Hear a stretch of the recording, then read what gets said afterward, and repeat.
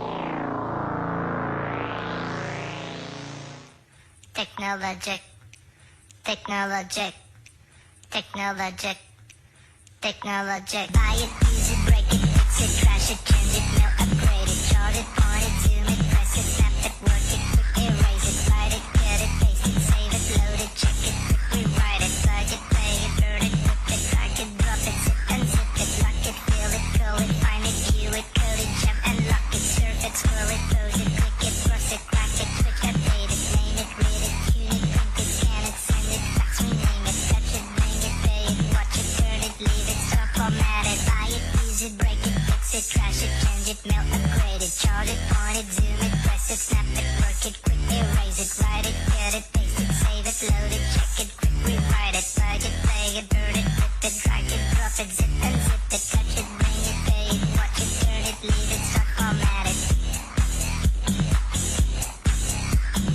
Touch it, scroll it, pose it, click it, cross it, crack it, switch, update it. Surf it, scroll it, pose it, click it, cross it, crack it, switch, update it, name it, read it, tune it, print it, scan it, send it, fax, rename it. Technologic, technologic, technologic, technologic.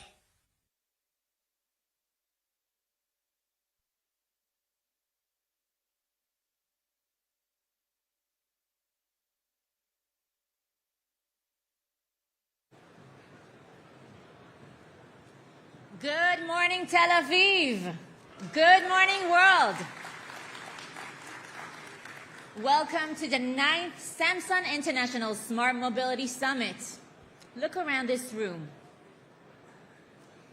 There are 5,000 of the brightest minds, boldest innovators, visionary engineers, and most influential policymakers from across the globe right here under one roof. Yes. Today, the Israel Ministry of Transport welcomes you to the center of the mobility revolution.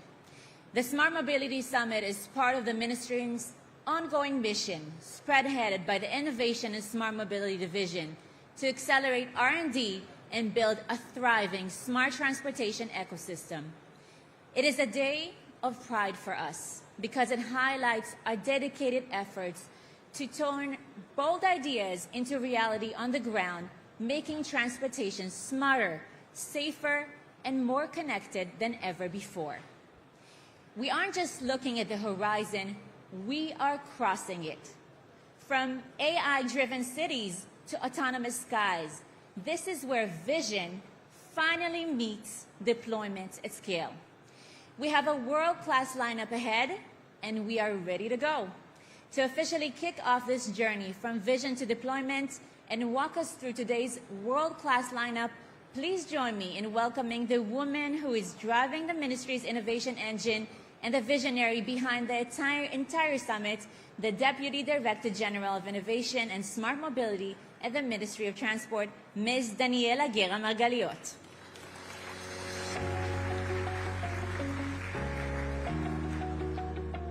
Good morning, everybody. Welcome to the 9th Samson Smart Mobility Summit. I'm so excited to see you all here. At the Smart Mobility Innovation Division, our goal is simple. We want to get groundbreaking technology out of the lab and onto the streets. We do this by actively supporting research and development in the ecosystem. We provide diverse tools, such as our National Research Center, ISTRC, at the Technion, our EcoMotion community, and our national data platform, IGRA. We've also built pilot tracks and 3 dedicated testing centers for autonomous vehicles in Ashdod, cybersecurity in Beersheba, and drones in Yerucham. Innovation in mobility is not a gadget. It is a tool for social and economic impact. We deploy adaptive traffic lights, smart highway monitoring, and the results are measurable. Fewer hours in traffic, lower emissions, and higher safety standards. Our role at the ministry is to clear the path for your innovation. We lay down the physical infrastructure and we create agile, fast-moving regulation. We want to make it easier for you to test, deploy, and adopt. Right now, we're running over 100 pilots across the country, including autonomous buses, the National Drone Initiative, adaptive traffic lights, and advanced safety measures. We aren't waiting for the future, we're enabling it today, on our sidewalks, on our highways, and in our skies. So what have we got lined up for you today? Today, we're diving deep into the how of mobility. Our lineup covers autonomous cars, drones, and AI. We will discuss the challenges of electric fleets and cybersecurity. Throughout the day, you can dive into our specialized side sessions in halls C1 and C2 and our dedicated B2B zones designed to help you make meaningful partnerships. But the real heartbeat of today is our exhibition right outside. We have gathered over 100 startups and industry giants showing off the absolute best of smart mobility. Walk the floor and you'll see everything from AI-driven traffic management to autonomous logistics and green energy solutions. The talent in that room is living proof that the next big breakthrough is being built right here, right now. I would like to thank our partners, the Samson family, for their long-lasting commitment, our colleagues at the Ministry of Economy and Keren HaYesod, the Export Institute, and our Smart Mobility Community, EcoMotion. Thank you to all of you and all of our guests joining us from around the world. And a special great thank you to Himat Yunus and my incredible team at the division for being the engine behind every pilot and every success. We have a packed room and a packed schedule, so let's get started.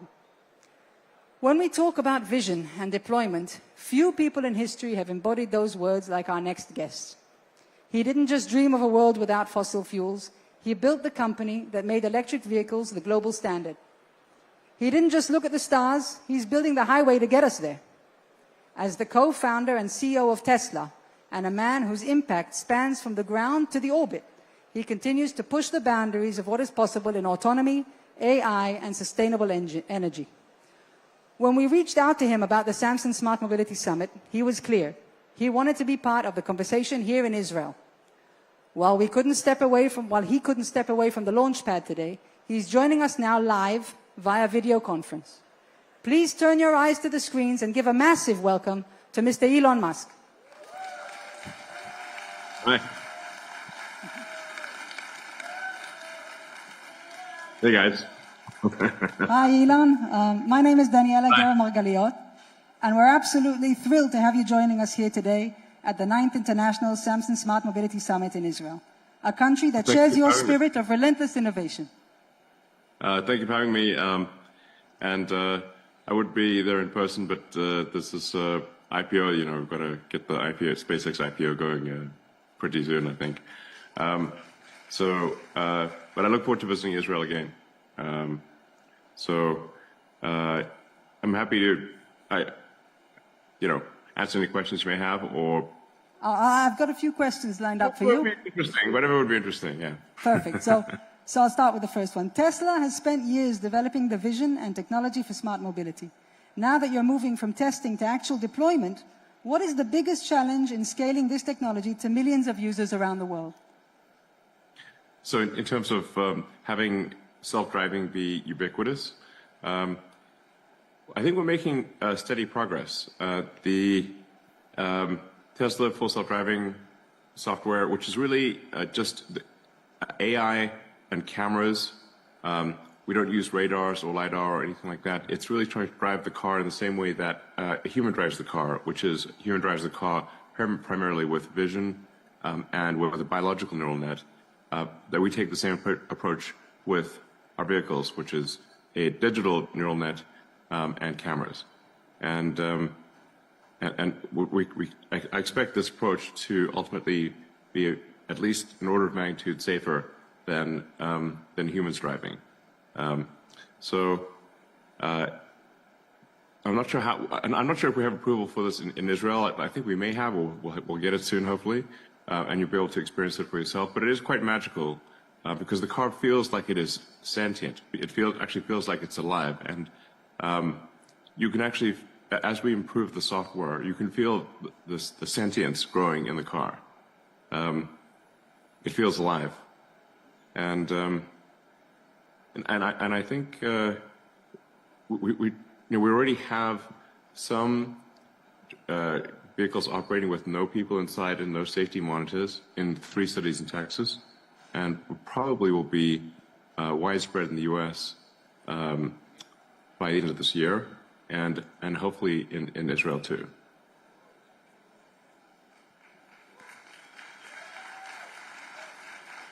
Thank you. We look forward to that. Yeah. The world's going to have a lot of robots in the future. What Tesla makes is effectively 4-wheeled robots right now. And in the future, we'll also be having humanoid robots. You're seeing a lot of startups with humanoid robots. And my prediction is that there will be far more robots, like intelligent robots in the world than there will be people. And I think this is most likely to be a good thing. We always want to be a little paranoid or certainly not complacent about the safety of robots. But I think it will usher in an age of not universal basic income, but universal high income. Right. Thank you. I think we have one of your robots out here in the exhibition, so that's also a lot of fun for everybody here. I'll go and take a look. Yeah. Optimus subprime. Exactly. When you think about, let's say, the most exciting development or breakthrough that you're working on right now, what do you think would be the one that people aren't talking about enough? Well, I guess people are mostly aware of the rockets that SpaceX does. There's the Starship rocket, which we are now in version 3 of, will, I think, achieve full and rapid reusability. This is the fundamental breakthrough necessary to make life multiplanetary, to extend consciousness beyond Earth, and have self-sustaining cities, self-growing cities on the Moon, Mars, and elsewhere in the solar system. So this is really quite a profound breakthrough, and we might succeed in doing that this year. The critical factor being full and rapid reuse of all parts of the rocket. That's a much bigger deal than people would realize. When that technology is developed, that'll be a fork in the road of human history. where we can become a spacefaring civilization, multi-planet species, and I think that's an incredibly exciting thing. Perhaps to some degree, there's also not that many people are aware of Neuralink, which is creating a cybernetic interface to AI from your brain. And it has enabled people who have completely lost their brain-body connection to speak again and to use their computer and their phone. And we believe it will enable people to walk again because you can take the signals from the brain, from the motor cortex, and if somebody has, say, a severe spinal injury, you can transmit those signals to a second neural implant and reanimate the body so that people can use their limbs and we think at some point live a normal life by effectively bridging the signals from the brain to past the point in the spine where the damage has occurred. These are pretty wild things that are possible. And then later this year, we expect to do our first implant for what we call blind sight, where even if somebody has lost both eyes or lost the optic nerve, or perhaps has not even been able to see, has never seen, even if they were blind at birth, it will give them initially limited vision, but I think over time, very precise vision, perhaps superhuman vision. So, restoring control of people who are tetraplegics and restoring sight, I think, are pretty big deals. They're sort of what I might call like sort of Jesus level or sort of technologies. Miracles, miracles. Miracles, yes, exactly. I mean, miracles of science. Yeah. Great, thank you. I have another question about the automotive world. If I bring you back to smart mobility, when you look past the immediate rollouts of FSD, which you mentioned, and the cybercab, what does the ultimate end game for smart mobility look like in 10 or 20 years from now? I mean, what is the grand vision that still keeps you up at night when we talk about mobility? Well, at this point, the path to cars driving an order of magnitude safer than humans is very clear. I think it's not really a question mark. So I'm not sure it necessarily keeps me up at night because I see the path is just so obviously there. And I think if you say 5 years from now, or certainly 10 years from now, my guess is, if say like 10 years from now, probably 90% of all distance driven will be driven by the AI in a self-driving car. So overwhelmingly, it'll be quite a niche thing in 10 years to actually be driving your own car. The car will drive you. I think there will also be humanoid robots that are pretty much everywhere.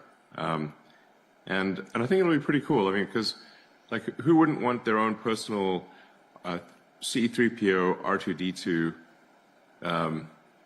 but even better than that? And I think everyone's going to want one, maybe two. A Terminator. Well, yeah, hopefully not, But we should always be concerned about such a thing, because Terminator is one of the possible outcomes. I think it's an unlikely one, but it's not impossible, and so we should always be careful to make sure the robots are safe. But this is why I actually think we are headed to a future of amazing abundance, because you can think of like the output of the economy as productivity per capita times the population. And if the robots are extremely productive and you have a lot of them, you're effectively going to have an economy that will be maybe 10 or even 100 times bigger than what it is today. And that's why I think it's going to be a future of universal high income, where pretty much anyone can have whatever they want. I mean, there are larger questions of meaning.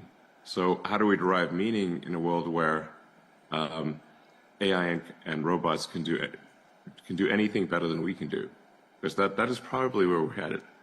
But I think people will still find ways to have meaning. And sometimes I wonder also, it's like, what is the future? I always like asking this question: what is the future that you want? Like, well, what do you think the future is? What's the best future you can possibly imagine? And a lot of people are often, they're like a little surprised by that question, because it's like, well, let's say there was, let's say, you're praying to God and you ask for a given future. What future do you want God to give you? And probably a future where there's amazing abundance for all, where everybody has incredible medical care, and we have this, and in fact, where say anything can be cured, where no one is hungry, and people are free to do what they would like. I think that's probably the best future. And peace and love. Well, yeah. I mean, always worry about, like, if you wish for something, does it actually become some dystopian version of that? You sort of, but certainly love. I mean, I think we want a future with love. That seems like a no-brainer. Peace is an interesting one because, sometimes the price for complete peace may be too high, because the complete peace may require too much suppression of the people. So perhaps there is peace to some degree, but not completely. Ideally, there's not like a large-scale war, of course. But like, you have to think about these questions kind of deeply. Do you want a world where there's no conflict? But how do you achieve a world of no conflict at all, without some form of suppression?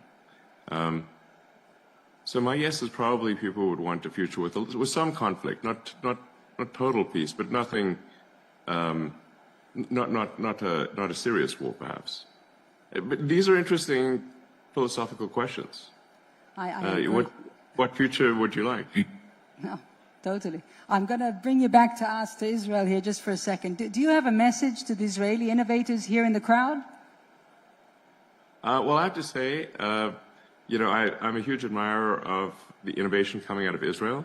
Honestly, I think objectively true that Israel punches far above its weight for population. I think probably number one, honestly, in the world, in terms of, So my hat is off to Israel for just how much incredible innovation. I say innovation per capita, Israel must be number one by far in the world. Thank you. Before you go, I would like to invite Israel's Minister of Transport and Road Safety, Brigadier General Miri Regev, to join our conversation. Minister Regev has been a driving force behind Israel's massive investment in transportation infrastructure and safety, while making sure that innovation is front and center at the core of Israel's transport policy. Please welcome Minister Regev to the stage. Thanks, Daniela. Shalom lekulam. Thanks, Elon. You are great. We love you. Go to sleep. I see that you are tired. Thank you for joining us. It's like 2:30 in the morning here in Austin, Texas. But it was a thank you for having me, and it was a pleasure. Thank you. Thank you, Delon. Thank you.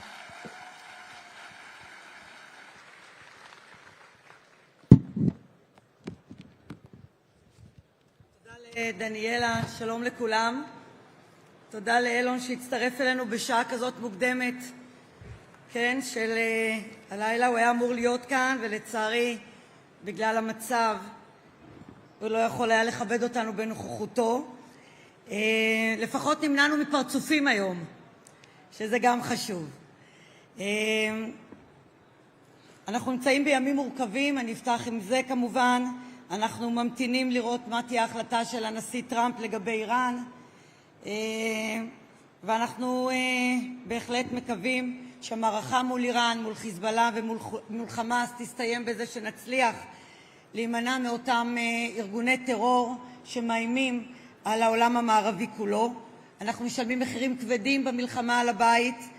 אתמול הובאו למנוחה הקצין והלוחם מחטיבת גולני, יהי זכרם ברוך, ומפה אנחנו נחזק את חיילי צה"ל בים, באוויר וביבשה, במעגלים הקרובים והרחוקים.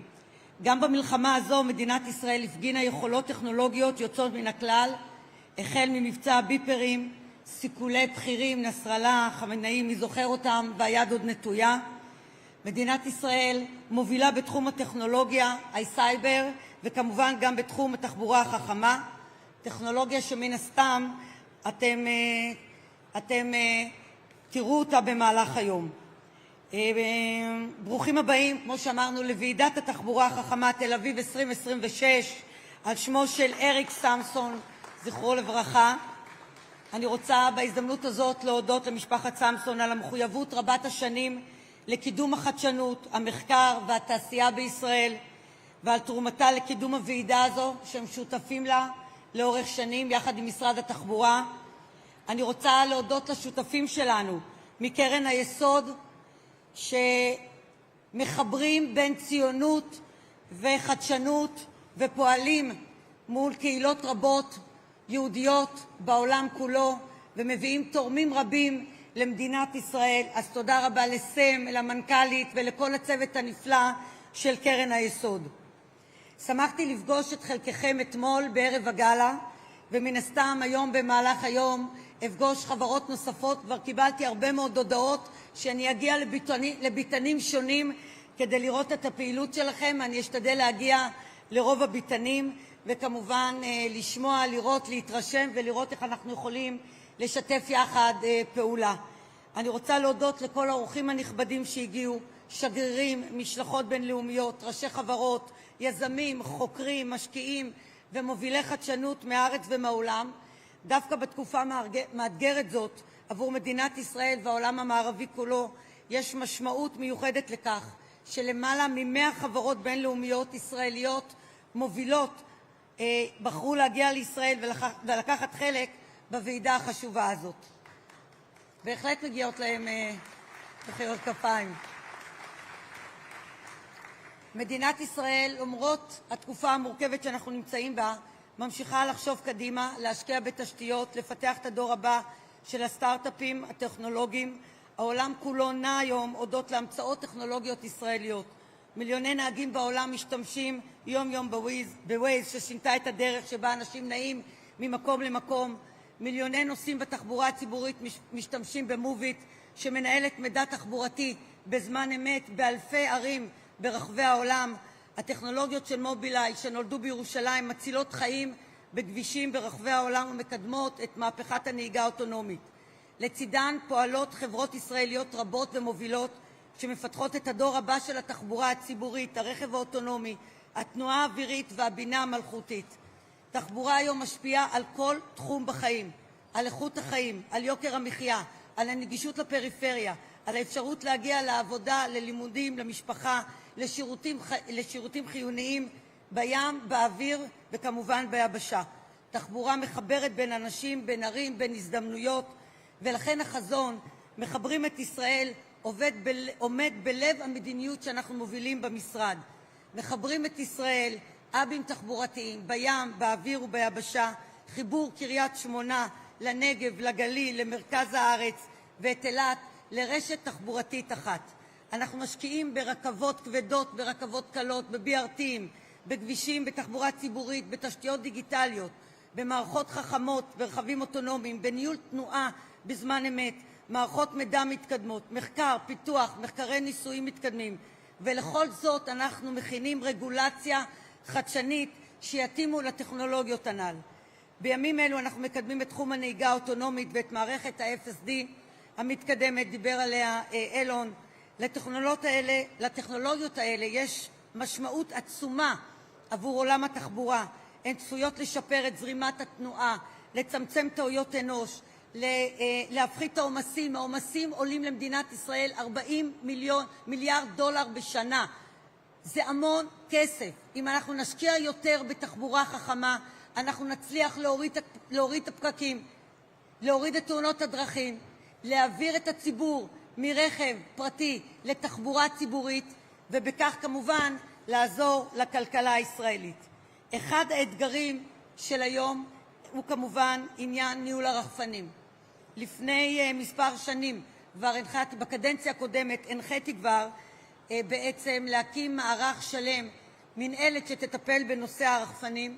ראש הממשלה הנחה גם הוא בקבינט להקים מנהלת רחפנים שתתעסק בהיבט המבצעי. ראינו כולם את המשמעות של רחפנים במלחמה בין אוקראינה לרוסיה, ואנחנו רואים את המשמעות של רחפנים גם היום בלבנון. אין ספק שזה אחד האתגרים הגדולים של הטכנולוגיה הישראלית והעולמית, כדי למצוא מענה גם לזיהוי וגם ליירוט של אותם רחפנים, כדי למנוע את הפגיעה שלהם גם בחיילינו, גם באזרחים וגם כמובן בתשתיות כאלה ואחרות.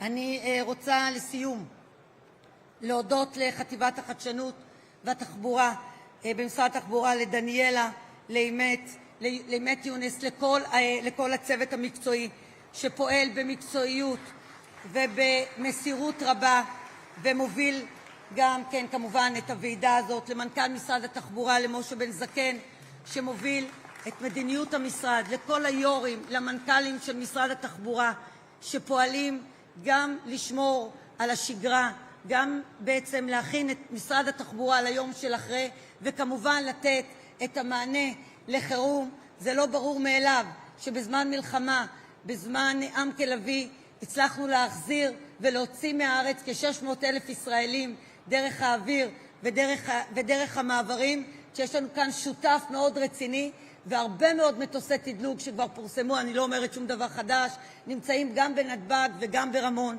ובכל זאת שמרנו על שמיים פתוחים כדי לאפשר את אותה יכולת נגישות מהארץ אל העולם. אני רוצה להודות לקהילת החדשנות הישראלית, מגיעות לכם הרבה מאוד מחיאות כפיים, לכל היזמים, לכל החוקרים, לכל המשקיעים שמאמינים בטכנולוגיה הישראלית.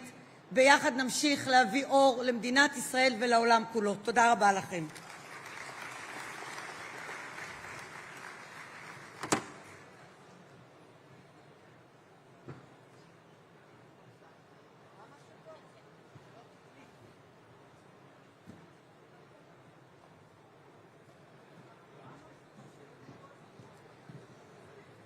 Thank you very much, Minister Regev, for that inspiring start and for reminding us why the work being done in this room is so critical for the years ahead and for leading the transportation in Israel to higher levels of innovation and technology. And thanks to the minister's determination, we had Elon Musk joining us today. That was truly exciting. I would also like to welcome the Director General of the Ministry of Transportation, Mr. Moshe Ben Zaken. And now, please join us for a special message from the President of Israel, Mr. Isaac Herzog. מכובדיי, באות ובאי הוועידה, מאחורי צירוף המילים תחבורה חכמה עומד יעד שקשה להפריז בחשיבותו. שילוב יכולות חדשניות בעולם התחבורה הוא צו השעה שלמעשה מעצב סביבו מחדש את תשתיות הדרכים, הסביבה העירונית, התכנון העירוני וכמובן העתיד של כולנו. הכנס שלכם והמגמות שהוא מוביל הם בצורה טובה מאוד וחשובה לנהגים, להולכי רגל, לכל מי שחי בסביבה אורבנית מתפתחת. ובזכות היכולות יוצאות הדופן של המוח הישראלי, בזכות היצירתיות פורצת הדרך שבולטת בתעסוקה, באקדמיה ובגופי הביצוע השונים, אנחנו צפויים לראות בשנים הקרובות הרבה יותר טכנולוגיות מתקדמות, בוודאי בעידן ה-AI, שמביאות איתן יישום בטוח, אחראי ויעיל של תחבורה, שממצא את המרב והמיטב כדי לאפשר תנועה ומעבר ממקום למקום, גם של אנשים וגם של סחורות.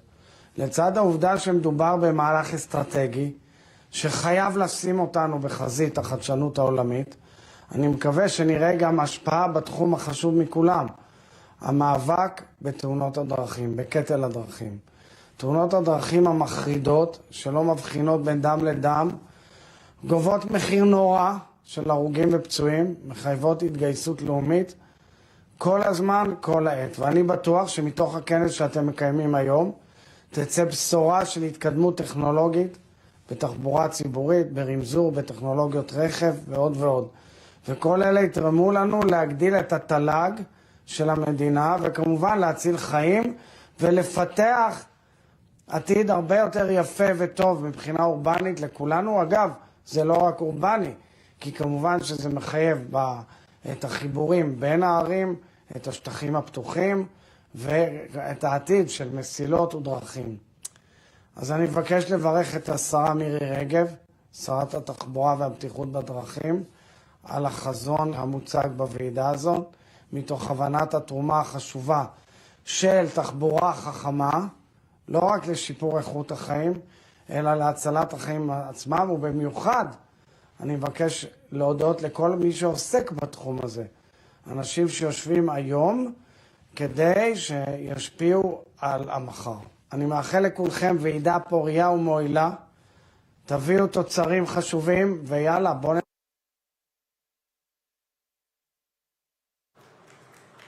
Definitely, Yella. Thank you, President Herzog. And now a message from the Prime Minister, Benjamin Netanyahu. תחום התחבורה החכמה נמצא בחזית המהפכה הטכנולוגית. רכב אוטונומי, בינה מלאכותית, סייבר, רחפנים, טכנולוגיות מתקדמות לניהול תחבורה, כל אלה אינם עוד חזון לעתיד. הם החזון של ההווה.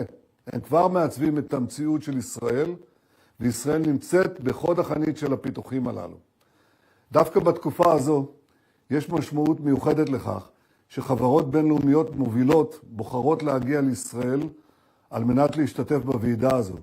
זה ביטוי ברור לאמון העולמי בחדשנות הישראלית, בכלכלה הישראלית, בעוצמה הישראלית. אני מברך את שרת התחבורה הנמרצת מירי רגב, את היזמים, את המפתחים, את המארגנים. כל הכבוד לכם. And now a word to our foreign visitors. You came to the right place, you came at the right time. Israel is at the forefront of technology. Our economy is doing remarkably well. After 2.5 years of war, the markets give us enormous credits. Our exchange rate vis-a-vis the dollar is at an all-time high. That is at an all-time low. And that's a vote of confidence that you are sharing with us as well. I want to thank you for coming here, and I want to tell you, you can profit a lot by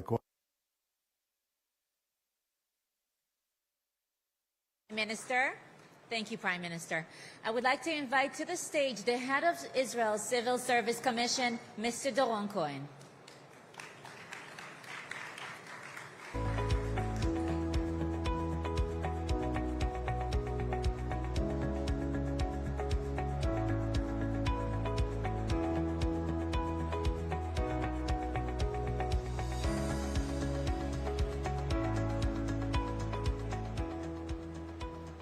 תודה רבה. שרת התחבורה והבטיחות בדרכים, תת-אלוף מירי רגב, תודה רבה על ההזמנה. כל הכבוד על האירוע, וכל הכבוד על מה שאת עושה, לא רק באירוע אלא בכלל. אז תודה רבה. תודה רבה למשה זקן, מנכ"ל משרד התחבורה, ואני חושב שמגיעה מילה טובה גם למארגנת או למארחת של האירוע, דניאלה גרה, מנהלת חטיבת החדשנות בתחבורה, שמארחת את הכנס, ועל הרעיון המוצח עם אילון מאסק, בוגרת אגב תקציבים, אני חושב שמגיע לה. ואני רוצה להגיד גם תודה רבה לכל השותפים ולכל האחרים, ובמיוחד לכל היזמים שנמצאים פה. זה פשוט מדהים ומרהיב לראות מה שקורה פה. אין ספק שהקשר בין תחבורה חכמה, תחבורה יותר יעילה, לבין שוק העבודה הוא שוק הדוק ביותר, ותחבורה חכמה שמקדמת שרת התחבורה תסייע לנו לשפר את השירות לציבורי, לתת שירות ציבורי שהרבה יותר אפקטיבי, עם הרבה יותר אימפקט לטובת המדינה, לטובת האזרחים, וכמובן לשפר את פריון העבודה, שזה אחד היעדים הכלכליים החשובים ביותר, שיביא לשיפור של הכלכלה, עלייה בשכר, עלייה ברמת החיים של כולם. זה היעד שכולנו מצפים לו, וזה היעד שאנחנו מצפים מכל היזמים שנמצאים פה. אני רוצה להגיד רק מילה אחת, בנוסף לתחבורה, ראש הממשלה ביקש ממנהל המערך הדיגיטלי נתי כהן, ממנהל המטה לבינה מלאכותית ארז אסקל וממני, לבוא אליו עם תוכנית לשפר את השירות הציבורי כתוצאה משימוש בדיגיטציה ומבינה מלאכותית. יחד עם התחבורה אנחנו עושים את זה, ואנחנו מאחלים לכולם כנס מוצלח ופורה. תודה רבה.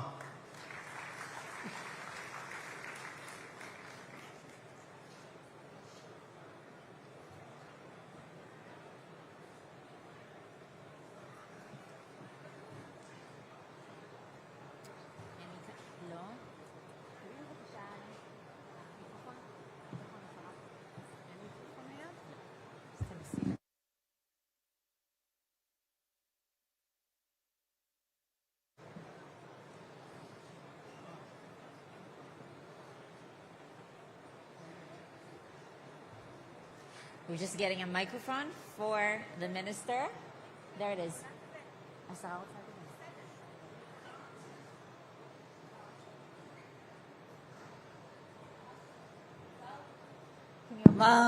סליחה ששכחתי לברך אותך, נציב. והצלחה גדולה לנציב המדינה, שיביא רוח חדשה לנציבות. הגיע הזמן באמת לעשות ככה איזה, קודם כל להעלות את המשכורות של עובדי המדינה, לא של השרים חס וחלילה וחברי כנסת, אבל של עובדי המדינה, כדי להביא לפה אנשים באמת טובים, אנשים שרוצים להיות חלק ממשרדי הממשלה, אנשים שרוצים לבוא, להשקיע, לחבר, ולצערנו המגזר הציבורי מאוד מפתה אותו במשכורות גבוהות, אז זה אחד המשימות הראשונות שלך, כדי להביא לפה אנשים יותר ויותר טובים ואיכותיים. וחוץ מזה אין לי בכלל ספק שאתה תיקח את המקום הזה למקום אחר, עם היכולות שלך, עם מה שעשית באוצר, במגזר הפרטי ובכלל. אז אני שמחה מאוד שאתה לוקח חלק בכנס הזה. אנחנו שותפים טובים מאוד של הנציבות בכל מיני סוגיות ותחומים. אז תודה רבה ובהצלחה גדולה לך. Good luck and thank you very much. To take us from the hype to the actual highways, I'm happy to bring back Daniela Guerra-Margaliot, our Deputy Director General of Innovation, to lead a conversation with 4 leaders who are currently defining the architecture of the autonomous world. Please welcome our panelists. Mr. Erez Dagan, President of Wave, with 2 decades of experience in the industry, including senior leadership roles at Mobileye, where he oversaw ADAS deployment in over 120 million vehicles. Erez is now leading Wave's mission to introduce embodied AI into production vehicles. Mr. Omer Khilaf, CEO and founder of Innovis Technologies. A veteran of elite IDF technological units, Omer has led Innovis to become a global leader in LiDAR technology. Under his leadership, the company has secured major partnerships with giants like BMW and Volkswagen, making high-performance sensing commercially viable.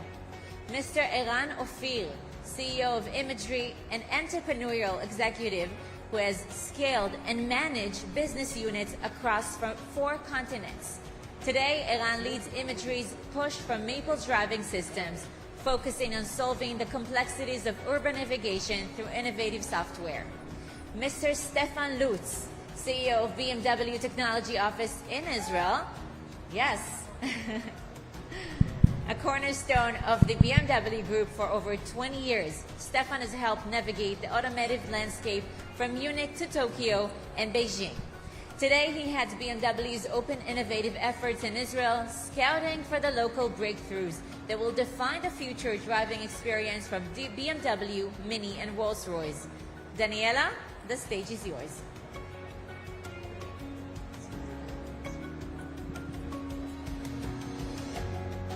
Thank you. Good morning, everybody, and welcome. For years, the autonomous vehicle industry has promised a revolution that is just a few years away. Today, Israel is one of the most advanced regulatory frameworks in the world of deploying AVs. However, the market and the technology are still not quite there. I'd like to step past the hype and get a genuine reality check with you guys. You represent 4 corners of the industry, from sensors and AI software to public transport and global automotive brands. Let's get a straight answer to what is actually happening on the roads today. Erez, I'd like to start with you. Wave is making massive waves with your AI-first approach. From where you sit, what does the market look like today, and are we finally breaking through the technical barriers? Thanks. Look, AI first is a bit misleading because AI actually has been driving this industry for a very, very long time, since the early 2000s. It just has done so up to the level of perceiving objects in the environment. The revolution now, what also Elon mentioned and what they did in Tesla, is taking that approach to be an end-to-end approach, from sensors to actions, and not kind of optimizing to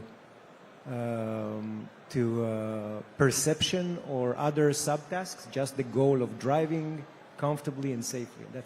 That's the revolution. And I certainly think, to your question, that the fact that we're taking these bottlenecks or inductive biases of the AI brings the revolution very, very close.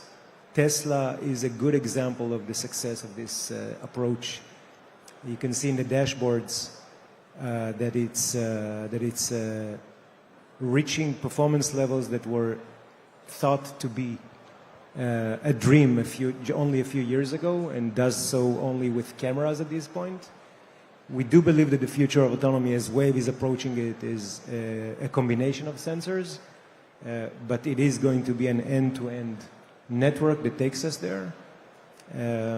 Yes, and we're proud to be extremely agnostic to SOCs, to sensors. Cool, thanks. Omer, as the provider of the eyes for the vehicles, Innovis sees what is actually happening behind the scenes. What's the brutal truth about what automakers are ready to adopt right now? So I would say in the background there are several programs that are targeted to launch in the coming years. We work closely with several automakers. I think in 2016 there were many announcements which eventually didn't really come to fruition, and I think this is part of the reason why automakers are a little shy of making big claims, because they know that they will be asked every conference, how is it going? And so they are trying to work on those programs until it's solid and launches. We're expecting to launch end of this year with Volkswagen for the level 4, the ID Buzz. It's a robotaxi that is going to be in 6 cities in Europe and the US. It's using 9 of our LiDARs, so we are obviously a very important pillar in this platform. And we see that it's actually getting a lot of demand. So the volumes seem very solid, and I believe it will grow fast. I think generally level 4 and robotaxi is now taking a lot of attention. Wave obviously is a leader in that segment, and I think this is something that you'll see more and more. In terms of privately owned vehicles, there were many frictions to that, because eventually a private owned vehicle, it's a design. The car needs to look perfect before everything. One of the frictions was the effect of sensors on the vehicle. For that, we developed a LiDAR that goes seamlessly behind the windshield, and removing those frictions to none. So now we see a lot of interest in adopting those technologies that will provide the private use for self-driving vehicles and safety. So it's coming. It's coming. Cool, thanks, Omer. Eran, Imagery is a lean, fast-moving Israeli company competing on a global stage. How do you carve out your territory in this challenging and competitive market? Thank you, Daniela. So, Imagery, we are developing full software stack for autonomous driving, perception, motion planning, and control, everything that is needed for that. And we do it for all types of vehicle, M1, M2, and M3, meaning we have passenger vehicles, we have vans, and we have M3 category buses. Most of our activity, like 80% of our commercial activity, is providing autonomous buses to public transportation operators. We are doing it in Japan. We launched this year 4 autonomous buses in 4 cities in Japan. We are doing it in Europe, Germany, Hungary, Portugal, and we are starting doing it now also in the US, providing autonomous buses and shuttles for the US. So our niche... And here, And Israel, indeed. We have in Israel in Nahariya, line number 5 of Nativ Express is driving autonomously, 18 stops, end-to-end, 80 minutes. You are welcome to try it. You can do the entire route of line number 5 in Nahariya, and it's totally autonomous. And we are going to have probably additional 2 cities in next year. We are already acquired both the buses, and they will come later this year. Thanks. Cool. Stefan, legacy automakers are under immense pressure to transform. From BMW's perspective, what is the realistic timeline for AVs, and how are you staying ahead of the disruptors? Easy question. Yes, of course. If I would know, it's already there, right? So we're seeing currently level 2 autonomous driving cars are available.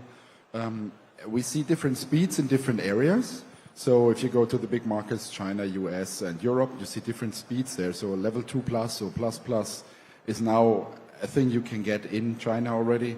And it's coming more and more also in the US and Europe, or sometimes available, but not all.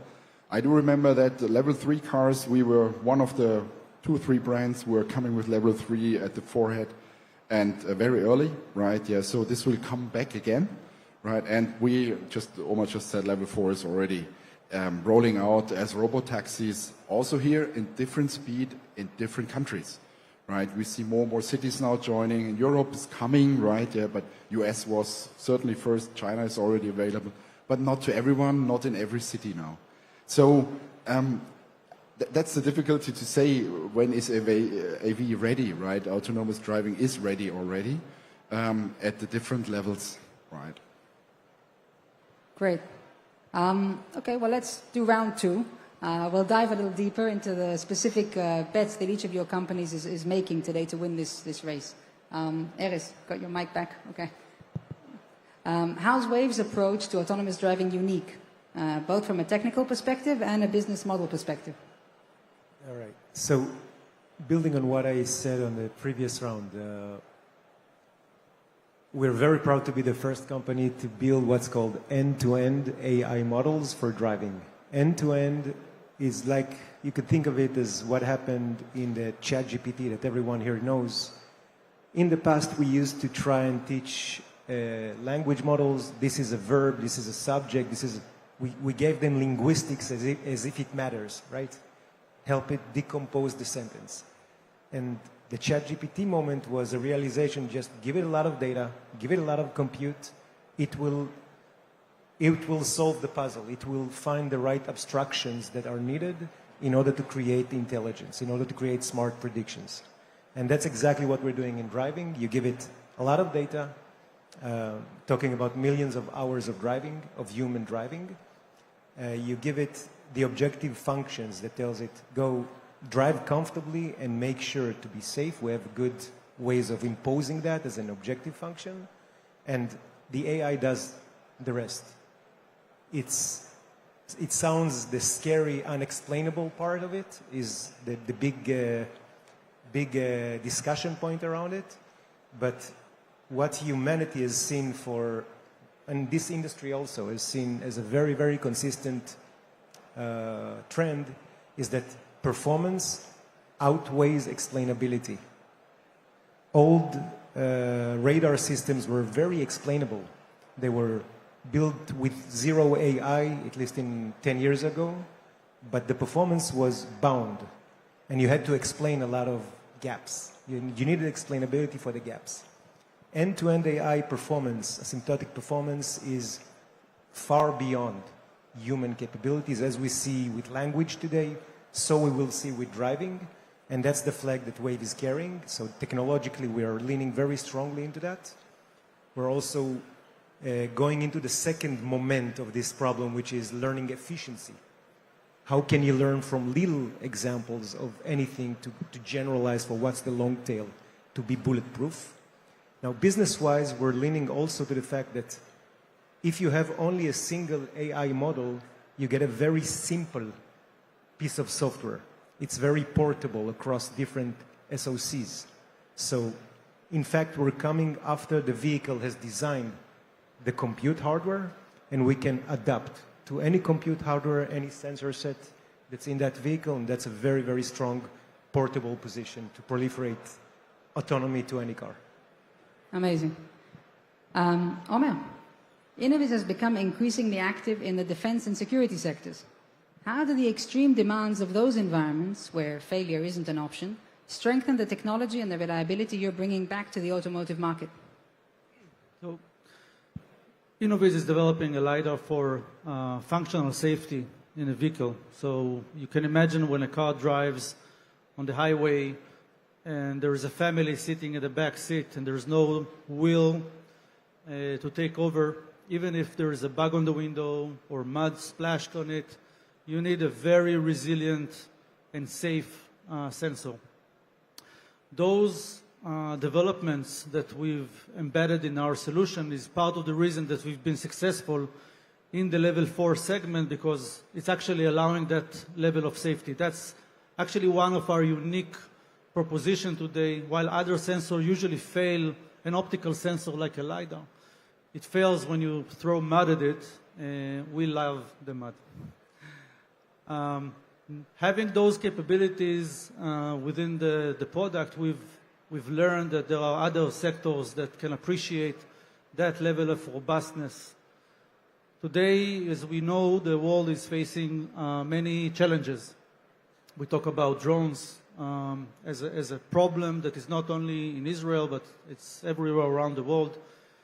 Having a 3D sensor that can capture objects in the middle of the air is a problem that many are looking to solve, and we are happy to be able to solve it with our sensors. There are several security elements that I've learned over the last 6 months that for some reason haven't been solved yet, and it's quite puzzling how such an ancient market or sector is still so many blind spots per se. And for that reason, sorry, we saw an opportunity to bring our value in those markets. So today we are being used already in several villages in Israel. And we are starting to have several pilots for drone detection in airports and some other areas. And it looks very promising. And I have to say that when we learned that we have these capabilities, it gave us another purpose. You know, it's and as I told someone, possibly everything we've done was also, you know, to make this available, because the technology that we're offering today was not available a few years ago.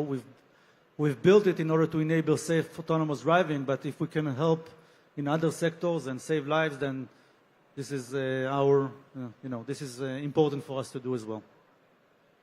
Thanks.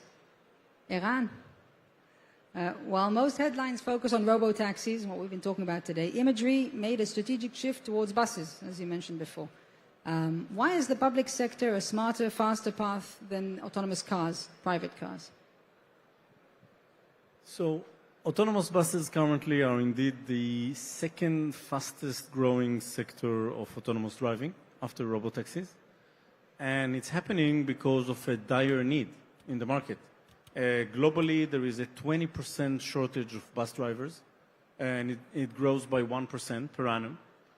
And with urbanization and with aging, public transportation operators in cities, they have a big problem in providing service to the public in those places. Now, add to that the incentive of governments to solve the problem of the shortage of drivers and to provide better service to the public. Even in Israel, there are 14,000 buses in Israel, and according to the newspapers and the Ministry of Transportation, there is a shortage of 5,000 bus drivers. So the only way to solve it is with autonomous buses. So that's why it's growing that fast.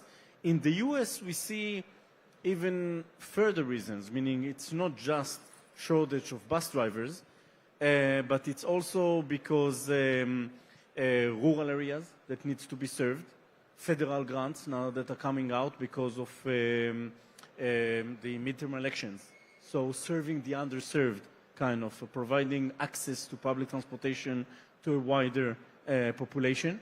Airports, which is very common use case in the US for autonomous buses. So there are all kinds of new cases that are emerging for autonomous buses. So it's kind of a win-win-win because the public transportation operators, it's a big win for them financially because they save a lot of money because of that. The governments get better service to the public. So everyone are happy with it.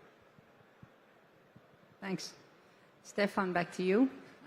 BMW is famous for building the ultimate driving machine. But now you have to master the ultimate self-driving machine.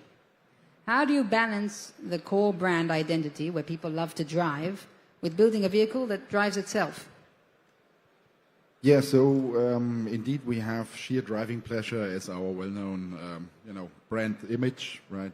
And don't quote me on that, but the sheer driving to be sheer pleasure to be driven, right? Yeah, could be the new one. No, I don't know. The thing is that what I can assure you is even if you are in a self-driving mode in the future, sitting in a BMW, you will know it's in a BMW, right? Even if you don't have the steering wheel in your hands. We believe that our customers will still have the wish in certain situations to take over, right, and drive by themselves, right? But in the moment they will be driven, or so in the self-driving mode, we're looking into much more possibilities now, how to ensure that you have pleasure by being driven, right? We just finished a study with the Charité Clinic in Berlin, focusing on health and well-being in the car, right? So which goes beyond massage seats, right? We have a lot of experience also in this entertainment and environment from our luxury cars like a 7 Series, the rear seat entertainment with a huge screen, just to do things when you are driven in this position with the driver. Already there is experience what the customers want to do. We know that it's, again, I'm coming to the first point I already said, that it will be a different countries, different regions with different focus, right? When studies showed that, for example, in US, a lot of people like to eat while driving, right? In China, or I know personally from Japan, there's more like power napping, right, while being driven or so. So you need to adapt, right? I think there's not one solution for one, for the whole world, right? But that's the things where you look at beyond the usual luxury atmosphere, high-class materials, ambient lighting, you always expect from a BMW, right? So just to come back to the first sentence, you will know that you are in a BMW even if you're not holding the steering wheel in your hands. Thanks. So let's do one final round. I have one question for all of you. Generally, just what's the single biggest milestone this industry needs to hit over the next 12 months to keep us all moving forward? One thing that is underrated is that if the revolution is AI-based, then data becomes a very critical resource. And when we're talking about recording data around the vehicle with full coherent and full representation of the sensors around the vehicle, we need to start, the car makers are working very hard to start on selective data management systems on the edge because the communication is a cost burden. So I think that a lot of things will be this feeding the curiosity of the AI systems by online selection of interesting pieces of data. I think that the market is actually, the industry is heading in the right direction. What we should avoid in the next 12 months and also beyond it is any unnecessary mistakes. I mean, what we need is responsibility. We need all the players to work in the most safe manner, not to rush in order to move quicker. on the expense that possibly something wrong happens. And we also the effect it had several years ago when there were accidents caused by really lack of responsibility by some of the players. I think we're going in the right direction. We just need everyone to work in the most professional way and responsible way in order to make sure that people don't lose trust in the players that are trying to push this forward. That's all. For us, it's very simple. Regulation, clear path to level 4, as you know. So in the US, it's easy because it's self-certification. We can decide that we're going level 4. That's it. But everywhere else, it's not the case. So basically, the pace of our progress is dependent on how fast we can get to level 4 buses on public roads everywhere. Yeah, all very valid. I don't want to repeat you, but I'm adding up to areas, for example, with the data. We are seeing currently a race in computing, right? How many tops you want to have in a car to compute all the data in a car. It's going crazy, numbers, figures out there. We're already short in RAMs, right? Yeah, so for AI computers, right? Now we don't have them for cars in the future, what? So the point is here really how to approach in a safe manner what computation is necessary in a car, which comes into data handling, but also in how intelligently you can manage this, right? I'm also adding up to Omar, like we from BMW, we definitely come from a safety side, right? We don't want to have silly accidents which could have avoided. We see, it's great to see all these robo-taxis running around, right? But a lot of those accidents happen with these cars currently would have not happened if a man or a woman, a driver would have been in the car. So the accidents are kind of like very simple. Or remember the case where overcrowded network and all cars are stopping, right? Because they don't have a back-end connection anymore. So it's very important to have this safety there and to approach from this side. Because technically, it's possible now already. You just, go in the car and let it drive, right? But with all the edge cases, all the situations which are not known by the system currently, which we as a human would act immediately, right? It's not safe enough, right? And coming up to Aaron, yes, it is safety, it is regulation necessary, right? To bring everyone together at the same page, at the same, direction, to be sure that that you have this safety for the drivers. Because once you trust your car, right, then you will really take on the situation. There is one use case, which we discussed, like bring my kids to the sports ground, right? Would you leave your kids in the back seat of a car now, right, with no driver inside, right? So in the robotaxi, that's the use cases which happen, right? If you're sitting in your car, now let someone else sit in your car, which is very beloved by you. So security is one of a very, very important thing to reach there. Anything else you'd like to add, or should I sum up? Okay, well, thank you very much, Erez and Omer and Eran and Stefan for joining us and sharing your insights and thoughts. Thank you. Thank you to the audience for being with us. And enjoy the rest of the Smart Mobility Summit.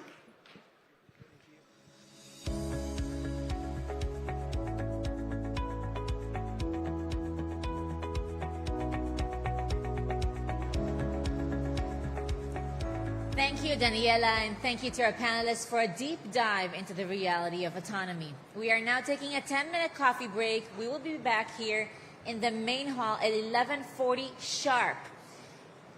A quick reminder for those who wish to take part in our 12 o'clock side event, Trackmakers Reverse Pitch Day will begin at 12 in Hall C1. Women in Mobility will begin at 12 in Hall C2. The coffee is waiting. See you back here in 10 minutes.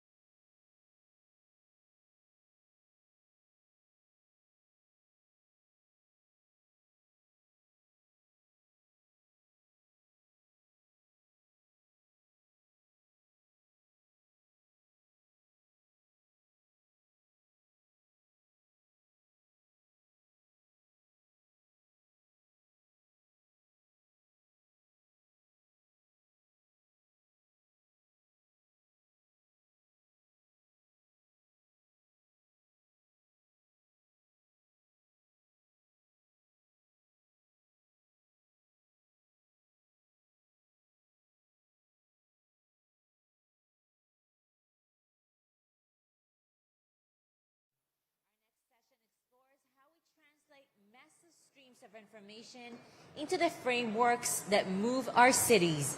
To lead this discussion, please welcome our moderator, a veteran of digital and data product management with 15 years of experience matching global tech trends to business strategy.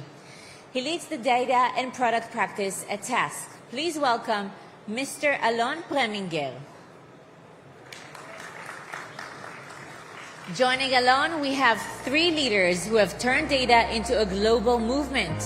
Mr. Nir Bezalel, CEO of Move It, a pioneer who helped build the world's #1 urban mobility app from its early days. Formerly Move It CTO and VP of R&D, Nir now leads the company's mission as a global mass provider, simplifying travel for over 1.5 billion people. Mr. Amos Hajjaj, CEO and co-founder of Optibus, a winner of the prestigious Wolf and Intel prizes. Amos has taken his background in machine learning from Microsoft and Siemens to power complex transit operations in over 7,000 cities worldwide. Mr. Mark On, Global CEO of Get. For 13 years, Mark has spearheaded Get's growth across Israel and the UK. He's a leader who balances operational excellence with social impact, leveraging data to reduce congestion while serving as a board member of Access Israel to ensure mobility is accessible for everyone. Alon, the command center is yours. Okay, hi. So we'll skip the introduction, I think, because we have already been introduced, and we'll head on to the panel itself. This panel will discuss from data to decisions, AI at the heart of transportation, and I would like to start with a simple but hard question. We hear a lot on AI, but I want to ask my fellow colleagues, from your perspective, what is the one way that AI has invisibly changed the commuter experience, and the commuter might not even be aware that AI have done so? And we'll start with Nir. Good morning. So before going into the explanation of the invisible AI model as you just asked, I would start with providing a few data points regarding Move It. So Move It is the largest public transit application in the world. We provide service in more than 100 countries, more than 4,000 cities, and tens of millions of users are using the platform on a daily basis. So AI and data in general is super critical for us. People are coming to the Move It platform in order to ask us questions about public transit. They can ask us simple questions about lines, stops, schedules. And they can also have more complicated questions which require a very good understanding of the real-time environment in the city, the disruption of the data, and many additional capabilities which require a good understanding of the grid.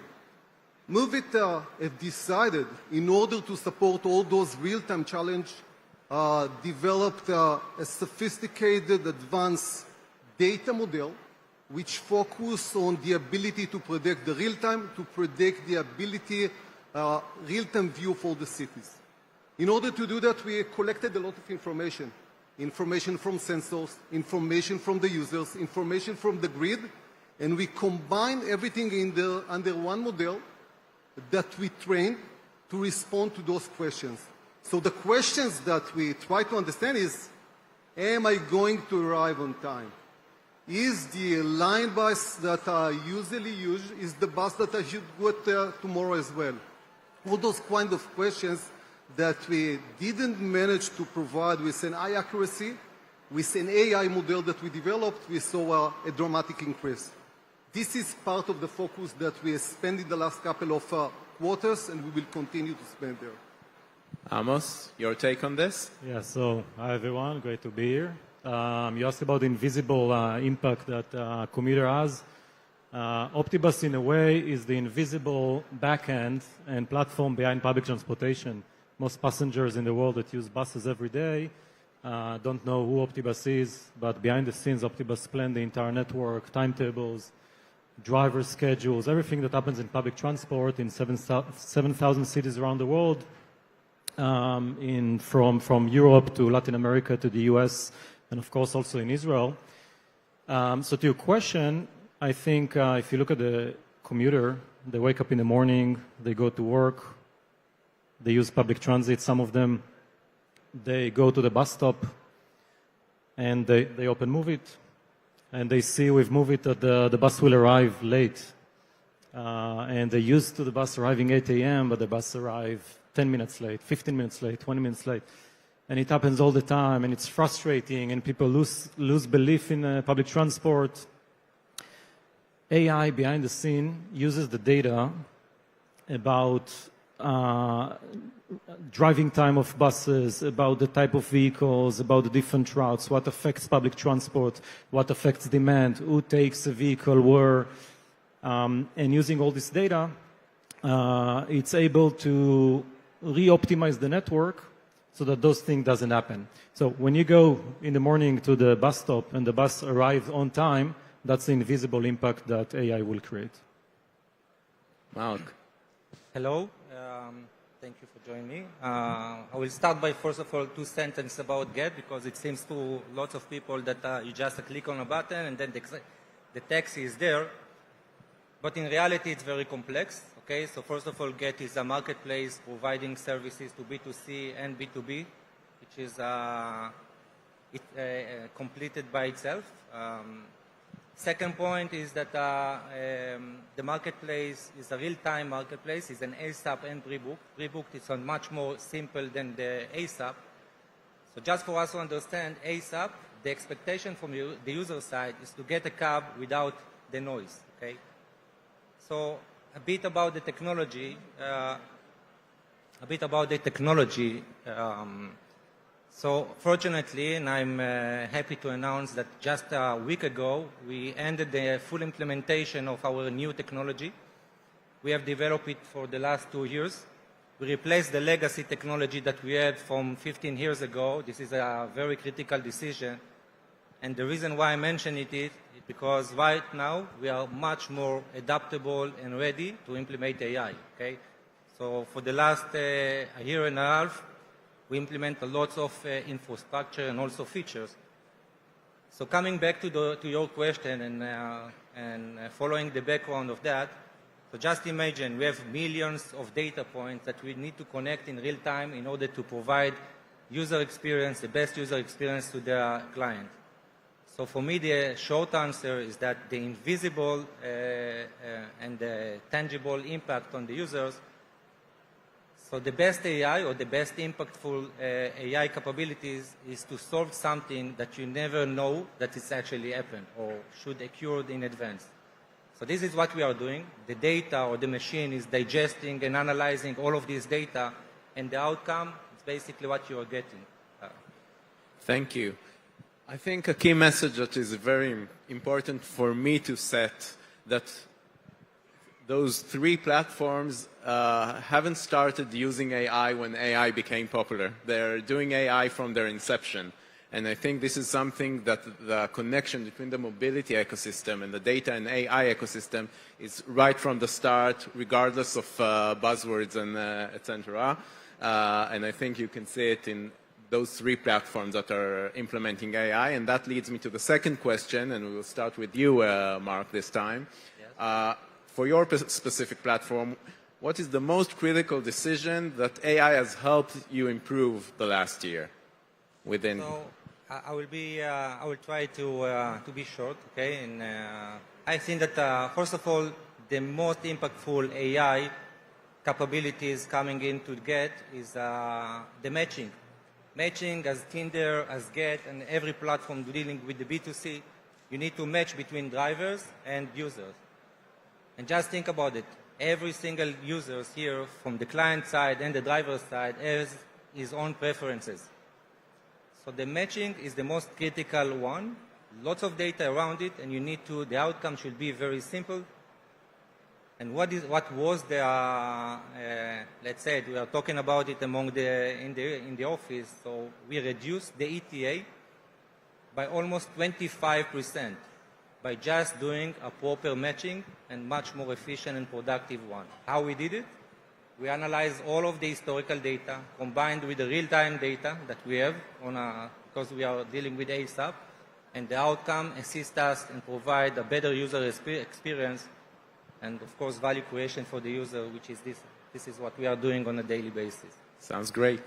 Amos? Yeah. So every day public transport company have tons of decisions, from operational ones, a vehicle is stuck on a traffic jam, what do you do? To a very strategic one, like what should be the next route in a city, or how to redesign the entire city. But I want to answer the question a bit from a different angle. I think most of these decisions today are blocked by one big pain point that happen all around the world, and it's the lack of drivers. We have a driver shortage here in Israel. About 10,000 drivers are missing in Israel. We have about 10,000 drivers missing in Italy. We have tens of thousands of drivers missing in Germany and in the US, and it happens all around the world. Less and less drivers in public transport. And I want to answer how AI actually helps with this problem. We asked drivers, hundreds of drivers, we went on a survey and asked them, what makes you leave the job? What makes you stay? Because if you don't have drivers, you can't really make almost any decision. You can create the best route you want in the world, but if you don't really have drivers to execute, you won't be able to make those changes. Many of the things that when you're saying, hey, why this bus doesn't go in higher frequency, why I don't have new route, is because of the lack of drivers. So apparently, the reasons behind that is because of the schedules. That the driver don't want to drive the shifts that public transit offers them today, short shift, split shift, things like that. And these are something that AI and technology is really helpful by optimizing and creating better shifts for drivers, not necessarily for better operation, but just for drivers to retain them, and by that allowing all the best decisions we can have in great public transport. Great. Neil? I will take an example which related to productivity. I'm not going to touch the product for a second, and I will try to explain one of the challenges that we had at MoveIt. So as I said before, MoveIt provides service in so many cities. In order to provide public transit service in so many cities, we need to integrate with tens of thousands of data sources worldwide. And the fact that we need to integrate with so many sources that by the end of the day we do not control those sources, we can think about a situation that some of those services are solid and they work, and some of them are not. If I will go 3-4 years back, we had an amazing monitor that every day that we wake up in the morning and we saw the amount of sources that didn't work. And from this point, we had to put resources, operation, engineering in order to go ahead and solve this issue. With the new technology, with the AI technology, we managed to create a huge change, and we use a word that I assume that the R&D will continue to use more and more, and this is the agentic approach. So think about the following process. There is an initial agent that go ahead and traverse all the sources that we need to go ahead and ensure that they are up and running. And if all the sources are up and running, we are good. But anytime there are sources that they do not work. So there is an execution of additional service that now will go ahead and check each one of those problematic fits, and they will fix them automatically. Fix them automatically can be changing API, or it can be rewrite the code that's doing that implementation. But there are some cases that even rewrite the code doesn't work, and in that point, we call it additional agent that go and look for additional source. This is amazing implementation. We need that since we need to support many sources. In case you provide service in one country, 2 countries, all the manual activities will work. With this change, we managed to reduce the resources that need to deal with all those ongoing activities dramatically, and side by side, we increased the uptime of the system. At this point, there is no need to wait for a couple of days until we will be able to recover each one of those services. Super critical when we are looking into a company that should implement so many integrations. Thank you. Now I want to attack this issue from a different angle. If you look at the transportation and specifically public transportation, decades back, this is a one-size-fits-all ecosystem. And now we have a lot of opportunities to look at that ecosystem differently. So how is AI allowing your platforms to move toward a truly segmented and personalized experience? Amos, I would like you to start on this one. Yeah, I'll touch it from the public transport world.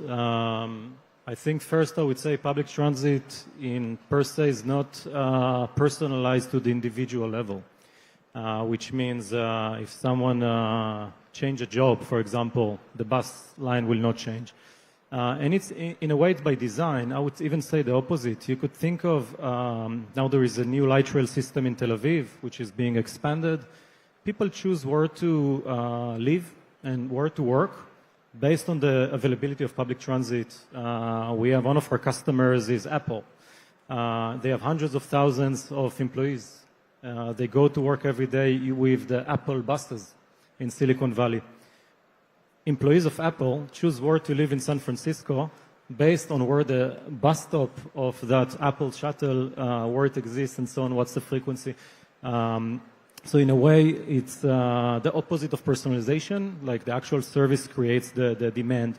I think the challenge is how to take all the individual preferences, where people live, where they work, what type of communities live in certain neighborhood, what is the level of income, who rely on public transport, who has other alternatives, and to take all this data and design the best network with the right frequency and so on that adapts to the collective preferences. So even though public transport will not adapt to the individual preferences, we do look at how many people need to go on a Monday in 8 a.m. from X to Y and from this neighborhood to that, and based on that, redesign the public transport, and this is what AI is really strong at doing. Neil, your angle on this, as someone is also very active on that front. So I think that the combination of AI, user interface, consumer application, together with a lot of users, the personalization is one of the most important things. And usually developers and products can take it into two different vectors. The first one is let's go ahead and create a user application that the user flow is personalized. And I assume that the implementation in that channel is pretty similar and can be applicable for other applications as well.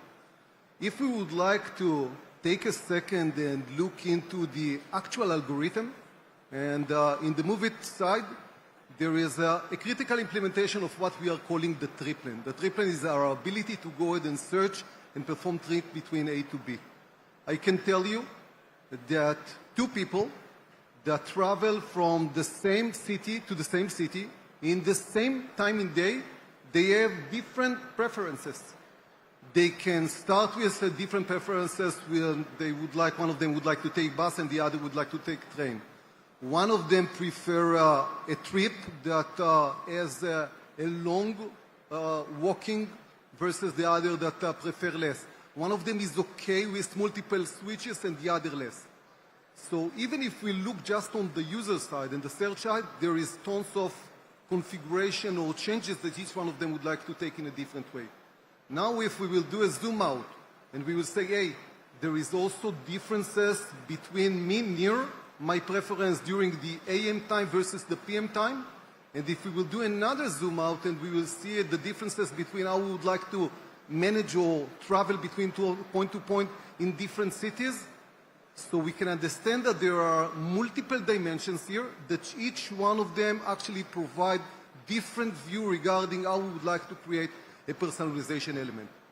The way we have implemented that, so we took all the data from all those users and we created the model that for each user can optimize and create his own route or his own preferences. And we know that at the beginning we start with the basic, and then there is a loopback process that based on each one of the user's activities, we can go ahead and create more and more tailored experience for each one of the users. Great.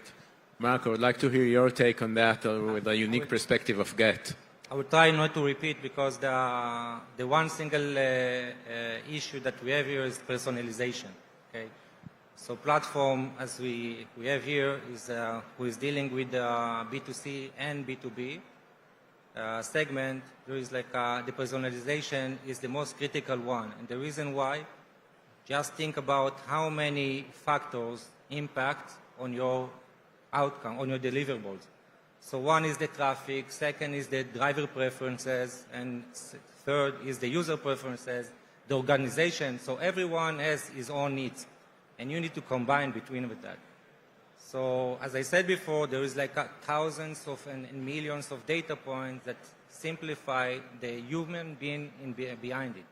And you need to connect with that and not to create crisis between of them, okay? So this is one of the things, is the preferences and the personalization behind it. And the second point is the variety of services, okay? For those who are not familiar, we are not providing only taxi. We are providing delivery. It's another industry which is the couriers, and very sensitive one, and another product which is Get Together. It's a product supporting by optimization and dealing with a very giant corporates and enterprises. And all of those kind of things are very simple, it should be simple to the client side, but the personalization in terms of the service and the personalization behind the user, drivers, and the B2B account, this is exactly what we need to solve, and this is exactly what we are doing. Great. So time flew by faster than I anticipated, and we have time only for one quick concluding remarks. So what I would like to ask you is, in this very complex world of AI meets mobility, what is the main headache that you think we can solve for the next 3 or 4 years? Or we can look at it from the other way, what is the dream that we are about to achieve on that manner? So I'd like to hear very quickly, because I'm looking at our time, some concluding remarks from you on that matter. So maybe we'll start with you, Mark, and we'll move down. So the headache for our side, already say that, and I think that all of us experience that on a daily basis, is the traffic. Okay? The traffic is an external factor that impacts on all of us. We wish to have, we have like a few things that we need to push for all of us for better life. It's first of all to use more public transportation and less the car. We need to manage it in a much more utilized way. But if I'm coming back to your question about what is the dream, or what is the impact that we can get for company owners or any one of us, what we need to do is first of all to understand that the AI is here to stay. And after the COVID-19, we experienced the one-time event with the world has been changed in a second. And if we will not prepare for that, we'll find ourselves in a very problematic situation. So I personally think that a company which will not implement AI and will not recruit people who will be HR first and not just using or consulted by AI, it will be a real challenge in the future. So I'm calling to us, and I'm pretty sure that we are well prepared and have to work fast and hard in order to be there. But hopefully all of us will be prepared and represent our technology in the right way. Thank you, Mark. Amos? Yeah, so one of the biggest shifts happening today in public transport, and I see the next speaker after me is going to talk about it, is the move to zero-emission vehicles, electric buses. And it's a huge shift. I would even say that in 5 to 10 years from now, you'll see 100% of the vehicles in most cities are completely electric or zero-emission, which is not what you will see with private vehicles, even though there is a shift there, but not as fast as public transport. And the complexity that comes, you talk about complex, the complexity that comes with shifting a whole city into electric is huge. With where do you put chargers, how long do you charge, 2 buses are in a charger, who charges first, so is second. One of the issues we see with our biggest customers in London, in Chile, that there are just too many buses charging in the same time, there isn't enough electricity in the city. You have issues with grid, you have issues with chargers. So it's a big shift, and it's a shift that I think is really important, valuable to the world, but it brings with it a lot of operational complexity, which technology and AI is there to solve that exact thing. Thank you. Neil? So for me, less headache, more opportunity. I think that, and again, I will represent the client application again. I think that there are many conversations those days regarding what's going to be the new generation of the client application, how users will use applications. And in the Move It vision, and we started to see that more and more, we would like to simplify the way you consume the data. Think about that you can open the application instead of entering information from where you would like to go to where you would like to go, the consumer will know me. So we start to talk more and more about agentic models, that there are going to be a set of agents that will be able to manage my mobility. I will open the application and I will get a set of instructions starting with, good morning, Nir. You should be in Tel Aviv at 10 a.m. tomorrow morning. You should take the following train. And from this point, I would like to have the mobility agent that will take me throughout the day, will provide me instructions regarding the mobility elements, how exactly I should switch between leg to leg. He will follow me and he will provide me ongoing instruction. We believe, and by the way, we see more and more directions in that models, that's going to be part of the challenges that we will need as a consumer application in the coming year or two. Thank you. So actually this panel made me only hungry for more, because I think we're inside a very exciting era in which data and AI also makes us better in terms of operational excellence of the mobility ecosystem and a better customer experience and personalized experience for the commuter. So in that manner, I would like to thank Mr. Marcon, Mr. Amos Hajjaj, and Mr. Nir Bertzalel for their participation in this panel. And that's it.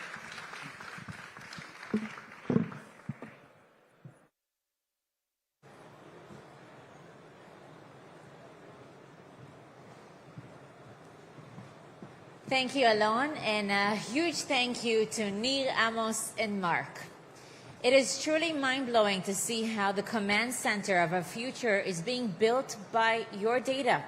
You've shown us today that it's not just about algorithms. It's about the real-world impact on billions of lives and the way our cities move. We've just seen how invisible code and data streams optimize our world. But for that innovation to truly scale, it needs a physical foundation. It needs the roads, the rails, and the tunnel that connect us. Our next session brings together the leaders of Israel's national infrastructure bodies. Please note this session will be conducted in Hebrew. For our international guests, real-time English translation is available. Please look at the screens or put on your headsets now to follow the discussion in real time. To lead this high-level talk, please welcome back our moderator, Ms. Daniela Gera Margaliot, as she hosts the CEOs of Israel's infrastructure giants. Ms. Oli Stern, CEO of Ayalon Highways, leading the charge in urban traffic management and the deployment of smart lanes and fast-track solutions. Mr. Adi Gamliel, VP Innovation Strategy and ESG of Nativei Israel, overseeing the vast national road network and its evolution into a digitally connected infrastructure. Mr. Avner Flo, Acting CEO of Israel's Railways, driving the expansion and electrification of our national rail network. Mr. Itamar Ben Meir, CEO of Neta, the man responsible for the largest infrastructure project in Israel's history, the Tel Aviv Metropolitan Mass Transit Systems. Advocate Guy Levian, General Counsel and Interim CEO of Trans Israel, leading the development of complex transformation projects, including the Nofit Light Rail and Highway 6. Daniela, the floor is yours.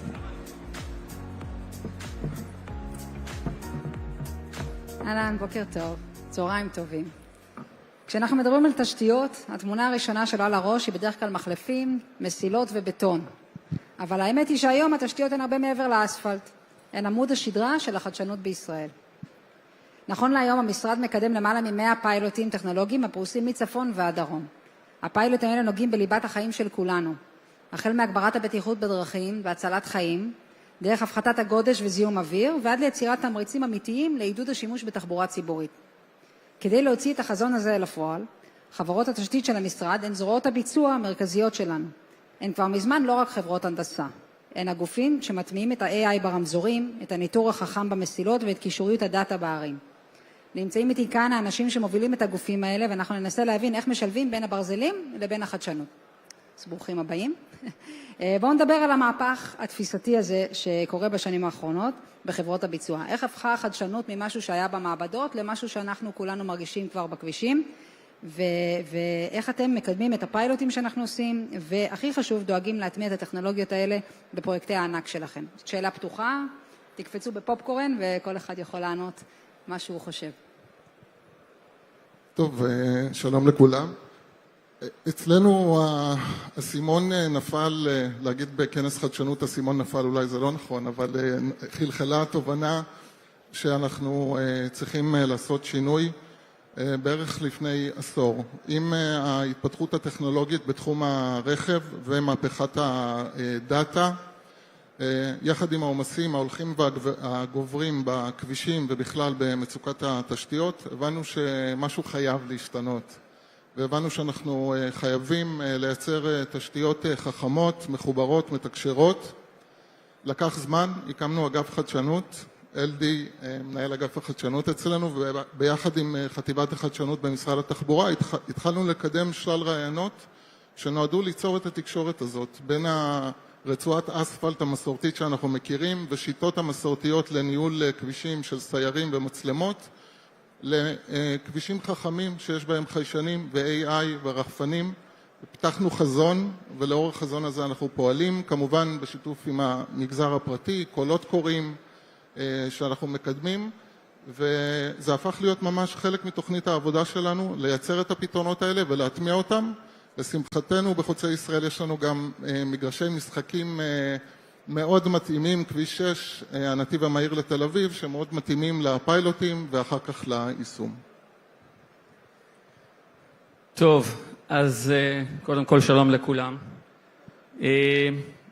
הפרויקטים שלנו מזמן הם לא רק כבישים ואספלטים ובטון ומנהרות ותחנות, אלה פרויקטים מולטי-דיסציפלינריים שבעצם משלבים גם מרכיבים תנועתיים ותחבורתיים, אבל גם מרכיבים טכנולוגיים. ואני חושב שהפיצוח הנכון זה לא להתייחס לחדשנות כאיזושהי פעילות צדדית שחייבים לעשות כדי איזושהי buzzword, אלא להטמיע את זה כחלק מכלי הניהול של הפרויקט, גם בשלב התכנון, גם בשלב הביצוע, גם בשלב השירות. פרויקט כמו מטרו, שמנהלים אותו במשך 10 ו-15 שנה, אם אתה לא תשלב טכנולוגיות, אתה לא תוכל להרים פרויקט בסדר גודל כזה.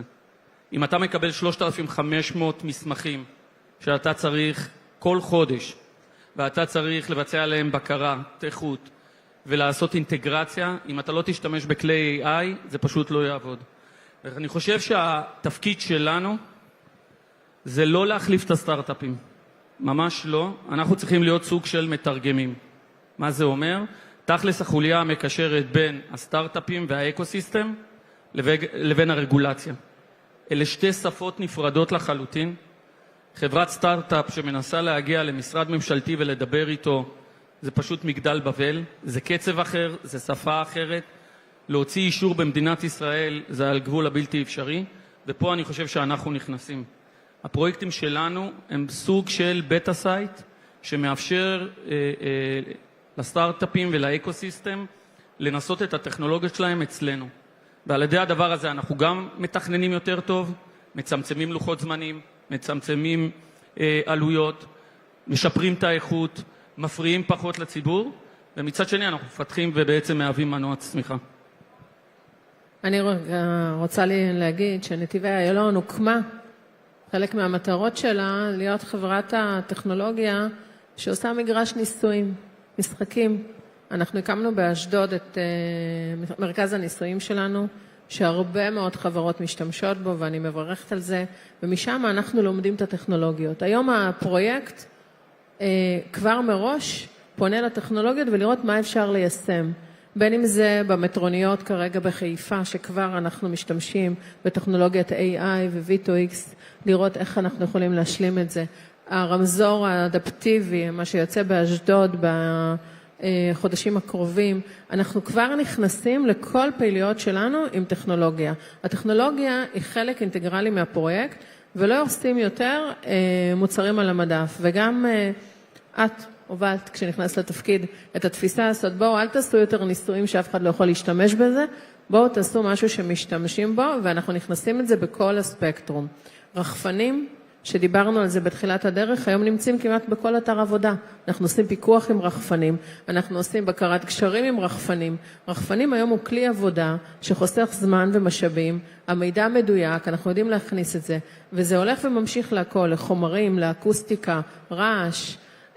אנחנו נכנסים לעבודה בתווך האורבני, בין אם זה המטרו או אנחנו, אם לא נעשה את זה עם ניהול רמזורים אדפטיבי מהיר ונדע לתת שינויים לעיר, אנחנו נסתום את גוש דן. ולכן הטכנולוגיה היום מוטמעת בפרויקט ולפעמים אפילו מובילה אותו.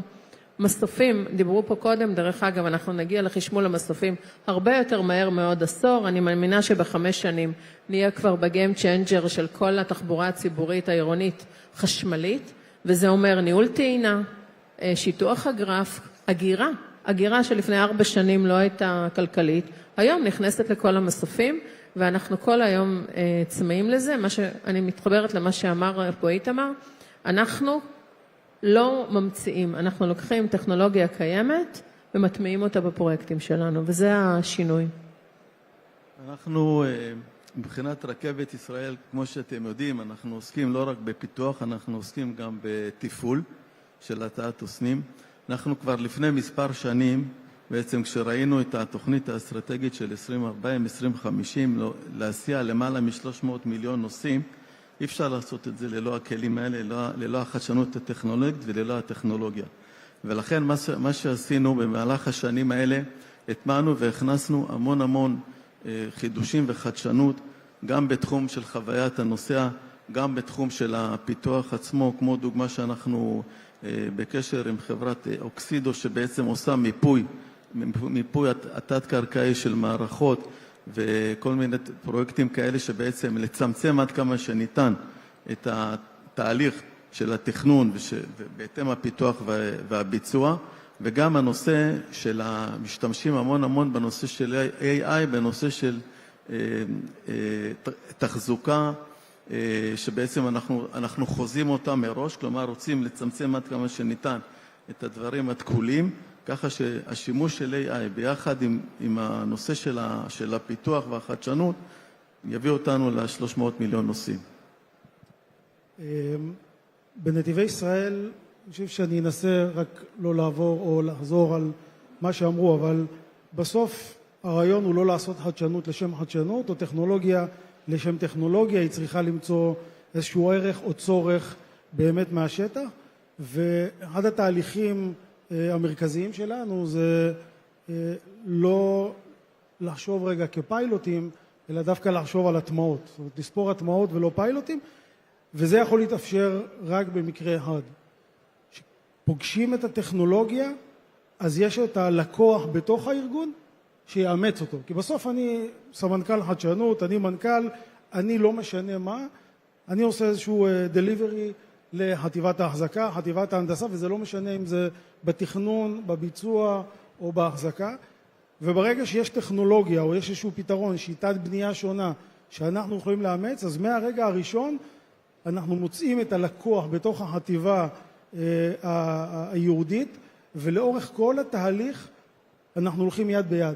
ובסוף, כשזה מצליח, אז בוודאות יש הטמעה. זאת אומרת, אין מצב, אם זה לא מצליח, אז לא מצליח, אבל אם זה מצליח, אז זה מעולה. ובסוף, אני חושב שהחשיבה בכלל, או השיתוף פעולה בין הגופים שיושבים פה, מאפשרים להטמיע חדשנות ולשפר את הבטיחות וגם את משתמשי הדרך בכלל בכל המדינה. אז בהמשך לשיר למה שאתה אומר, עדי, אתם בנתיבי ישראל אחראים על מרבית הכבישים הבין-עירוניים בישראל, שטח עצום, ואנחנו, כשאנחנו מדברים על בטיחות בדרכים והפחתת גודש, אתם נמצאים בחזית של הטכנולוגיה עם ההטמעה של הרמזורים האדפטיביים, שעכשיו אתם פורסים. איך הטכנולוגיה הזו תשנה את ניהול התנועה של כולנו לדעתך?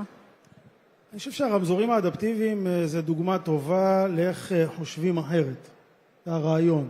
כיום יש מעל 200 רמזורים שכבר פועלים כרמזורים אדפטיביים, שמה שמנהל אותם זה מערכת של בינה מלאכותית, והיום באותם 200 רמזורים לא צריך להמתין באחת בלילה כדי שיהיה רמזור אדום, אלא המצלמות כבר מזהות ומנהלות בזמן אמת את הרמזור. רק כדי לסבר את האוזן, כדי להוסיף עוד כביש, נגיד עוד מסלול בכביש 4, אני לא צריך להגיד כמה מיליונים זה עולה, אבל זה משפר בין 16% ל-18% את התחולה ואת התחבורה. רמזור אדפטיבי אחרי בית הסייט שלנו ואחרי דיגיטל טווין, זה משפר בכמעט 28% את התחבורה. זה אומר שבוודאות יש שיפור. האתגר הגדול במקום הזה זה לא לפתור בעיה ברמזור אחד, אלא להסתכל רגע על איזשהו פוליגון של רמזורים כדי לאפשר תנועה. זה שאני פותר ברמזור אחד, אני פשוט מעביר את הפקק למקום אחר. והראייה הזאת היא צריכה להיות מה שנקרא הוליסטית על כל ה-700 רמזורים של נתיבי ישראל. מעולה.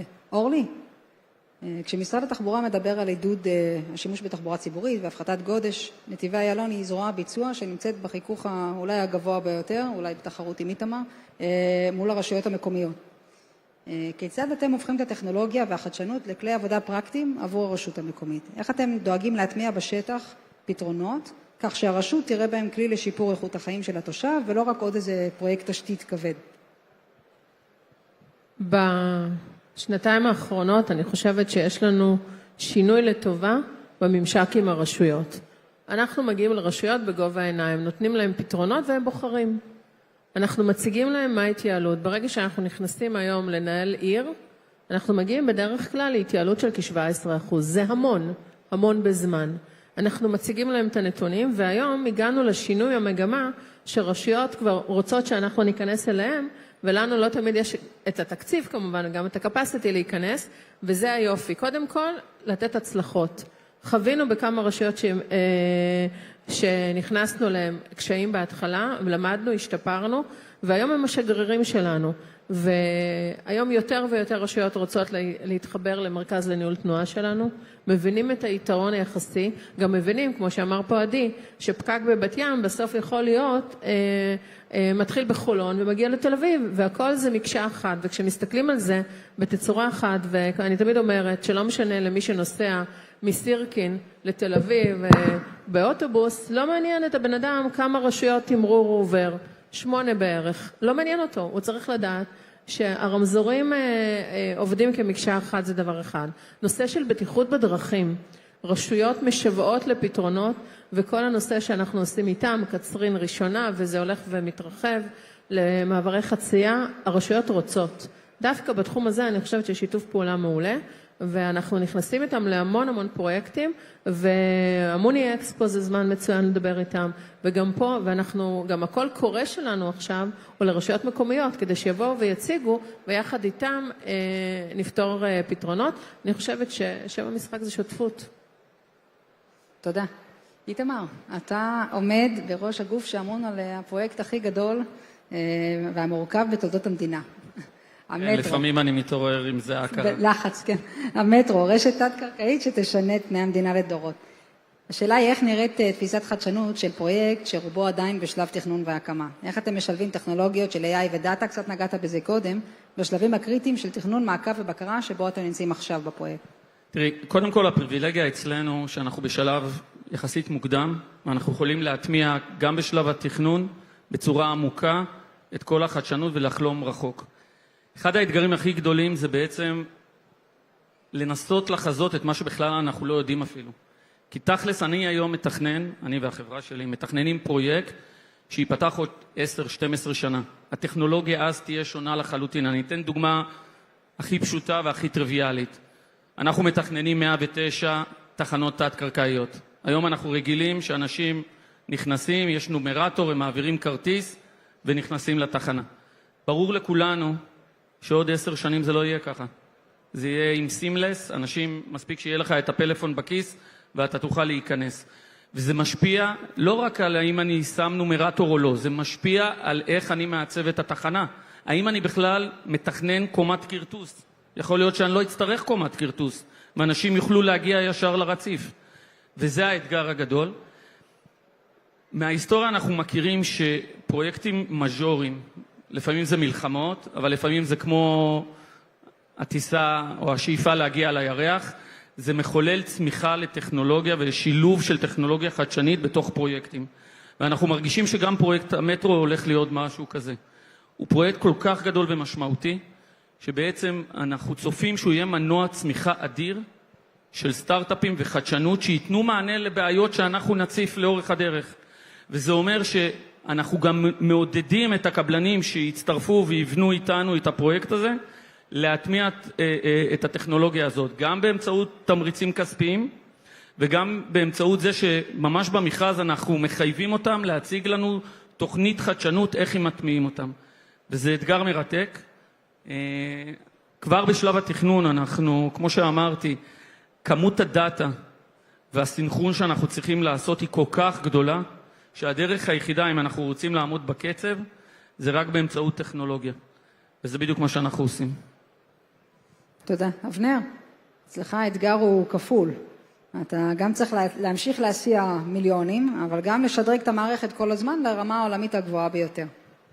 איך החדשנות עוזרת לכם לסחוט יותר מהמסילה הקיימת? בואו נדבר רגע על הדברים שציינת קודם, על מערכת איתות חדשה, על שימוש בדאטה לניהול תחזוקה חזוי, ה-predictive maintenance. איך הטכנולוגיות האלה מאפשרות לכם להגדיל את תדירות הרכבות ולשפר את הדיוק עבור הנוסע, בלי להמתין עשור עכשיו לעבודות תשתית כבדות? אז בעצם אנחנו רואים בעצם הלקוח רוצה להגיע למקומו כמה שיותר מהר, וכשהוא מגיע לתחנה שהרכבת תגיע. אז היום אנחנו למעלה מ-95% עומדים ברמת הדיוק. איך אנחנו עושים ואיך נשפר את זה בעתיד. אז מעבר לנושא של בניית עוד מסילות ועוד רכבות חדשות, אנחנו בעצם עושים את כל המאמצים שהמסילות הקיימות יהיו אפקטיביות עד כמה שניתן. זה בהכנסת מערכות דיגיטליות, מערכות של איתות דיגיטלי, זאת אומרת לשמור על מרחק בין הרכבות של זמני נסיעה וכאלה, ככה שניתן להכניס למסילה ולרשת יותר רכבות. אנחנו עם הזמן, עד סוף השנה הזו נכניס יותר ויותר רכבות. 2, אנחנו מהפכת החשמול, התחלנו אותה כבר ב-2018 ואפילו לפני, ואנחנו בעצם היום עם למעלה מ-75% מרכבות שהן מחושמלות, מהירות יותר, בטיחותיות יותר וטובות יותר. וגם הנושא הזה של, כשאמרתי גם קודם, לגבי הנושא של התחזוקה החזויה, אז אנחנו מפעילים רחפנים לבדיקות שעל המסילות אין איזה שהם אמצעים או דברים שיכולים בעצם לפגוע ברכבת או לפגוע בתנועה שלה, וכל דבר שאנחנו יכולים בעצם להשתמש בו ב-AI שיכול לתקן, לשפר ולדייק את הרכבת, זה מה שאנחנו עושים ולומדים המון המון ממה שקורה בעולם. אני אוסיף גם עוד משהו חשוב, יש לנו למעלה מ-20, זה עלה פה למעלה מ-20 חברות הזנק שעובדות איתנו על האמצעים האלה ואיך אנחנו משפרים, מתקנים, וזה מעבר למוסדות האקדמיים שאנחנו בקשר איתם, מעבר לאותם מוסדות בעולם וחברות רכבת בעולם שאנחנו בקשר ועובדים איתם. מגניב. גיא, שאלה אליך. אתם בחוצה מנהלים כמה מעורקי התחבורה האסטרטגיים ביותר במדינה, כולל כבישי האגרה ומערכות הסעת המונים מורכבות. כמי שמובילים את הפרויקטים האלה, מה החזון של חוצה ישראל בקידום חדשנות ותשתיות בכבישים? איך אתם רותמים את הטכנולוגיה כדי להפוך את הכביש מתשתית פסיבית למערכת שמשרתת את המשתמשים בצורה אופטימלית? אז אנחנו בחוצה ישראל השקנו איזושהי תוכנית שנקראת כביש חכם חוצה עתיד, שבעצם המטרה היא לשלב טכנולוגיות לאורך כל השלבים, מתכנון כמו שאיתמר אמר, אחר כך ברמת הסדרי תנועה באמצעות AI, ובעצם גם בתפעול ובתקשורת של הכביש עם המשתמש. הרעיון הוא בעצם לייצר כבישים מנוהלים, לא כבישים שהתנועה זורמת בהם באופן אקראי, אלא היא מנוהלת.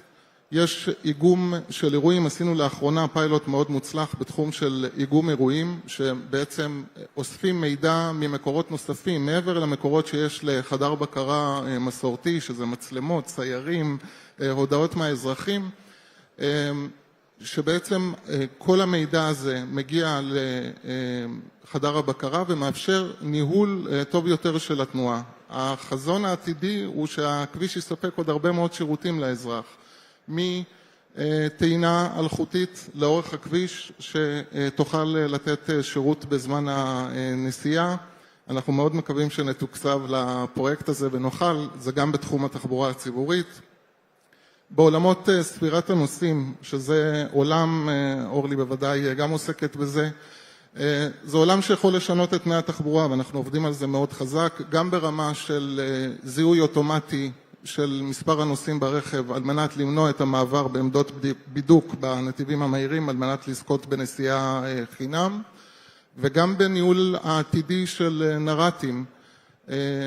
ברגע שיש זיהוי אוטומטי, אפשר לייצר אגרה דיפרנציאלית, אפשר לתת הנחות ושינויים בתעריף לרכבים עם מספר שונה של נוסעים, ובראייה לטווח ארוך גם לייצר אכיפה באמצעות אותן מערכות, ברגע שנגיע לרמות דיוק גבוהות, כי כרגע או שאין אכיפה, או שאם האכיפה מתבצעת בייחוד בנתיב השמאלי, זה באמצעות שוטר שמסתכל לתוך הרכב על מנת לראות כמה רכבים יש.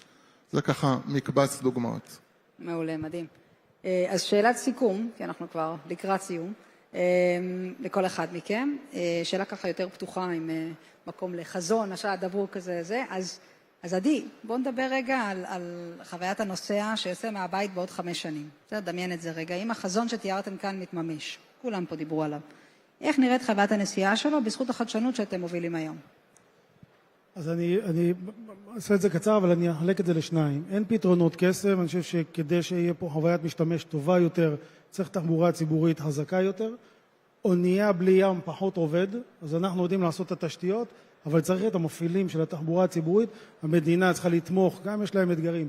אבל השיתוף פעולה הזה בין מי שיושב פה בפאנל, מפעילי התחבורה הציבורית, אז זה פעם אחת. וברגע שזה יקרה, אני חושב שהחוויית משתמש תהיה הרבה יותר טובה.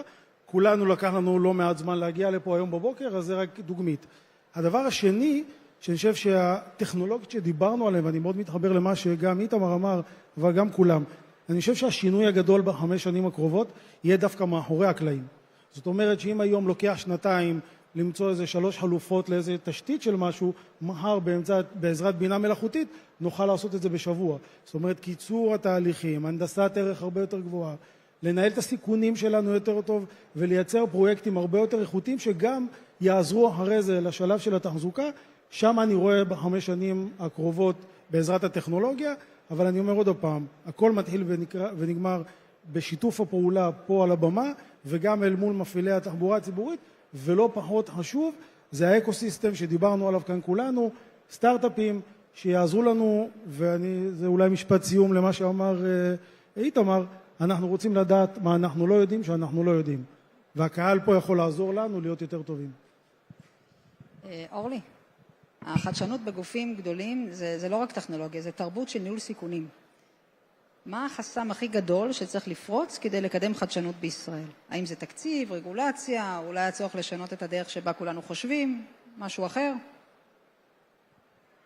קודם כל אני רוצה רגע להגיד לעדי שאני חושבת שבעוד 5 שנים אנחנו כולנו נהיה בביצוע של כל הפרויקטים, כולם ייסעו באוטובוסים. זה מה שאני חושבת שבעוד 5 שנים, איתמר יסתור לנו את המרכז, יהיה לנו הערכה בכבישים, הרכבת עובדת, כולם לעברו לאוטובוסים, האוטובוסים חוזרים להיות באופנה. אפרופו הבוקר באתי משפעים, אני לא אשאיר לכם את השיר, בנתיב המהיר, באתי משפעים, 10 דקות, משפעים הייתי כאן. ברור שרגולציה. אני חושבת שיש לנו מספיק כסף, אנחנו נמצאים במקום שהשוק יודע לספק, אנחנו, הגופים, יחד עם משרד התחבורה, צריכים לעשות שינוי איך מטמיעים. אין לנו דרך, אני לא חושבת שיש מחסור במשהו, המוח הקודח של המדינה הזאת הוא מדהים, ובאמת יש פה סטארט-אפים מעולים שלא ייתכן שעובדים בחול ולא עובדים בארץ. לא ייתכן. ואני חושבת שאנחנו לא צריכים שהם יוכיחו את היכולת שלהם בארצות הברית ובאירופה, ולא במדינת ישראל, ולכן, דניאלה, רגולציה. אנחנו עובדים על זה קשה. איתמר, האמת שכבר ענית על השאלה הזאת, אבל אני אולי אפנה לך 2 שאלות ותבחר ביניהן. אחת זה איך אתם מבטיחים שהמטרו לא יהיה רק פרויקט בטון אדיר, אלא תשתית טכנולוגית שתדע לארח את החדשנות שלה עוד 20-30 שנה, קצת נגעת בזה. ו2 זה אולי מה הדבר האחד שישתנה לדעתך בצורה הכי דרמטית בשנים הקרובות לכולנו בכבישים ובכלל. תראי, כמו שאמרת, אנחנו לא מתייחסים לפרויקט המטרו כפרויקט של בטון, אלא אנחנו מתייחסים אליו כפרויקט שישנה לגברי את מטרופולין גוש דן. שיהווה בעצם תשתית עירונית טכנולוגית, שהזדמנות של פעם ב100 שנה. דרך אגב, זה לא פרויקט שלנו, זה פרויקט משותף עם העיריות. אנחנו הולכים לעבוד ב24 עיריות, 109 תחנות, 150 קילומטר. זה הולך, כמו שאורלי אמרה, זה הולך להפוך את גוש דן. ולכן, אם אנחנו לא רוצים לפספס את ההזדמנות הזאת, אנחנו צריכים לראות שאנחנו מנצלים את הפלטפורמה הזאת כפלטפורמה עירונית, טכנולוגית, שתשנה לגמרי את גוש דן. עכשיו אני יאמר ככה, תראו, אנחנו מנסים לראות איך אנחנו משלבים את העולם החדשנות כבר עכשיו. סתם אני אתן דוגמה נוספת. אנחנו רואים את בעיית הנהגים, אוקיי? גם בתחבורה הציבורית, גם ברכבות. הרכבת שאנחנו מתכננים במטרו היא דרייברלס, היא GOA4. בעצם אנחנו לא נצטרך, ובעצם אנחנו נצטרך לראות איך אנחנו משנים את הרגולציה כדי שתדע לקלוט את הדבר הזה. ואני יכול למנות עוד גם בשלב התכנון, גם בשלב הביצוע. אנחנו הולכים לחפור, כמו שאמרתי, 150 קילומטר. להבדיל מהרכבות קלות, אנחנו הולכים לחפור מתחת לבניינים. אתם מבינים מה זה אומר? חוץ מזה שאני לא אישן בשנים הקרובות. זה אומר שאפס טעויות. ואם אנחנו לא נשתמש בכלים טכנולוגיים, חיישנים שנטרו לנו 24/7, את כל התזוזות הכי קטנות של כל בניין, אנחנו לא נוכל לבצע את זה. ולכן אני מאוד מאוד מתחבר למה שדיברו פה קודמיי. עיקר הטכנולוגיה תהיה באמצעות שבה אנחנו מנהלים את הפרויקטים מאחורי הקלעים. גם בשלב התכנון וגם בשלב הביצוע. תודה. גיא, אנחנו נמצאים בתקופה שבה קצב השינויים הטכנולוגיים מהיר יותר מקצב סלילת האספלט. מה המיקוד של חוצי ישראל לשנים הקרובות? מבחינת סדרי עדיפויות, איזה טכנולוגיות ופרויקטים אתם רוצים לקדם ממש עכשיו? אז חלק מהדברים עניתי קודם, אבל כמו שאמרתי, אנחנו מאוד מתרכזים בחדשנות יישומית שאמורה לשפר, לייעל את התנועה בכביש. אולי ניתן דוגמה מהדברים שלא ציינתי קודם. אנחנו בשבועות הקרובים נשיק מערכת שקילה בתנועה, מערכת ראשונה שבעצם שוקלת משאיות בזמן שהן נוסעות. זה מפחית את הצורך להוריד את כל המשאיות ואז לשקול אותם ידנית, ואנחנו בשאיפה בעתיד הרחוק יותר שנגיע לדיוק של המכשירים, נוכל אפילו לבצע את האכיפה באמצעות אותה מערכת, כלומר אפילו לא יצטרך להיות שוטר במקום, הוא ישקול את המשאית, יראה שהיא באוברווייט וישלח את הדוח. רק לציין, הדבר הזה יש לו משקל מכריע, משאיות עם עומס כבד אחראיות לתאונות בכמות גדולה, והנזק שהן גורמות לכבישים הוא נאמד במאות מיליוני שקלים כל שנה. אז זו דוגמה אחת. דוגמה נוספת שמניתי קודם שהיא באמת בעלת פוטנציאל לשנות את כל ההתנהלות בכבישים, זו סוגיית ספירת הנוסעים, שלצערנו אנחנו לא מצליחים להגיע לטכנולוגיה שמביאה אותנו לאזורי ה-90% קרוב ל-100 על מנת שנוכל להשתמש בה באופן אפקטיבי. ועוד פעם אני חוזר לכביש המנוהל, לעשות את כל אותן פעולות על מנת לנהל את התנועה בכביש יותר טוב, מיידוע הנהגים וקבלת הודעות בפוש על פקקים שמתהווים, משימוש ברחפנים על מנת לנהל טוב יותר את האירוע, ועד למערכות אינטגרטיביות לאיגום אירועים, על מנת לתת מענה טוב יותר, יעיל יותר, וגם לקבל פחות שיחות. מערכת שיודעת לחבר ולדעת שמדובר באותו אירוע, גם לא קורסת בעקבות עשרות אנשים שפונים. אז... אבנר, אחרון חביב. מבחינתך, מה ה-game changer, נגיד, הטכנולוגיה הכי משמעותי שאתה צופה בשנים הקרובות? זאת אומרת, אם אתה צריך לדבר על משהו אחד שיעשה שינוי מן היסוד בכל מה שכולנו עושים, מה אתה חושב? אז אני יכול לדבר על 3 דברים חשובים, אני אעשה את זה מהר. האחד זה הנושא של רכבות מהירות של עד 250 קמ"ש, ביחד עם חזון השרה בהיבט של מקריית שמונה לאילת, להגיע מתל אביב לבאר שבע בחצי שעה, מחיפה לתל אביב בחצי שעה. 2 זה הנושא של תחנה חכמה, ככל שהתחנה תהיה חכמה יותר, שהנוסעים יגיעו וחוויית לקוח טובה יותר, אז זה ימריץ יותר ויותר נוסעים. ו3 דבר מאוד חשוב שכולנו שותפים לו ביחד עם משרד התחבורה, זה בנושא של אפ תחבורתי, שתחנת רכבת או תהיה קשורה גם למטרו וגם לאוטובוסים וגם לכל מה שנגזר מכך, בנוסף לזה גם למסחר, ככה שיעודד אנשים להגיע באמצעות תחבורה ציבורית. מגניב. אז זהו, חדשנות, כמו שהבנתם, היא לא פרויקט של חברה אחת או של משרד אחד, אבל מאמץ משותף לאומי של כולנו עם הרשויות וכל מי שיושב פה, והאקוסיסטם והסטארט-אפים וכו'.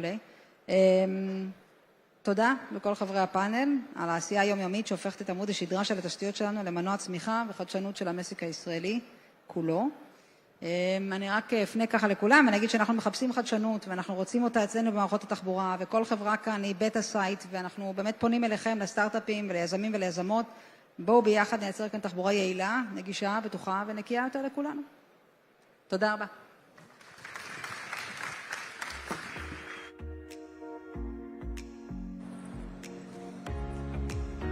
Thank you, Daniela, and a huge thank you to our panelists. We are heading into our final session before the lunch break, and we are closing the morning with a spark. We've talked about the roads and the brains, but now it's time to talk about the power. How do we move millions of people without leaving a footprint? To lead this discussion, please welcome one of Israel's leading energy economists and a partner at BDO, Mr. Chen Herzog. Joining Chen to discuss the electrification of our public sphere, Mr. Oren Ezer, co-founder and CEO of Electrion, a pioneer in wireless charging who is literally electrifying the asphalt. How crazy is that? Oren's technology is eliminating range anxiety by allowing EVs to charge while they drive, moving us toward a world of lighter batteries and infinite range. Mr. Ron Eifel, head of the Sustainable Energy Division at the Ministry of Energy and Infrastructure, a Cambridge-educated strategist who shapes the nation's policy on renewable energy and clean transportation. Ron is the man bridging the gap between macroeconomic growth and a sustainable energy grid. Ms. Nina Gispan, VP and ICO of the Eged Group, representing one of the largest transit operations in the world. Nina is the forefront of digital transportation, ensuring that the transition to an electric fleet is backed by smart, data-driven systems. Please note that this panel will be conducted in Hebrew. Translation will be available on the screen and in your headsets. Chen, let's get charged up. The stage is yours. Thank you. Good evening. I'll start with a short introduction and then we will move to the panel. אז צהריים טובים, ואני שמח באמת לארח אתכם כאן בפאנל שיעסוק בנושא חשמול התחבורה בישראל. האתגר של חשמול התחבורה הציבורית, התחבורה הפרטית, הוא קריטי לצורך קידום תחבורה מקיימת, תחבורה נקייה, הוזלת עלויות בתחבורה, אבל אני חושב שבמסגרת המשבר האנרגיה העולמי שאנחנו נמצאים בו והמלחמה בהורמוז, אנחנו כולנו מבינים שהאתגר של חשמול התחבורה יש לו תועלות לא רק בעולם הכלכלי, לא רק בעולם הסביבתי, אלא גם חשיבות גיאופוליטית. כי בישראל אנרגיה חשמלית היא לא רק אנרגיה ירוקה, אלא היא גם מקור אנרגיה עצמאי, אנרגיה כחול לבן, שמיוצרת ממקורות אנרגיה עצמיים שלנו. רוב ייצור החשמל בישראל נעשה ממקורות מקומיים, גז טבעי ואנרגיות מתחדשות, ולכן דווקא במציאות הנוכחית, חשמול התחבורה הוא חשוב עוד יותר. וכשאנחנו מסתכלים על המגמות של חשמול התחבורה הציבורית חייב לעשות במקביל גם להגדלת משקל התחבורה הציבורית בנסועה. דיברו על כך קודמיי בפאנל התחבורה, התשתיות, וכשאנחנו מסתכלים במודל שלנו, בתחזיות שלנו של משק התחבורה בישראל, אני חושב שאפשר היום לבוא ולהגיד שאנחנו נמצאים בנקודת מפנה. אחרי 75 שנה שבהם משקל התחבורה הפרטית בתמהיל הנסועה בישראל עלה ועלה ועלה והגיע לכ-70% מהנסועה, אנחנו יכולים היום פה לעמוד ולבשר שעברנו את נקודת השיא, ואנחנו נמצאים עכשיו עם פרויקטי ההסעה המונית, עם חשמול תחבורת האוטובוסים, עם הפרויקטים המשמעותיים שהמדינה מובילה, למצב שבו משקל התחבורה הפרטית סוף סוף מתחיל לרדת, ואולי יש פה גם בשורה לגודש בכבישים. לפי התחזיות שלנו, אנחנו נמצאים במצב שבו תוך כעשור נראה ירידה של ממש במשקל התחבורה הפרטית בסל הדלקים. בעולם האוטובוסים אנחנו רואים את החשמול באמת נמצא בשיאו, וכ-90% מהאוטובוסים הציבוריים העירוניים שנרכשו השנה אוטובוסים חשמליים. יש פה הצלחה מעבר ליעדים אפילו, נדבר על כך בפאנל. נדבר גם על נושא של כניסת תחבורה פרטית חשמלית. היום כשליש, 1 מכל 3 רכבים פרטיים שנמכרים השנה הם אוטובוסים חשמליים או נטענים, רכבים שחלק ניכר מההתנעה שלהם הם חשמלית. יחד עם זאת, אי אפשר להתעלם מהירידה החדה שהייתה בשנתיים האחרונות ובעיקר השנה בשיעור הרכישות של רכב חשמלי פרטי BEV. נדבר על כך עם אורחינו בפאנל. ולבסוף נדבר על האתגר. עם הכל עדיין 95% מהרכבים בישראל הם עדיין רכבים המונעים בבנזין. איך אנחנו הולכים קדימה ומקדמים את המהפכה הזאת שבעיניים שלנו מעבר לתרומה הכלכלית שלה והסביבתית היא כמובן גם היבטים גיאופוליטיים. אז אני רוצה לפתוח באמת את הפאנל ולברך את חברי הפאנל שהצטרפו אלינו כאן ולהתחיל איתך רון אייפר, להבין באמת את הגישה רגע של משרד האנרגיה, של הממשלה, איפה אתם רואים את היתרונות של קידום תחבורה חשמלית בישראל, איפה אתם רואים את האתגרים. טוב, תודה חן, שמח להיות פה. יש לך שקף, אני חושב שיש לנו שקף אחד שמראה הכל בתפיסה שלנו במשרד האנרגיה. אתם יכולים לראות אם אנחנו נרוץ קדימה ל-2040, לפי התחזיות שלנו היום, גם אם אנחנו נכניס מתחדשות ונגיע ל-50% אנרגיה מתחדשת מסך צריכת החשמל בישראל, עדיין ישראל תהיה תלויה ב-35% בנפט ותזקיקים. אבל אם אנחנו נעבור לתחבורה חשמלית בצורה מסיבית, כמו שאנחנו מתכננים ושואפים להגיע, אתם יכולים לראות פה שינוי דרמטי בתמהיל האנרגיה של ישראל. אתם יכולים לראות שאנחנו נצליח לחסוך 14%, לא פחות מזה, מסך צריכת האנרגיה של מדינת ישראל הכללית. האנרגיה הראשונית של ישראל פשוט תיחסך ותחזק את הביטחון באנרגיה ואת החוסן הלאומי של ישראל. אתם יכולים לראות שבאמצעות חשמול של תחבורה אנחנו נוכל להוריד את התלות של מדינת ישראל בנפט מ-35% ורק 13%, שנשאר רגע עם המוצרים שאנחנו לא יכולים להחליף אותם, עם סקטורים בתחבורה כמו התעופה והספנות שעוד ייקח זמן עד שהם מחושמלו, והשינוי הדרמטי הזה של חיסכון 14% מצריכת האנרגיה של מדינת ישראל הוא בידיים שלנו, והכל נובע מטכנולוגיה מאוד פשוטה בסופו של דבר. עצם העובדה של תחבורה חשמלית, בין אם זה ברכבים פרטיים, בין אם זה אוטובוסים, בין אם זה מסעיות, היא פשוט הרבה יותר יעילה מתחבורה מבוססת דלק. ואנחנו במשרד האנרגיה, החזון שלנו הוא להפוך את ישראל למדינה המובילה, או אחת המדינות המובילות בעולם, בכל התחום של תחבורה חשמלית. ישראל היא בפוזיציה מושלמת לחזון הזה. אנחנו מדינה קטנה עם נסועה לא גדולה. ישראל, הפער בין מחיר הדלק, שהוא מהגבוהים בעולם בגלל המיסוי הגבוה בישראל, לבין מחיר החשמל, שהוא מהנמוכים ב-OECD, הוא הגדול ביותר, ולכן בסופו של דבר הכסף מדבר, והתמריצים הכלכליים בישראל לעבור לתחבורה חשמלית ולחיסכון באנרגיה הם אדירים. מה גם שאנחנו ישראלים early adapters, אוהבים טכנולוגיה, ואני חושב שהנתונים שהראית אכן שישראל הייתה מהמובילה העולמית בשנים האחרונות בחדירה של רכבים פרטיים, היא מבשרת טובות, והתפקיד שלנו הוא להמשיך את הדבר הזה, ולדאוג שאנחנו נמשיך בקצבי החדירה.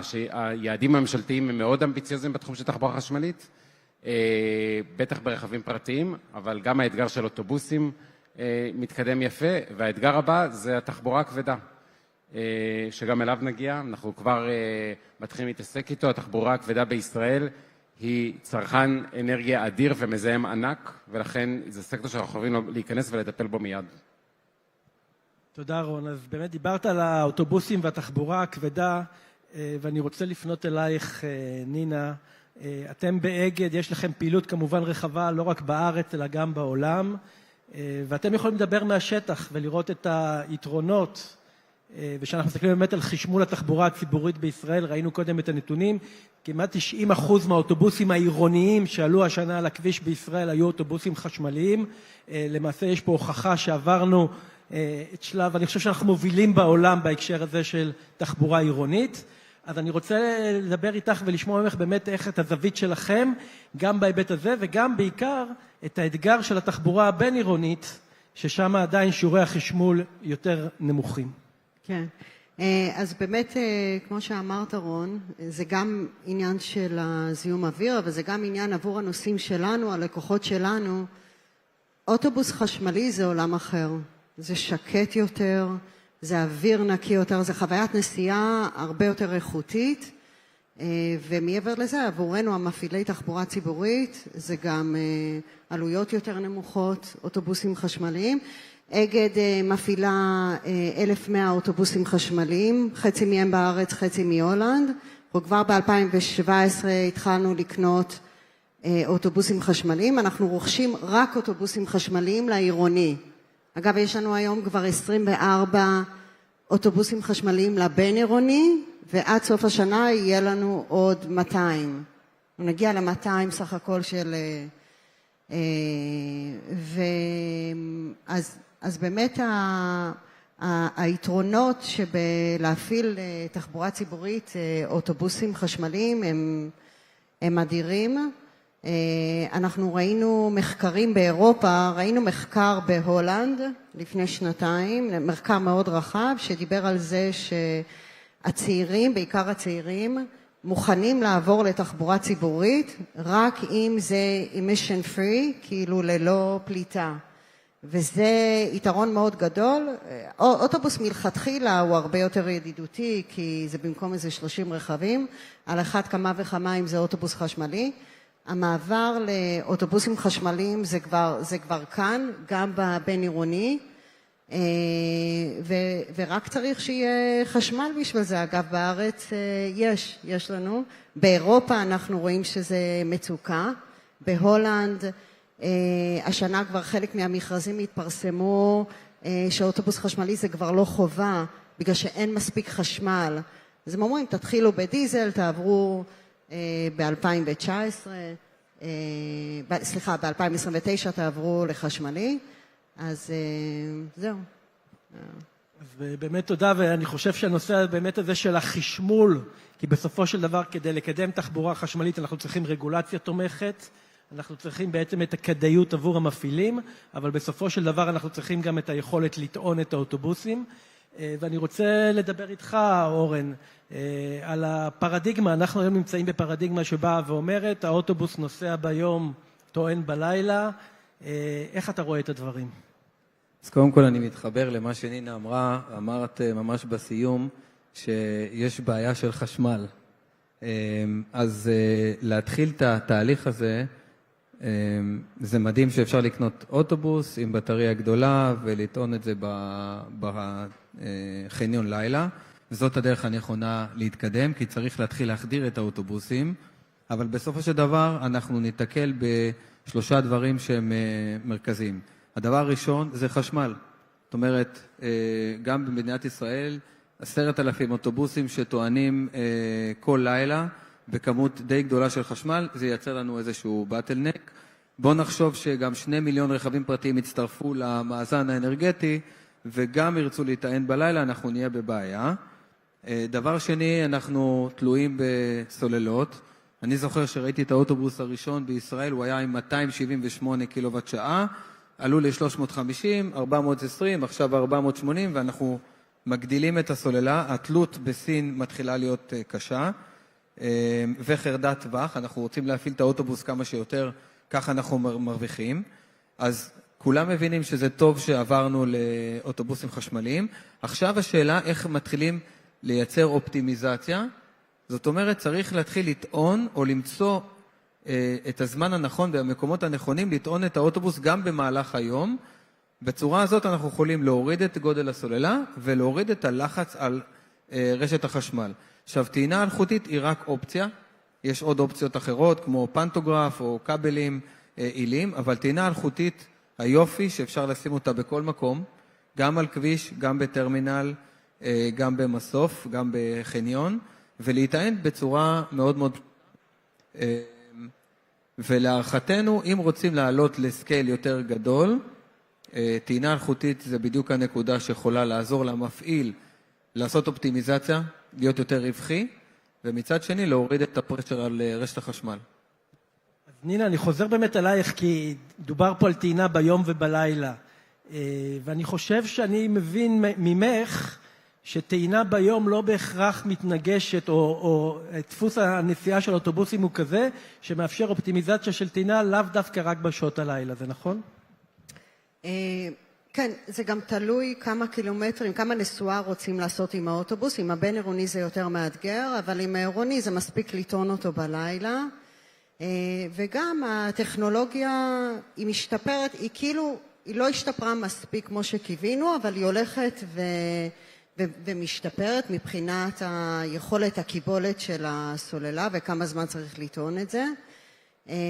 וכמובן, כל עוד זה cost efficient, אז עדיף גם לטעון את זה ביום אם אפשר, ולא רק בלילה. אנחנו חלק מהאוטובוסים שלנו טוענים גם במהלך היום הבין עירוניים.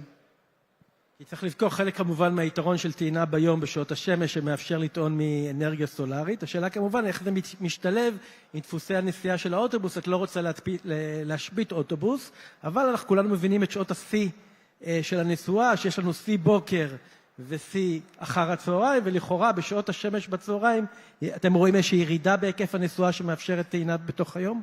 כן, כן, זה לא הפיק, אבל נגיד בארץ, ברוב שעות היום, יש כאילו את השעות היקרות של הערב אחרי צהריים, אבל ברוב שעות היום זה די אותו מחיר החשמל, זה גם עונתי, אבל בהולנד מחיר החשמל משתנה מדקה לדקה. זה ממש מערכות שלמות שלנו שעושים בידינג, ומוצאים את האופטימיזציה מתי לטעון, והחיסכון הוא, ההבדל במחיר הוא אדיר. אז שם אתה רוצה יותר גמישות, שאתה תוכל לטעון בדקות שבהם מצאת שהמחיר הכי זול. אז רון, אני רוצה להתחבר רגע אליך, ואתה מדבר על המחויבות של הממשלה ליעדים. יחד עם זה אנחנו גם רואים את האתגרים. ראינו את הירידה המדאיגה בשיעור הכניסה של רכבים חשמליים בשנה האחרונה. חלקה אולי נובע מטעמים של אתגרים בציבור, אבל חלקה אולי גם נובע מכך יורשה לי להגיד, אולי המדינה קצת מיירה מדי להסיר את הטבות המיסוי והטבות הרישוי לרכבים האלה. איך אתם בעצם רואים את האתגרים ואת המדיניות הממשלתית כדי שהתנופה הזאת תימשך? אני חושב שאומנם כבר כמעט 6% מהרכבים שנוסעים במדינת ישראל הם רכבים חשמליים לגמרי, ועוד 9% הם רכבים שהם פלאגין, אבל עדיין זה ענף צעיר וצריכים להגן עליו. זאת אומרת, מי שנוסע היום ברכב חשמלי זה ה-early adapters, זה בטח אנשים, רובם אנשים שיש להם עמדת טעינה בבית, חלקם הגדול בבתים פרטיים, שהנוחות נמצאת שם, ובסופו של דבר אנחנו צריכים להגיע גם לאנשים שגרים בבתים משותפים, שצריכים להתמודד עם ועד הבית בהטענת עמדת טעינה, ובטח ובטח נצטרך להגיע גם לגברת כהן מחדרה, או אדון לוי מחולון, שגרים בבית משותף ללא חנייה. 50% מהישראלים גרים ללא חנייה צמודה, ואת כולם אנחנו רוצים לחשמל. ואני חושב שצריכים לייצר ודאות. כן, אנחנו סברנו שלא צריכים להוריד כל כך מהר את הטבות המס, זה לא סוד, אבל כן, השנה זה פעם ראשונה שהמחירים ממש התאזנו. היום רכב חשמלי פרטי שנמכר בישראל, בממוצע המחיר שלו זהה לרכב בנזין שממוצע שנמכר בישראל, ולכן הכסף פה מדבר. ושוב, הפער הזה בין מחיר החשמל שהוא מאוד מאוד זול בארץ, לעומת מחיר הדלק שמאוד יקר, האנשים יכולים לחסוך אלפי ואפילו עשרות אלפי שקלים בשנה מהרכב שלהם, אם הם עוברים רכב חשמלי. אז אנחנו מאמינים שוודאות, ולא כל פעם הצעות חוק שעולות ויורדות בנוגע למס נסועה ולשינוי מיסוי. אנחנו לא, חושבים שצריך למסות, אנחנו לא נגד מיסוי, בסופו של דבר האינטרס הראשון שלנו הוא מעבר לתחבורה ציבורית. אבל אם יהיה ודאות ולא יהיה קפיצות ברגולציה או במדיניות, אנחנו מאמינים שבסופו של דבר הכלכלה פה תשחק, ואנשים יעברו לרכב חשמלי פרטי בהמוניהם. מבחינת תחבורה ציבורית, אנחנו מאוד גאים במה שישראל עושה. בינתיים החשמל הוא לא בעיה, ואנחנו גם עובדים מאוד מאוד קשה שהחשמל ימשיך להיות לא בעיה. כל משק החשמל, גם מבחינת ייצור וגם מבחינת הולכה וחלוקה, דרוך ומבין את האתגר הגדול ועושה כל דבר כדי שאנחנו לא נהווה חסם בעניין הזה. ואני מאמין שגם פה המחירים הם משמעותיים, ואנחנו נמשיך לראות את ישראל מובילה בתחבורה ציבורית חשמלית. כן אני אגיד שכמו שדובר פה, מבחינתנו, חוץ מהיעילות באנרגיה הדרמטית שמופיעה פה על השקף, תחבורה חשמלית היא דרך לייעל את משק החשמל שלנו. משק החשמל שלנו נבנה למספר בודד, אולי כמה מאות של שעות שיא. אנחנו כולנו לחוצים מהשעות האלה של מגיעה סופת קורל או איזה גל חום באוגוסט, וכל משק החשמל דרוך ויש לו תחנות כוח שלמות שעומדות ומחכות רק בשביל השעות האלה. ותחבורה חשמלית היא צרכן חשמל ענק, שהיתרון הגדול שלו, כמו שחבריי פה על הפאנל אמרו, זה משהו שהוא גמיש. אנחנו יכולים להחליט מתי אנחנו מתניעים את הרכבים, מתי אנחנו מרימים את האוטובוסים, מתי אנחנו מתניעים את המסעיות, ובעצם אנחנו יכולים באמצעות התחבורה החשמלית לייעל את משק החשמל ואפילו להוריד את מחירי החשמל. כי ברגע שאנחנו מטעינים את הסוללות של הרכבים שלנו, או את הרכבים עצמם באופן ישיר, בשעות שבהם יש לנו ייצור חשמל מסיבי מאנרגיה מתחדשת, אז אנחנו גם עוזרים לקלוט עוד אנרגיה מתחדשת, ואנחנו גם בעצם חוסכים השקעות של מיליארדים רבים בהקמת תחנות כוח פוסיליות שלא יהיה בהם צורך. ועל ידי כך אנחנו נחסוך לכולנו את מחיר החשמל. אז אני חושב שמה שאני שומע ממך, ובעצם משלושתכם, שאנחנו מדברים על סמארט מוביליטי, אז בעולם של רכב חשמלי, הסמארט, החלק של החוכמה, הוא לא רק ברכב עצמו, אלא גם בטעינה ובאופטימיזציה ובניהול של שעות הטעינה. כי אם נדע לנהל נכון את שעות הטעינה ולתת את האיתותים הכלכליים הנכונים, אנחנו בעצם הופכים, משפרים ויוצרים מכפיל כוח על היעילות. נינה, את תיארת באמת את המקרה בחוץ לארץ שבו יש מחיר חשמל שעתי שממש נותן לכם את הסיגנל, ואיך אתם כחברה עסקית יודעים להגיב לסיגנלים האלה כדי לייצר תועלת גם לכם וגם למשק החשמל. ורון, אנחנו נמצאים גם בישראל במצב שבו אנחנו בתנופה אדירה של חברת חשמל בהתקנת מניה חכמה. אז אני אשאל אותך אולי גם במילה אחת, גם בתפקידך כחבר מליאת רשות החשמל, מתי נראה בעצם את התוצרים של המניה החכמה הזאת מתגלגלים, גם למחירים דינמיים לצרכנים שירצו בכך, שיוכלו באמת לתזמן נכון את שעת הטעינה, לא לפי מקבצים סינתטיים, אלא באמת בתגובה זמן אמת למחירי חשמל. אז בדקה על זה, ואנחנו... אז אנחנו כבר עברנו את 2 מיליון מונים חכמים בישראל. אנחנו עוד שנתיים, כל צרכן בישראל יהיה מניה חכמה. וכבר עכשיו זה פשוט וקל. המספקי חשמל הפרטיים מבינים את היתרון בזה. הם מטרגטים צרכנים שהם בעלי רכבים חשמליים. אומרים להם, בואו, תעברו למסלול שבו בטעינה בלילה אתה יכול לחסוך ב-20+% בחשבון החשמל שלך.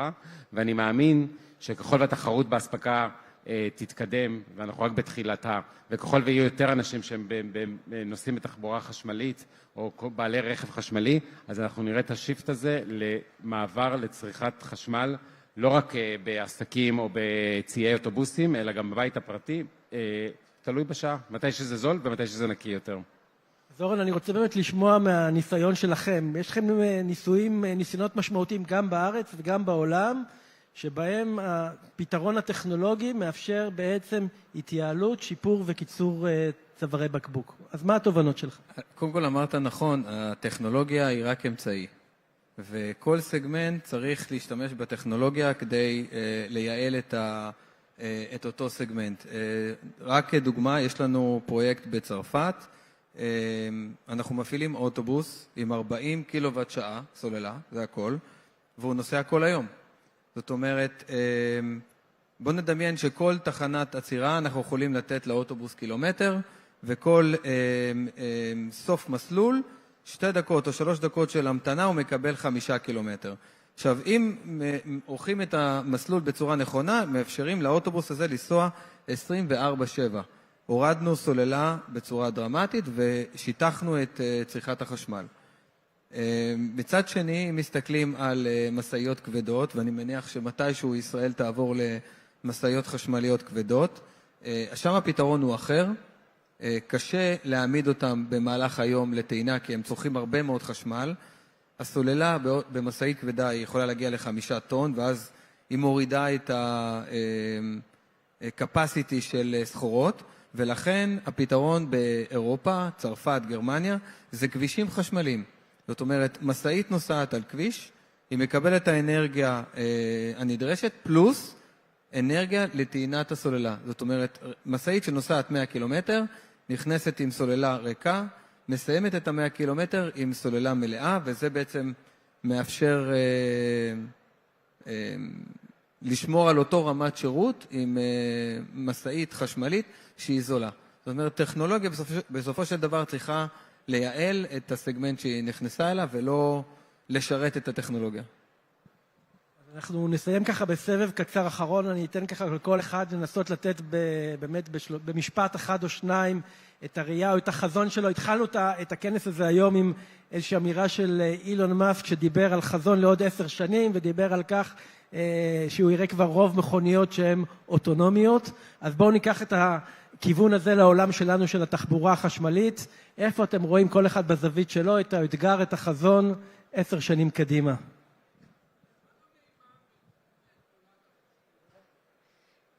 אז בכלל החזון שלנו זה שהרבה יותר נוסעים יעברו לתחבורה ציבורית, שבכנס בעוד אולי 4 שנים או 3 שנים כל העולם הזה הגיע לכנס בתחבורה ציבורית, ותחבורה ציבורית שהייתה נוחה, ידידותית, קרובה לבית, שקטה, נקייה, חוויית נסיעה מדהימה, דור טו דור, לוקחת אותך. בגדול, זה מה שאנחנו רואים כחזון בחברה, על זה אנחנו מדברים תמיד.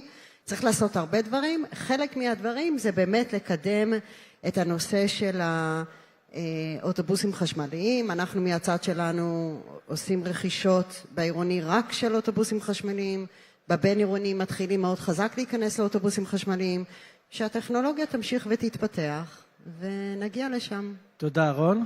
אני אחבר את זה לרוחות המלחמה שנושבות, והמעקב שלנו אחרי המתווך הפקיסטני, או מה שהוא אומר. המלחמה שקורית עכשיו זה מלחמת אנרגיה. אנחנו חווים את זה במלחמת טילים, אבל העולם חווה את זה כמלחמת אנרגיה, והיא דרמטית, והיא מראה כמה אנרגיה היא רכיב משמעותי בביטחון באנרגיה של מדינה, בטח של מדינת ישראל. משק החשמל שלנו כבר עצמאי באנרגיה כמעט לגמרי. אנחנו נגמור עם הפחם השנה, ואנחנו נהיה עצמאים לגמרי, ואנחנו נשאר עם גיבנת של בין 30-40% מצריכת האנרגיה שלנו, שתלויה במה שקורה בהורמוז או בוונצואלה, ותחבורה חשמלית זה הדרך שלנו, בעצם הכלי מספר 1 שלנו, להגדיל את הביטחון באנרגיה של מדינת ישראל, להבטיח אספקת אנרגיה לאזרחי מדינת ישראל, ולשמור על יוקר מחיה סביר פה במדינת ישראל. תודה, ואורן? אז אני אקח את מה שהם אמרו ואני אחבר אותו. אז כולנו מבינים שתחבורה צריכה להיות ציבורית, היא יותר זולה, יותר יעילה. היא צריכה להיות חשמלית, כי זה פשוט יותר ירוק ויותר נכון. היא צריכה להיות עם סוללה מינימלית, תדמיינו מה יקרה לתחבורה. וברור שאם נוסיף לזה רכב אוטונומי, את היכולת האוטונומית, אז אין נהג, ואז אנחנו יכולים להגיע לכל רחוב, היא תהיה כל דקה, ואפשר להשתמש בה. וכדי שכל הדבר הזה יקרה, זה צריך לרוץ על תשתית אלחוטית, כי אז זה 24/7. אז חשמלי, ציבורי, אוטונומי, אלחוטי. אז אנחנו מבינים שיש לנו את הבסיס הטכנולוגי ואת הכדאיות הכלכלית, וגם את החשיבות הגיאופוליטית.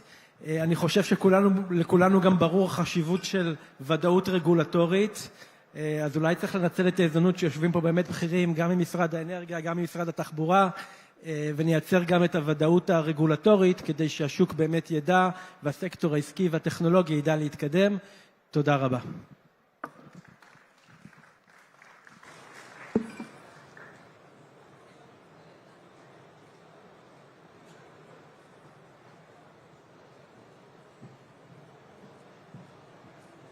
Thank you to our panelists. That was a truly high-voltage session. I'm glad we ended the morning fully charged and ready for what's next. It is officially time for lunch, as you can see. But don't go too far because we have an action-packed afternoon starting at 2 sharp right here in the main hall. Strategic leadership, insights from the Director General of the Ministry of Transport and the CEO of the Israel Innovation Authority. Urban Skies, a deep dive into the next frontier of advanced air mobility. The Cyber Front, securing the future of connected transport and more. If you are an investor or looking for the next big thing in mobility, don't miss the Startup Spotlight in collaboration with EcoMotion. It starts at 2 p.m. in Hall C1 and is open to everyone. It's a front row seat to the most exciting pitches from the community's leading startups. Your 60 minutes mission, grab a bite, visit the 100+ startups in the exhibition, and we'll see you back here or in Hall C1 at 2. Enjoy your lunch. It's a really bad idea to stand between someone's lunch, so go grab lunch. Thank you for being here, the last one who stays.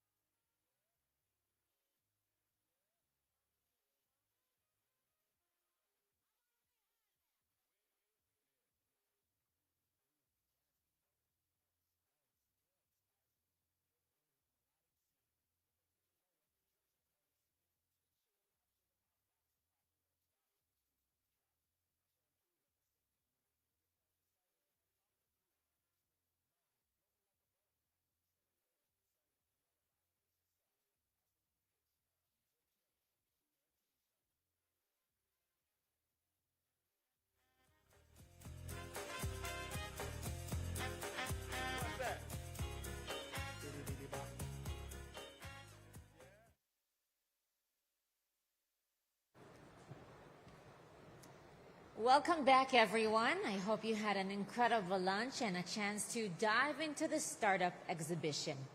I hope you're energized because this afternoon is packed with the heavy hitters of the industry. Here's a quick look at what's coming up next. Strategic leadership. We start right now with the executive steering Israel's transport and tech policy. Global ecosystems will host a panel of mobility, business-savvy experts to talk about scaling worldwide. The skies of tomorrow. A special fireside chat on advanced air mobility. Cyber resilience, a deep dive into the invisible frontline, securing our connected vehicles and infrastructure. To get us started, please welcome a leader who is managing the most critical infrastructure and policy shifts across the nation. Joining us to open the afternoon, please welcome the Director General of the Ministry of Transport and Road Safety, Mr. Moshe Ben-Zaken.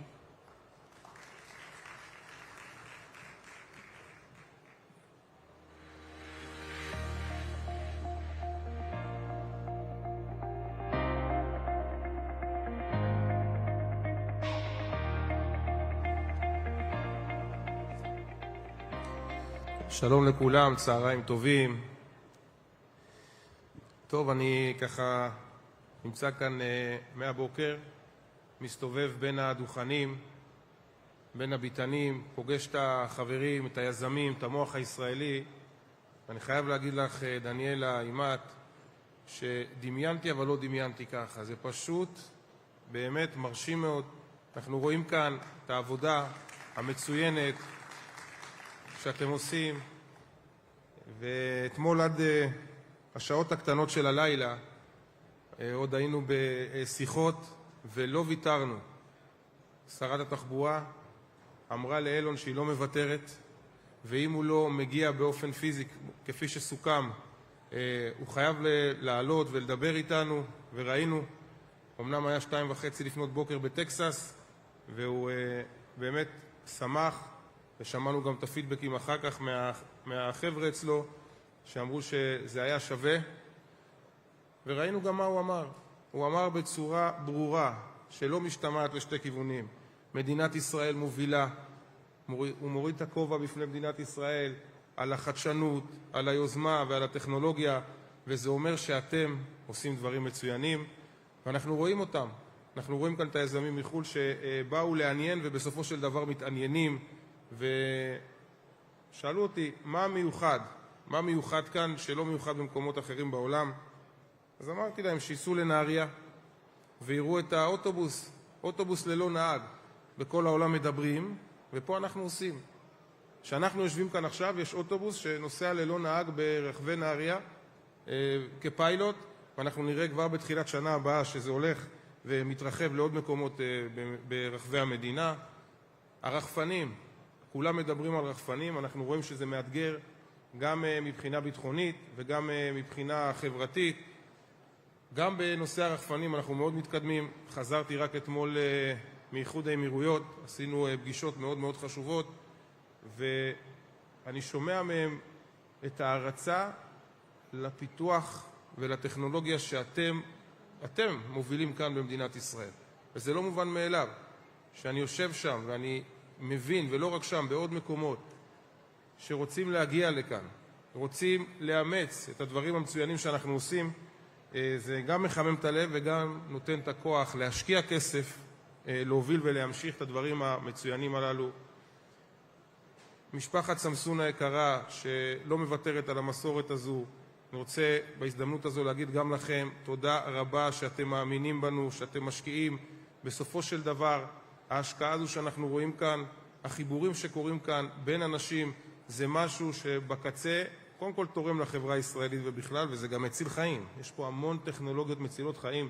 אני ראיתי רק כאן ממש ביציאה את אותו רובוט, אותו כלב נחייה שיכול להצטרף לבעלי מוגבלויות ולעלות גם לרכבות, לאוטובוסים, ובכלל זה משהו מדהים.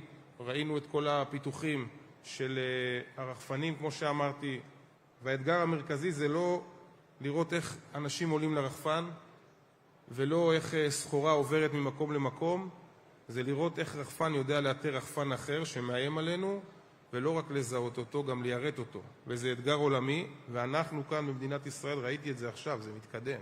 זה מתקדם טוב, ואני בטוח שזה אחד מהדברים החשובים שיאמצו ויקחו מאיתנו.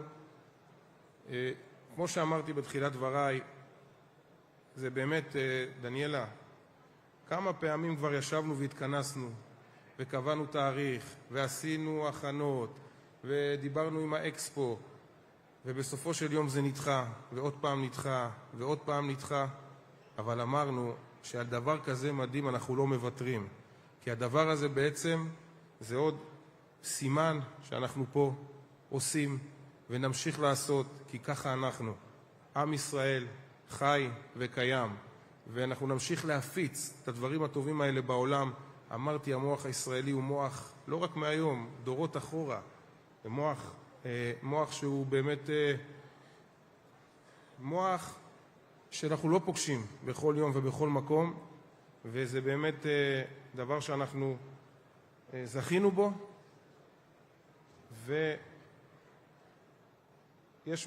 אני שוקל ככה לראות, בעוד כמה חודשים יש לנו אופציה לעשות כנס נוסף, בגלל שבכלל המדיניות ובכלל כל מה שקורה היום, ראינו גם את הממשלה שמקימה ככה עוד מטות ועוד גופים לקידום של הטכנולוגיות. אז אני אומר את זה בזהירות, אנחנו לא נחכה עוד שנה, אנחנו צריכים את זה, השרה תומכת בזה, זה חשוב לה, אז דניאלה ואימת, תכינו את עצמכם, אנחנו נעשה בקרוב מאוד עוד כנס לטובת אזרחי מדינת ישראל. תודה רבה לכולם.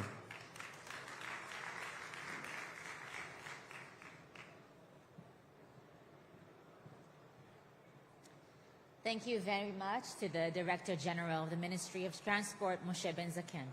It's inspiring to see how the ministry's vision is being translated into complex infrastructure projects that are literally changing the map of Israel. Thank you so much. Now, to understand how we keep the Startup Nation engine running at full speed and maintain our global edge in technology, please welcome the man heading our national engine of R&D, the CEO of the Israel Innovation Authority, Mr. Dror Bin.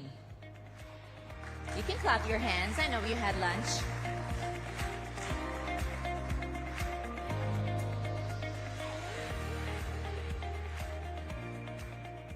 Hello everyone, good afternoon. Really excited to be here. I call this time of the year the return of the conferences. We suddenly see a lot of conferences happening in different sectors of the Israeli high-tech in Israel. In the next 10 minutes I will speak about the overall state of the Israeli high-tech following the last very challenging years, as well as the situation of the smart mobility sector within the Israeli high-tech. First of all, for those of you coming from abroad, who is the Innovation Authority? We are the government agency responsible for the Israeli high-tech sector.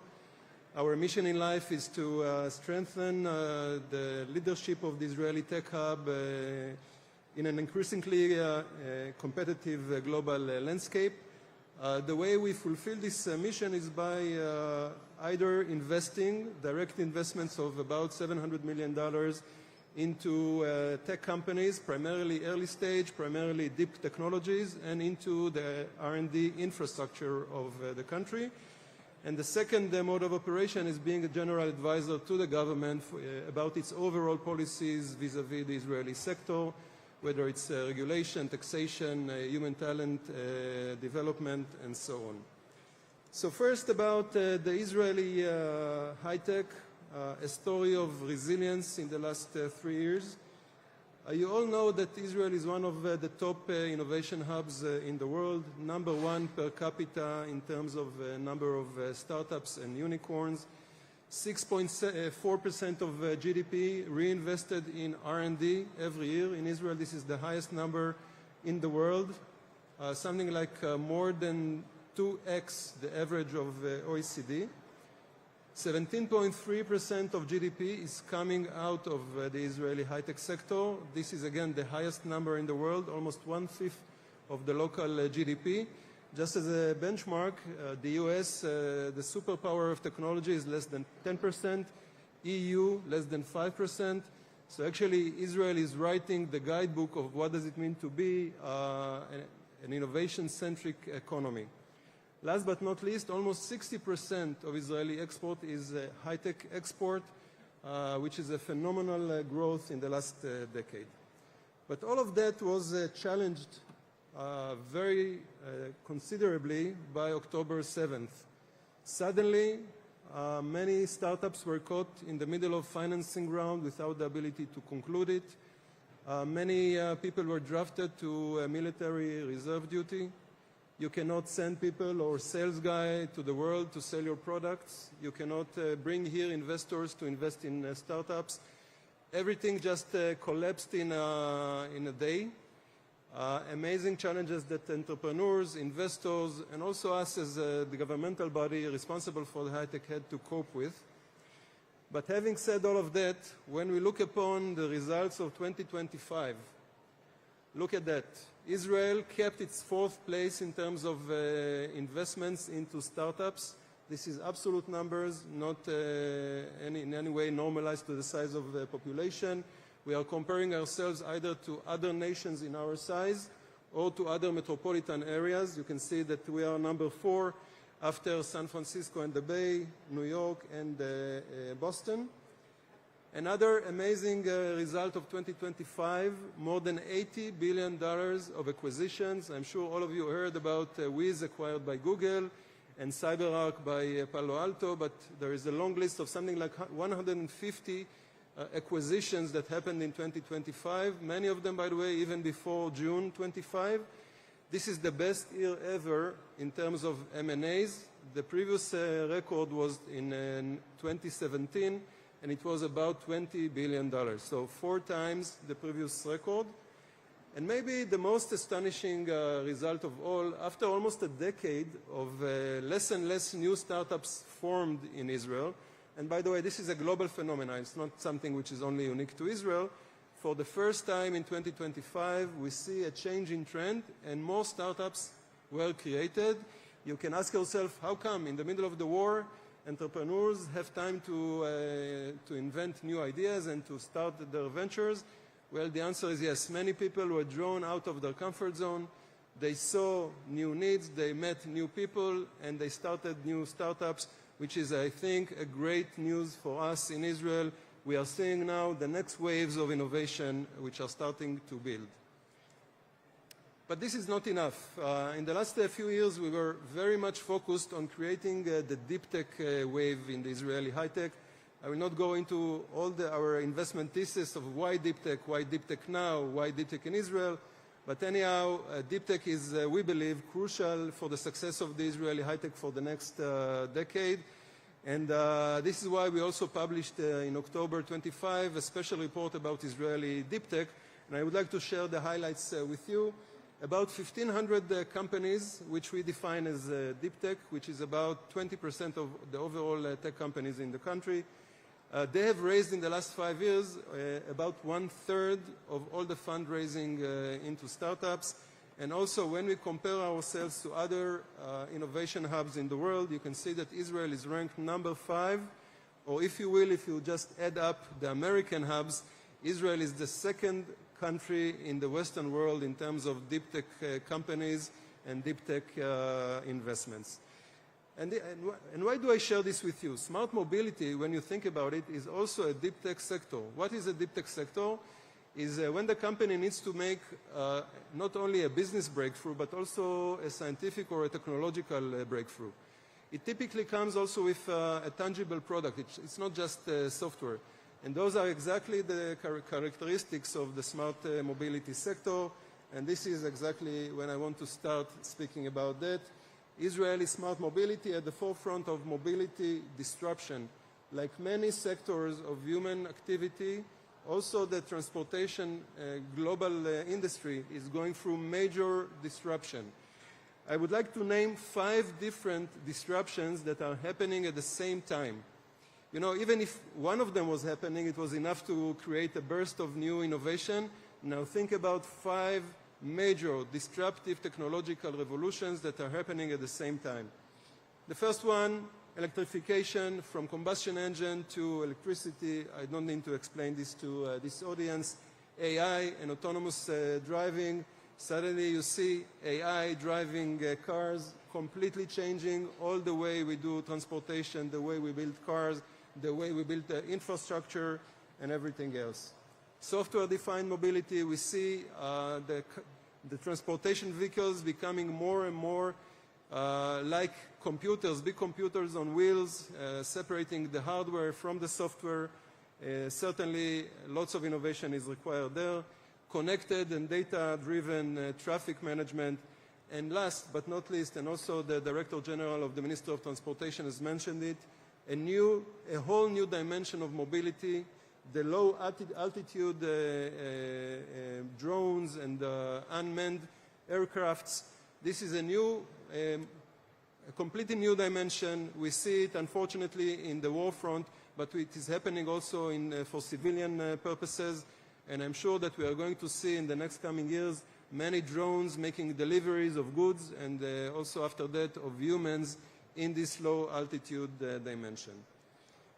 Our smart mobility hub is meeting all these disruptive trends while being one of the major hubs for smart mobility in the world with about 550 companies, 60% of them, by the way, already in the revenue stage, not just in the R&D phase, raised more than $10 billion in the last decade, 30 multinational R&D centers which are located in Israel, more than $1 billion of exits in the last 2 years, and overall ranked as the 4th smart mobility hub in the world.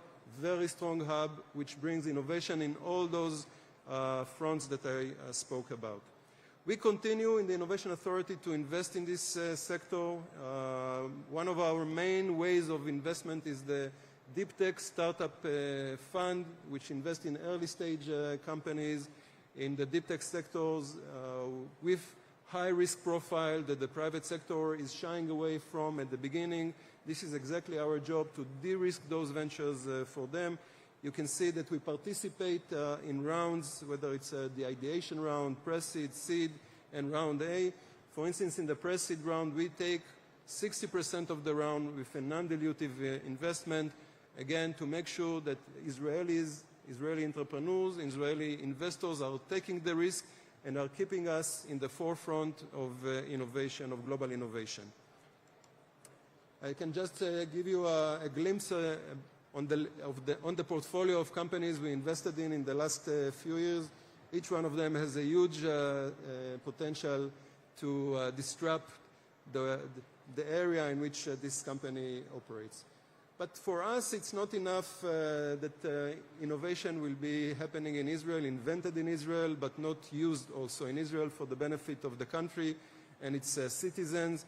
And this is why I'm happy to say that we have a very strong partner, the Ministry of Transportation, with whom we are doing a lot of pilot activity in order to actually win two things. One is, as I said, benefit the local economy and the local citizens. But the second win is not less important. We want to give Israeli companies, tech companies, smart mobility companies, the ability to test their innovation here, to sharpen it very fast before going to the global markets. And when they go out to the global markets, they are very, very competitive. One very good example to that is the Israeli National Drone Initiative, which started out, I think, 4 years ago. Basically, a regulatory sandbox in which many drone technology companies, together with the regulators of this space in Israel, are meeting up and are creating the ability to coexist in a way that can operate. They can operate while keeping the safety of the public. Same goes to the initiative of public transportation, autonomous public transportation, that was mentioned before, that is happening today in our area. And also a long list of other beta sites with different bodies of the transportation sector in Israel, which are happy to absorb innovation in order to improve the transportation system in Israel, and again, keep or give actually those tech companies a great launchpad to the global markets. All of that is gearing towards fulfilling our mission or our vision of Israel as a global hub for smart mobility innovation, where AI meets the physical world. Also in this sector, AI meets the physical world, like in many other sectors to come. And we will not stop doing anything, the Ministry of Transportation and the Innovation Authority together, until this vision is completely fulfilled. Thank you very much.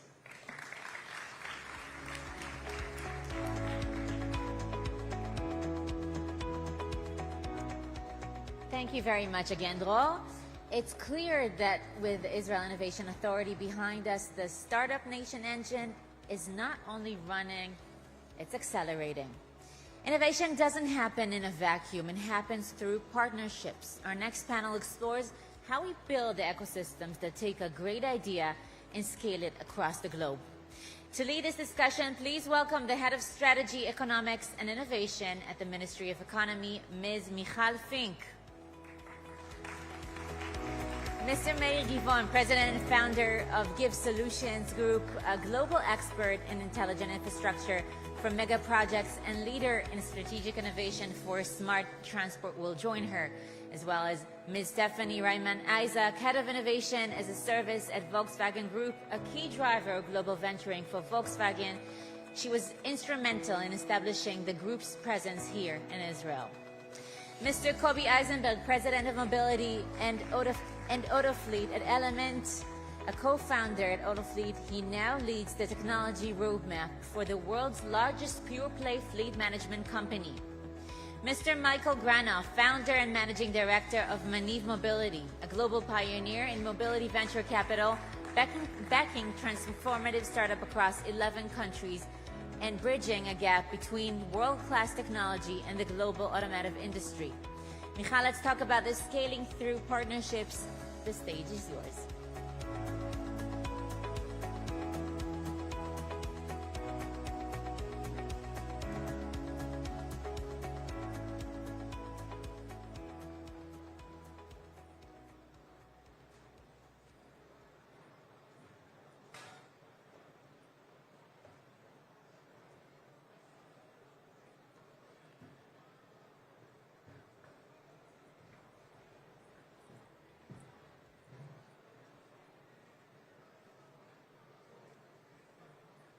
Just a minute. Just lost it. Just a minute.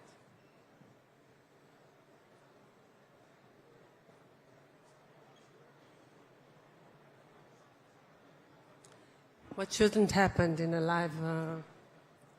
סליחו לי, מה שלא צריך לקרות בשידור חי, שנגמר לך בדיוק הקובץ, נסגר לך בדיוק הקובץ. סליחה.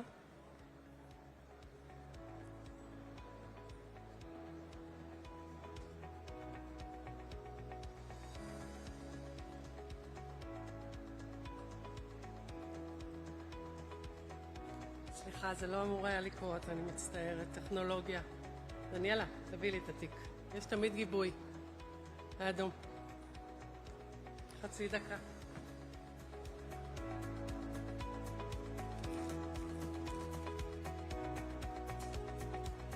So, good afternoon, everyone. I would like to thank the Ministry of Transport, especially Daniela Guerra, and the EcoMotion community for creating this global hub, this convention, as an Israeli innovation hub. I am thrilled to welcome so many international industry leaders, entrepreneurs, and investors today. At the Ministry of Economy, we view smart mobility as a strategic national growth engine, driving our economy forward through two complementary arms.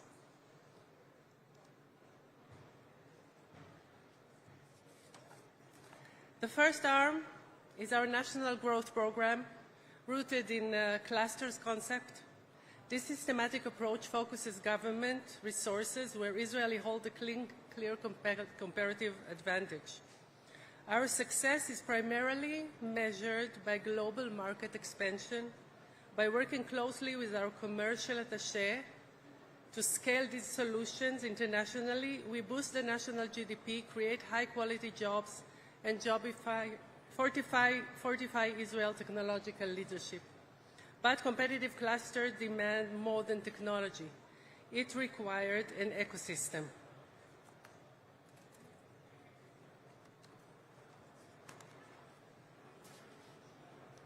This leads our second arm. Innovation communities are our philosophy. The government does not produce innovation. Instead, we invest in infrastructure and platform for organic bottom-up growth by identifying regulatory or technical barriers, sharing assets and data, and fostering cross-sector collaboration. A key driver is the EcoMotion community, established in 2012, which is a co-venture between the Ministry of Economy, the Ministry of Transport, and the Innovation Authority. It drives innovation across vehicle tech, air mobility, logistics, and infrastructure. Today, the community boasts over 16,000 members and connects more than 300 sectors, cross-sector partners. The systematic work delivers clear, measurable results. Looking at the data, Israel currently ranks 4th globally in smart mobility and 6th in the 2025 Global Innovation Index. So let's begin. Now I'm joining you, and again,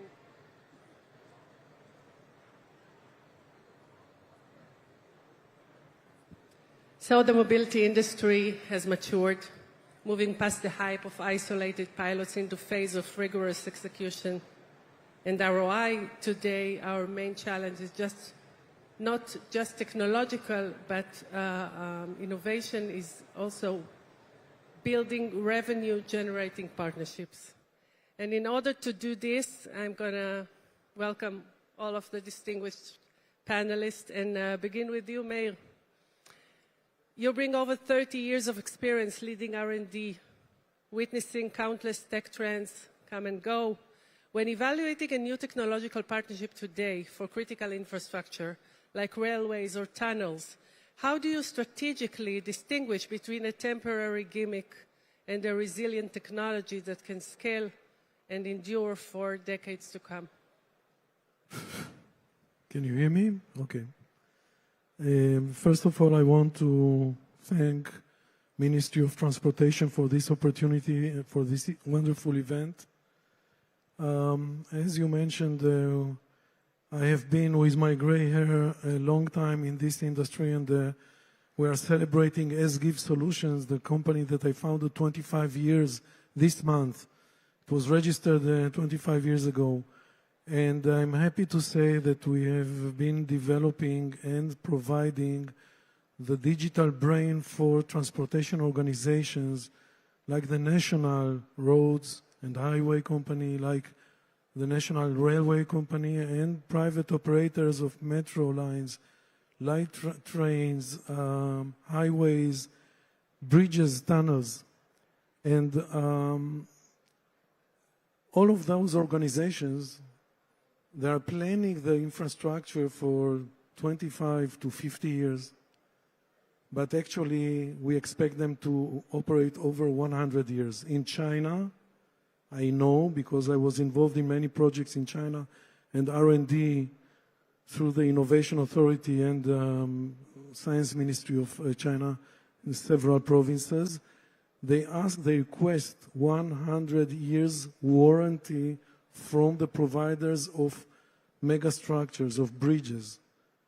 So when you understand that this is the situation, when you understand that there are contracts together with us for 25 years, 32 years of power plants or transportation infrastructure, you are looking long-term, you are looking on sustainable technologies, you are looking on innovative organizations that evolve, that has the ability to evolve, to renew. Because if I take, for example, the Israeli Railways, long customer of us, several lines are already 100 years. They were created by the British. But besides the lines, everything is new. it's renewed. It's renewed. If I take Dercher, it's the highway, the first toll highway in Israel, the cross-country road number 6. The highway was constructed in 2000, but there is changes all the time. There are new lanes, there are new junctions, there are new technologies. So only a dead organization does not evolve and change and update his infrastructure. And the most important thing is the technologies. The technologies are the layers over the physical infrastructure. The software is in the top, and I'm happy to say we are providing this very flexible, very powerful digital brain that can make the organization work at its best to exploit all the investments, to make sure on the ROI and make sure on the services, to manage the SLA and the contractors. So you look for, or if I'm going to who we partner or who partners us, organizations that are sustainable, has the ability to innovate, has the ability to be reliable partners for long term and not looking for the very short trends or fashions. Thank you, Meir. Thank you very much. Stephanie, to you. Your role focuses on innovation as a service model for a corporation with over 100 global manufacturing sites.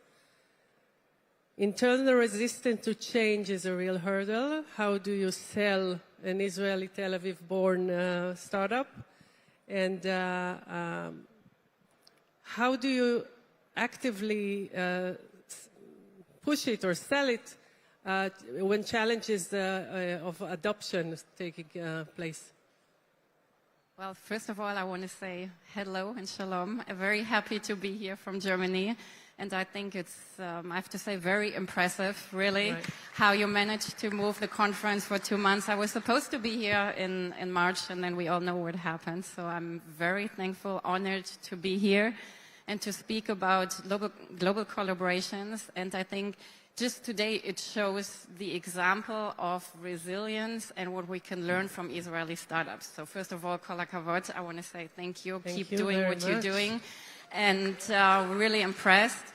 Coming to your question, how we work with startups, and I want to take it a bit also to the global aspect. For me, after working 10 years with startups and in global collaboration, we have a lot of learnings. But in the end of the day, it's always about two things. It's about the people and then the processes. And when we speak and look at the people, I think it's super crucial that there is communication, you build trust, you have alignment, but you also have your champions and the people that you know that can help you in a big global collaboration. And then, in addition, you need to have really the right processes in charge, which makes sure that a startup can survive, that a startup can work with a corporate, and it took us actually some time as a corporate.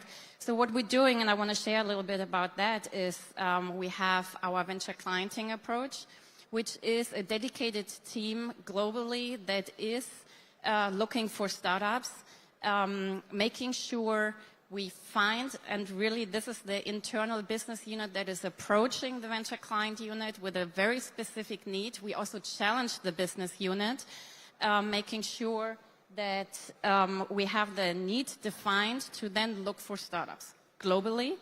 And with that team, they understand we need to treat startups differently than other corporates or suppliers. And we have the opportunity. It took, like in the past, it took us months to onboard a startup. Now we have a process in place with NDAs, but also with the procurement process to be able to really onboard and test a startup quickly. But the testing and the POC is not the real challenge. The real challenge is implementation. And for that, it's very crucial to start at the beginning with the right KPIs to define, to also challenge the business unit with, are they committed in the long term to implement the technology? So that is one arm and one approach that we have. Then secondly, we have our investment arm. We have an independent investment fund, Leitmotiv, located in the Silicon Valley and also in Munich. This gives us a great opportunity to find portfolio companies and scale it, because we tap into a different network, and we'll be speaking about networks and what value brings that. But we see that with the check mark and the commitment that we have from the investment arm, really also an independent investment arm, that we're bringing in startups from a different perspective also. And then, of course, we have our local hubs and entities. So we have innovation hubs and centers in China, in the US, in India, and then, of course, here in Israel, led by Hamdat Sagi and our innovation hub Connect, which actually also has a booth here, and the car. So looking at also with my history of how I've seen Connect growing really, and we have a lot to share there and a lot of learnings from, at the beginning it was all about scouting startups and pushing startups to find the right business unit. Then we were very proud when we managed to have POCs, and now really I have to say it is impressive how the local team has managed, and it's a huge advantage that we have a car here, that Connect is doing own POCs, running the POCs end to end, doing the testing. Because last year in summer we had our big Future Mobility Days, and I interviewed a startup. It's like, what is it that you need? What is it? How can you scale your technology? What is it that you really, really need? And one thing is, of course, the connection, the people, the right context. But the other thing is, and that's crucial, bring us, that's what the startup said, early to the test lab. Yes. Bring us to the car. Let us test, and this is exactly what Connect has built here, and I'm very, very proud of that. So this is our answer to that question. It's a good question. A good answer. Kobi, you are an entrepreneur who built a highly flexible platform and now navigate managing innovation within a massive vehicle fleet corporation. From this unique dual perspective, how do you bridge the gaps and ensure the technology effectively serves such a vast transportation ecosystem? Yeah, absolutely. And thank you also. It's a privilege to be here with all of you. Good afternoon. And thank you, Stephanie, for coming all the way from Germany, especially during this time. So maybe a little bit of background. So we started a company called Autofleet 8 years ago. We focus exclusively on fleets. Our clients range in a wide variety of mobility verticals, car sharing, clients like Zipcar, rental car companies, even autonomous vehicles. So Waymo is one of our clients. And about a year and a half ago, we were acquired by a company called Element Fleet, which is one of the largest fleet management companies in the world, headquartered in Toronto. It's a public company with operations in the US, in Mexico, in Ireland, Australia, New Zealand. And now, basically, Autofleet became the R&D hub for Element in Israel, which is pretty extraordinary. We were acquired really at the peak of the war in October of 24. So we're very proud of that. And since then, we've pretty much doubled the team. We grew our business significantly. So it's great to see. We've heard all the statistics about Israeli innovation, especially during this time, and I guess we're part of that statistic, and we're very proud of that. And after we came together with Element, we basically defined two primary goals for this acquisition. One, and quite uniquely so, keeping Autofleet kind of an independent business, independent P&L. Usually the acquired company gets kind of bundled in. In this case, Autofleet remains independent, and we continue to sell our services to our clients and prospects. Secondly, we wanted to accelerate the digital roadmap for Element. So basically to digitize the entire client interaction, to automate workflows and make them more efficient. And to answer your question, in my role, I basically oversee both of those aspects. So both Autofleet as well as kind of the broader Element technology strategy and roadmap. And I think that played a big part in our success during the last year and a half, where I don't only advocate for what's driving kind of the startup and the Israeli mindset, but also kind of what's true for the broader organization. And again, this is a public company that things need to be taken seriously and reliably. And then I guess the second important aspect to it is kind of the merge of cultures, right? We have an Israeli startup on the one side and a very large Canadian public company. And really you're trying to take the best of both worlds. On the one side, a team that can innovate and move fast. And on the other side, a team that has a lot of industry knowledge, decades of experience that we need in order to digitize and automate in the right way. And I guess maybe ironically, actually the technology challenge is the least issue. We already had a platform that kind of scaled. We were operating in over 20 countries. So maybe just taking it to the next level and building infrastructure that can support the next level of growth. Thank you very much. And this is really a unique position you represent. Michael, we once believed automakers would quickly adopt new tech, but reality shows production cycles are often too slow for startups. If startups can't solely rely on OEMs, what alternative go-to-market strategies must they adopt today to survive and scale? Well, first of all, I wanted to say, as someone who went to his first Israeli Mobility Conference in 2015, it is really great to be back at a terrific conference like this again, and I hope we will only go from strength to strength, and next year come with a lot more international visitors, and a shout out to Stephanie and everyone else who came from abroad for this, which is really terrific. First of all, Maniv is a venture capital fund based here in Tel Aviv, also with an office in the U.S. that manages $350 million and invests in the physical economy. Our sort of genesis is out of automotive, and so that's our sweet spot. And one of our great success stories is right up here on the stage, which is Kobe. We were privileged to back Autofleet, and it is really, we could not have asked for a better outcome, not only for our investors, but for what Kobe just described in terms of Autofleet remaining independent and growing here in Israel. So I think in answer to your question, we're living in a world in which technology has the impact of conflating industries. And we've seen this now for quite a while. You can look through history, you actually see this pattern, but hardly anything more than what we see today. I mean, there are Chinese cars on the road here in Israel that come from companies that 5 years ago were only known for making phones.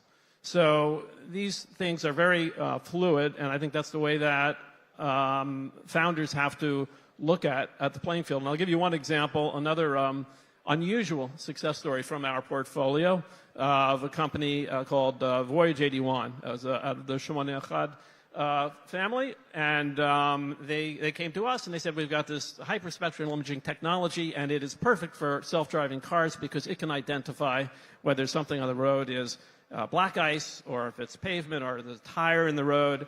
And we went to several of our LPs who were tier ones in the automotive industry, and they said, wow, this is kind of the holy grail, we need this.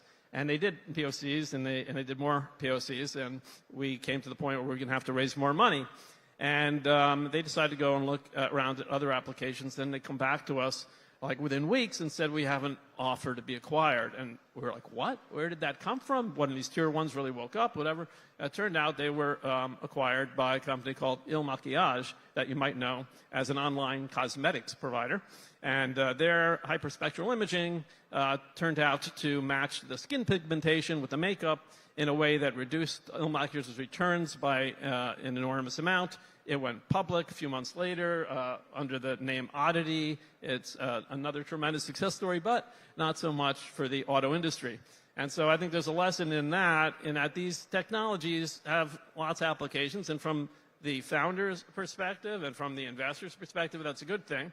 But if you're in the auto industry and this is something you need, then you really do have to compete in that type of environment and be able to get in there before you get swapped up by makeup companies. Okay, thank you. And now we have now a joint closing question for everyone. 2 sentences. Our panel focuses on partnerships that enable growth within an ecosystem. By nature, ecosystems generate endless networking opportunities and initial connections. From your experience on the ground, how do you take a connection formed within the ecosystem and transform it into a genuine long-term engine for growth? We'll begin in...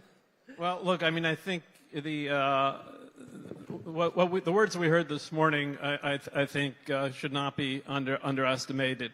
And we have to sort of take stock of the fact that the indisputable greatest entrepreneur of our generation said that, you know, Israel is by far the leader in innovation per capita. And so that's something we should be proud of, but also something that we have to maintain and build on. And one of the things that I think is critical for that is to be able to bring people back here, because I think we all know the magic of hosting people here, of people seeing the ecosystem firsthand and wanting to partner, wanting to invest, wanting to acquire companies and so forth. And so, you know, I hope we'll all be through this period very soon, and then we'll have kind of a whole estate approach to making sure that we're able to attract leaders in industry across the board, but in our set of industries in particular. I think, you know, it's been my experience that there's nothing like the magic of hosting people here. And I hope we'll all be able to cooperate to get back to that state in a very bold way in the not too distant future. Thank you. Meir. Okay, we have a strategy of growth. We are doubling the company every 4 or 5 years. So first of all, you have to be a leader in your domain. And then you look around, or you look far ahead, and you identify what is required, what are the trends, let's say we are talking about transportation. Where does the transportation go to? Identify domains and subjects that you have to comply with, and you look for partners. And those partners should be creating together with you a full value chain. The issue is to create the full value chain so you come to a customer or to a real problems and you bring a solution. This is what we do. We are bringing solutions. We give solutions. This is the name. So we created an ecosystem of give, calling for companies to join us and to extend our reach and our functionality and integrate and combine to the solutions. But we also are part of other ecosystems. Every time there is a project of a line, a metro line, or a national railway, or a highway, there is an ecosystem of solutions that has to be integrated in order to bring a viable solution. So we are part of that. And we are part of global vendors. So we are in an ecosystem of global vendors where we choose the best platforms, durable, sustainable for long term. Thank you. Thank you. Stephanie, from your perspective, from a giant like Volkswagen, how do you see the ecosystem? Well, so I think you can always look at data platforms, and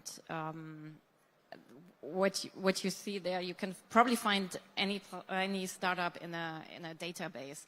But I do want to emphasize that specifically in the times of digitalization and specifically the times of AI, the power of a network, of an ecosystem, physical meetings, connections is even more valuable because you trust the people that you know, but it takes time. It takes time to grow that network and that people, but once you have it, it just helps you to move forward with your requests, your challenges, and it is like you're building an ecosystem of people that you have that help you to solve your challenge. And data can always support, data can always challenge that, but I still believe it is super important to remain and to even build and grow more partnerships and meetings and really grow the network, and not as just one-off meetings, but really continuously investing into the relationships that you're building. So this is definitely something, like, it's internally it's very important within the group, but also externally. Thank you. Kobe, your perspective. Yeah, no, I actually think that there couldn't be a better setting to talk about partnerships than something like this. I can tell you from our own experience, obviously we're a B2B company and also specifically focused on fleets and the transportation industry. And our number one source of leads, even to date, I see our head of marketing there, hopefully I'm not getting this wrong, but it's still conferences, and specifically conferences like this. I think our first client, I believe it was Avis Budget Group, was introduced by the director of EcoMotion right when we started.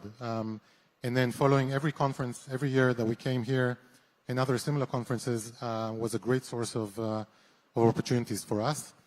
Secondly, our investors, and Mike is here representing Maniv, our first investor leading our seed round and then subsequently investing in our subsequent rounds.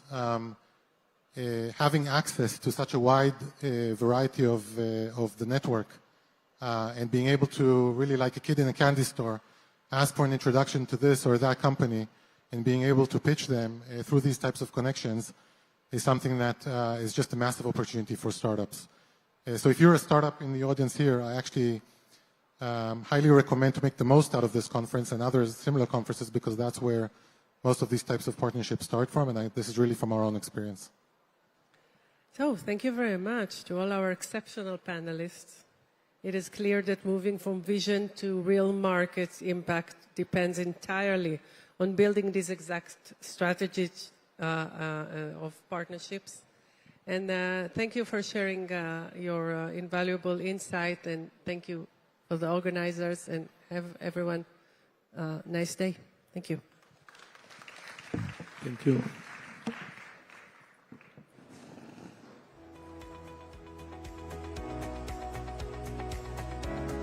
Thank you, Michal, and thank you to our incredible panelists. It's inspiring to see how the connection between Israeli innovation and global giants creates such a powerful ripple effect. Thank you for showing us that when we build the right ecosystems, the sky's the limit for where these ideas can go. And speaking of limits, for our next session, we are looking up. We've spent a day talking about the roads, but the next frontier of deployment is happening in the urban airspace. To host this fireside chat, please welcome the man overseeing Israel's National Testing Centers for Drones and Smart Mobility at Ayalon Highways, Mr. Ro'i Even. Joining Ro'i to discuss the future of the skies, Mr. Alon Abelson, founder and CEO of Highlander.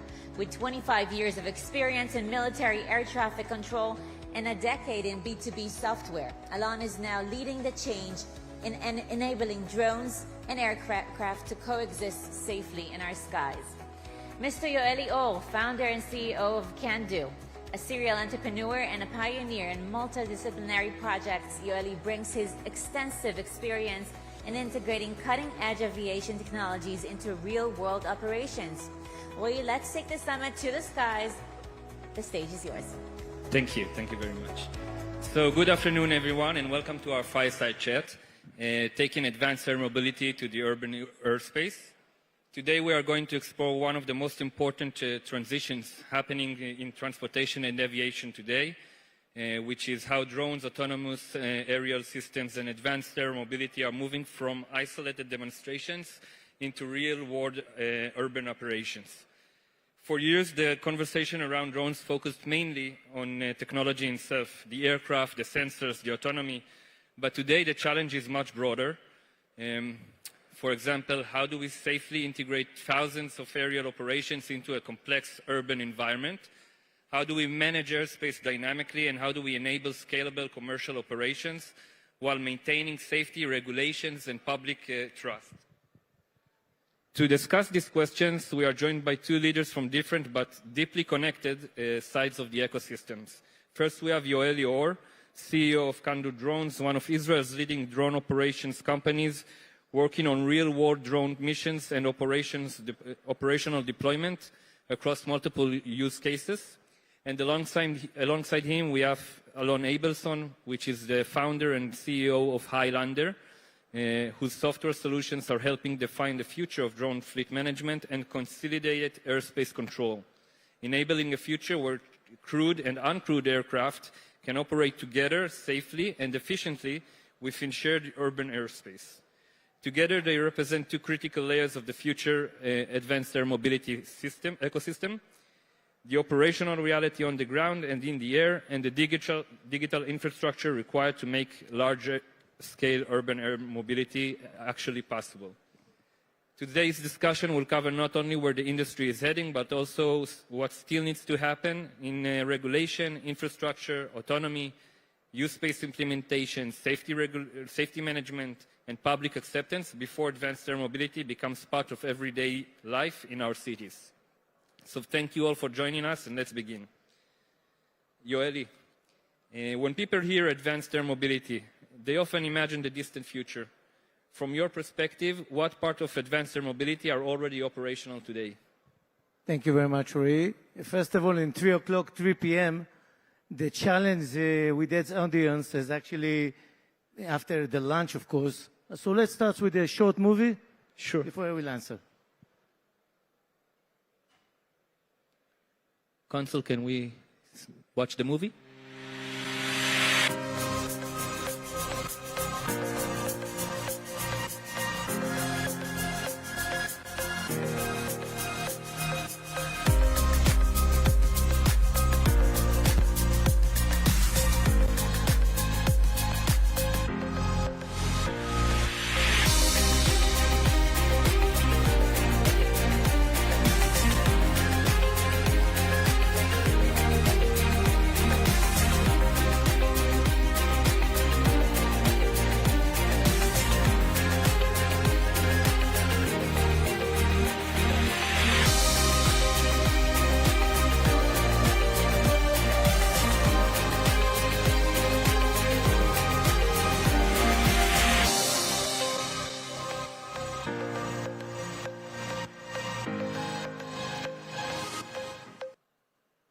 So thank you, Rory, and thank you for the movie. I can tell you that, as you see, the technology is already here. Maybe we don't see an air taxi outside that's flying from point A to B, but let me share with you my schedule today. In 6 in the morning, I wake up to our command and control center that actually flying BVLOS and make an operation for one of the municipality. After that, we go for one of the client. We have a logistic and actually maintenance situation. And this afternoon, right now, we make a delivery between 2 hospitals. So this is the ecosystem. I think we need to take it a little bit forward, but the technology is already here. Thank you. For those of you who doesn't know, BVLOS, Behind Visual Line of Sight, this is a very hard thing to navigate and a milestone and an accomplishment to go there and to get there. Alon, what do you think will be the first truly scalable urban advanced air mobility use case? Inspections, logistics, emergency response, passenger transport, something else entirely? So first of all, we need to understand the term of advanced air mobility. It's actually pretty broad, and we need to specify exactly the situation that we want to cover under the advanced air mobility. So advanced air mobility can start from what Yoeli mentioned, doing inspection, surveillance, other capabilities and services that we can do, including drone delivery. But when we're looking to the future, advanced air mobility is actually air taxis, air cargo, heavy cargo that will be fully autonomously flying in the airspace. So in this case, I will, if I need to take my vision to the future, I think that the cargo, heavy cargo will be the first one because of the low risk, because of the regulation that will allow the advanced air mobility to start operating in a commercialized stage. And from this point, we'll see also passenger and air taxis flying. Good, good. Yoeli, if we meet again in 3 years, what would success for urban airspace integration actually look like in your eyes? 3 years is a long time. I prefer 1 year, But if we'll go outside, you see the taxi over there? I was floating in this taxi 3 years ago. So we go outside to the vertiport in the front of this building, take flight to another vertiport, and then we're sitting together and we get a delivery with one of the drones. So I hope it will happen to us 1 year, maximum 2 years forward. That's a very interesting future, and I really want to see it already happening. Alon, what is currently the biggest bottleneck preventing large-scale urban drone operations, regulations, technology, economics, or public trust? So I think the public is trusting the innovation and the technology. I think, as Yoeli mentioned before, the innovation is running and moving forward. But to scale up, we have the number 1, 10, 100. All the time we're talking when one person in command center will be able to do 10 or to fly 10 drones at the same time that doing 100 missions. This is exactly the scaling up that we're looking for. So I think this should be the target of scaling up. It's not only the regulation, it's everything together, but we need to target for ourselves the ability to fly one-to-many behind visual line of sight, and then when we're talking about real drone deliveries and other types of missions, this is definitely the scaling up. Thank you. Let's focus a little bit about the operator's perspective. So, Yoeli, from an operator's perspective, what is the hardest part of scaling drones operations in urban environments specifically? As we said in the Golani, nothing is hard. We have a challenge and we will solve it. But really, the first one, everybody talked about it before, and Alon also mentioned it, it's the regulation, of course. But I see some of the municipalities are sitting here in the audience, for example, Jerusalem. You have to make a switch in your mind. When you're looking for a solution, don't think of a solution only on the ground. Take it to the air. And the moment that you will take a decision that you're thinking above the box, outside of the box, and then you think that the solution can also bring from the air, so this is the biggest changes that I can tell you from as operator, because we can do everything, almost everything. And Highlanders help us to do it. So I'm sure that we can do almost everything, but the thing is the regulation and to concept of operation, to understand and to think different. To change the perspective, as we say here in Israel for the last few years. Where do you think current cities and infrastructure fall short today in supporting scalable drone operations? I can tell you that from our perspective, we can see changes. We exist 6.5 years, the same like Islander, maybe they are 7 years. But I can tell you that you see every steps, every 3 months, we are part of the biggest project from the Israeli Innovation Center. And I can tell you that we saw that every year, every 2 months, we have new technology, and the technology take us forward. And of course, the solution can be part of all the other things. We'll touch it in the next question. Okay, so how important is beyond visual line of sight, as you said before, BVLOS capability for making the business model viable? I can tell you that the BVLOS, of course, they will change everything. Right now, we have a command and control center that we make a BVLOS for many operations together with Highlanders, and we operate more than 20 customers. We are sitting in Hadera or in Or Akiva or in Tel Aviv, and we operate in Dead Sea, in the north of Israel, in the south of Israel, in many places. Absolutely, right now we can operate in the simultaneous, we can operate 4 customers. And the moment that actually we can operate 10, 20, something like that, of course, the ROI will be totally different, and the customer will understand that multi-drones in the multi-mission in the same city or the same area will operate by the command and control center. BVLOS, behind line of sight, as you explain everybody. Thank you. Okay, let's switch to the airspace management perspective. Alon, how many people compare future? Many people compare future airspace to digital highways in the sky. What infrastructure actually needs to exist for that vision to work safely? First of all, I think you just mentioned it. We called it the digital airspace. Okay, it's not physical infrastructures that we are looking for. It's also, but actually the digital airspace is something that we are trying to take the traditional aviation that we know today, that we're familiar with, and try to convert it to be something without the human factor in the game.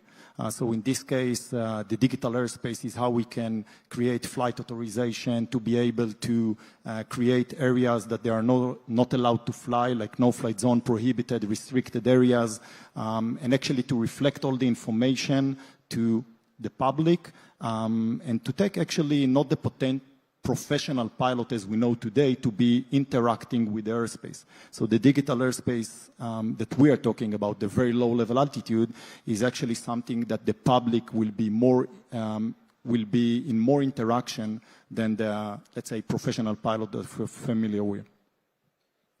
Okay, thank you. And can current aviation systems realistically support high-density, low-altitude traffic, or do we need entirely new paradigms? So as an air traffic controller, I will say clearly not. We are using the foundation of the traditional aviation that we know today, the air traffic management concept, using the same rules, separations, etc. But the digital airspace and the very low level altitude probably going to be more crowded than what we know from the human or the manned aviation. It's probably going to be very close to the ground to potential collision with obstacles and terrain changes. So in this case, for sure, we need systems that will be able to monitor tracking and actually deconflicting between UAVs that flying in the airspace. My vision is there is no pilot in the cockpit when we're talking about drones and UAVs. There is no air traffic controller that managing the airspace. Everything needs to be fully autonomously. And this is the vision of the UTM, the unmanned traffic management systems, that comparing to the air traffic management that we are know from the traditional aviation. That's really interesting. What does real-time airspace management actually mean operationally? Okay, so the next stage of managing the airspace is not pre-flight and the ability to manage the crowded airspace before taking off. It's actually how we can manage the airspace during the flight while the airspace is changing dramatically and very, very fast. And this is, I think, the real-time monitoring and tracking. I will give you an example. When Amazon, UPS, DHL need to fly at the same airspace, they need to do it in real time. We need to be able to, first of all, monitoring and tracking them, to alert them, and even to do prediction and deconfliction, what we call tactical deconfliction in real time, to create separation between UAVs. Try to imagine actually machine to machine that communicate between themselves based on protocols. This is definitely the real time that we are looking for in the future. So basically, the main difference between transportation on the ground and in the air is on the ground you don't really have to know who is who and who is what, because those are people, they know the rules, they play by the rules, or we hope they play by the rules. And in the air, the one key constant you have to know is who is above you, who is near you, how we come there, when you will come there. So that's a lot of integrals to put into your system, and I hope you'll make it a worthwhile system. So one shared question to both of you. Yoeli, you'll go first. What is the one milestone that, once achieved, will signal that advanced air mobility has truly entered mainstream urban infrastructure? The first milestone we can compare even to the military sides right now, that everybody, 3 years ago, nobody knows about the drones, operators and everything. And now any soldiers know exactly what is the drone, what is the threat, what is the solution, what it will bring you, intelligence, whatever. And the moment that you will go inside to command and control center of the city and you understand that what you see on the screen is not only roads on the ground, you will see roads in the air, you will see the vertiport, you will see that one of the person's responsibility for what having, not only in the ground, also in the air. So that's the moment that we will understand that we're in the real world and we actually give the benefits that we can get from the mobility in the air. Thank you. Alon, what is your one milestone? I think the full milestone that people thinking when they're talking about advanced air mobility is actually when air taxi will fly above us and a full flight that will carry people. I think that at the time that no one will care about advanced air mobility and it will be something boring above us and it will be a layer for us, exactly like transportation with a bus or a train, a drone that doing delivery or air taxi will be part of the urban airspace. I think this is for sure the timing that we will realize that we have full integration of advanced air mobility in our life. You want to say? Yeah, only one word. The third layer, actually, this is the big changes because we have the underground, we have the actually underground, and the third layer of the air. That's something that we find in some of the municipalities. We can say Modi'in, Caesarea, Jerusalem. They're already there. Now we need to give them the opportunity to make it happen, and we are very close to that. But this is the thing that will give us a big change. Thank you. Thank you both, Yoeli and Alon, for sharing your insights, experience, and vision for the future of advanced air mobility. So I guess it's safe to say that the future of urban airspace is no longer science fiction. It's already beginning to take place and shape through real operations and collaborations between industry regulators, operators, and technology providers. I would like to extend a special thank you to the Ministry of Transportation and Road Safety, the Civil Aviation Authority of Israel, and to the national initiatives such as the Israel National Drone Initiative, which continues to position Israel as a global leader in drone innovation, urban air mobility, and integrated airspace management. These kinds of collaborations are critical for enabling safe, scalable, and meaningful deployment of next-generation aerial mobility technologies in real-world environments. And finally, thank you all to everyone here today for joining us and taking part in this important conversation about the future of mobility, and not only on the ground, but also in the skies above our cities. Thank you very much. Thank you.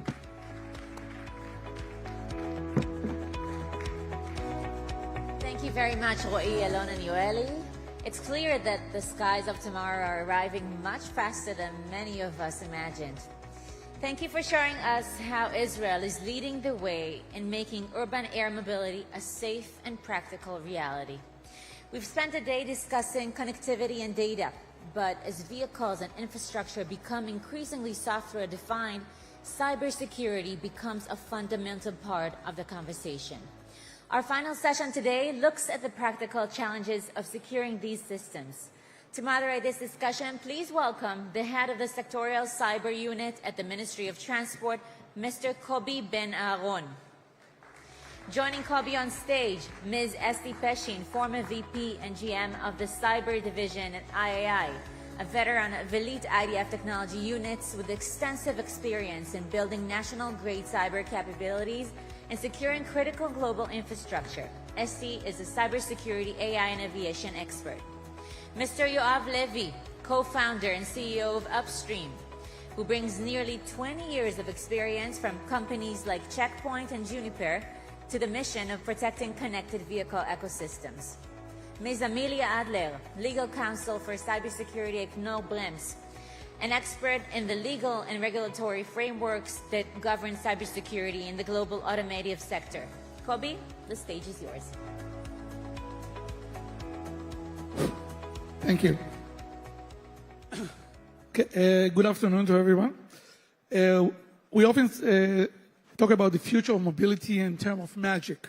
Cars that can drive themselves and drones that can deliver people and packages, and traffic light that can actually see and communicate with everything. But today, we're here to talk about the reality. The reality is that every line of code is a potential door, and every connected sensor is a potential vector of attack. And when mobility meets reality, cybersecurity is no longer an IT issue. It's a front line of public safety and national resilience.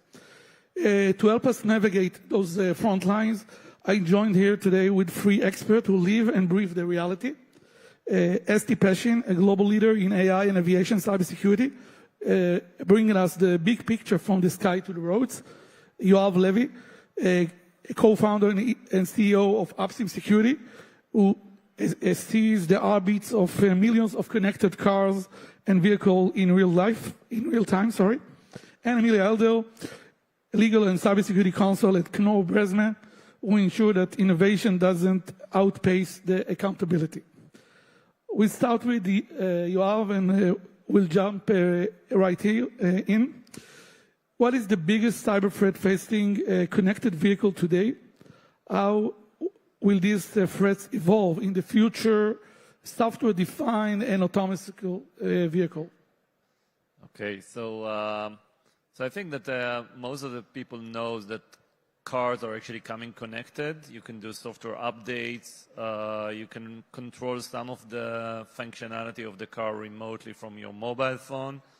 And this also introduced some level of risk, mainly around someone managed to deploy like a zero-day attacks into your software update, like when you're updating your vehicle software, or someone is taking control on your username and password on your mobile, and then they will be able to unlock your door, start the engine, stop the engine. And today cars are becoming more and more connected. But I think that one of the major risks actually introduced on April last month. Anthropic introduced a new LLM, like a new model that called this model is being used to scan source code, look for vulnerabilities, and actually build like a zero-day, like exploit the vulnerability around it. So the project called Mythos, Anthropic Mythos, and I'll tell you a little bit about like why it's like so important and so like changing the threat landscape also in the automotive industry. So I'll give you a couple of examples. Like Mozilla browser like 2 weeks ago patched 250 zero days in one day based on Anthropic Mythos LLM.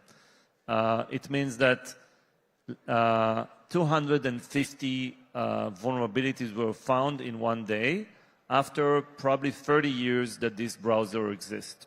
So now if you look at connected cars, you look at computers, sensors, filmers, and now there are like LLM models that are capable to detect vulnerabilities, hundreds of them, in sensors and computers that are actually running inside the car. It means that car companies like OEMs need to be ready on how they're going to deploy patches, software fixes to overcome these vulnerabilities. This actually introduced major risk into the automotive industry, but also to many of the other industries, because Anthropic are actually the good guys, but there are actually other LLMs that are doing the same, which could be used by threat actors. So the industry is changing, the threat is changing, LLM and AI is helping the bad actors to detect vulnerabilities and actually, which also can affect the safety of the connected cars. Okay, so as you say, the AI can actually help the attackers, but also the defenders. Okay? Correct.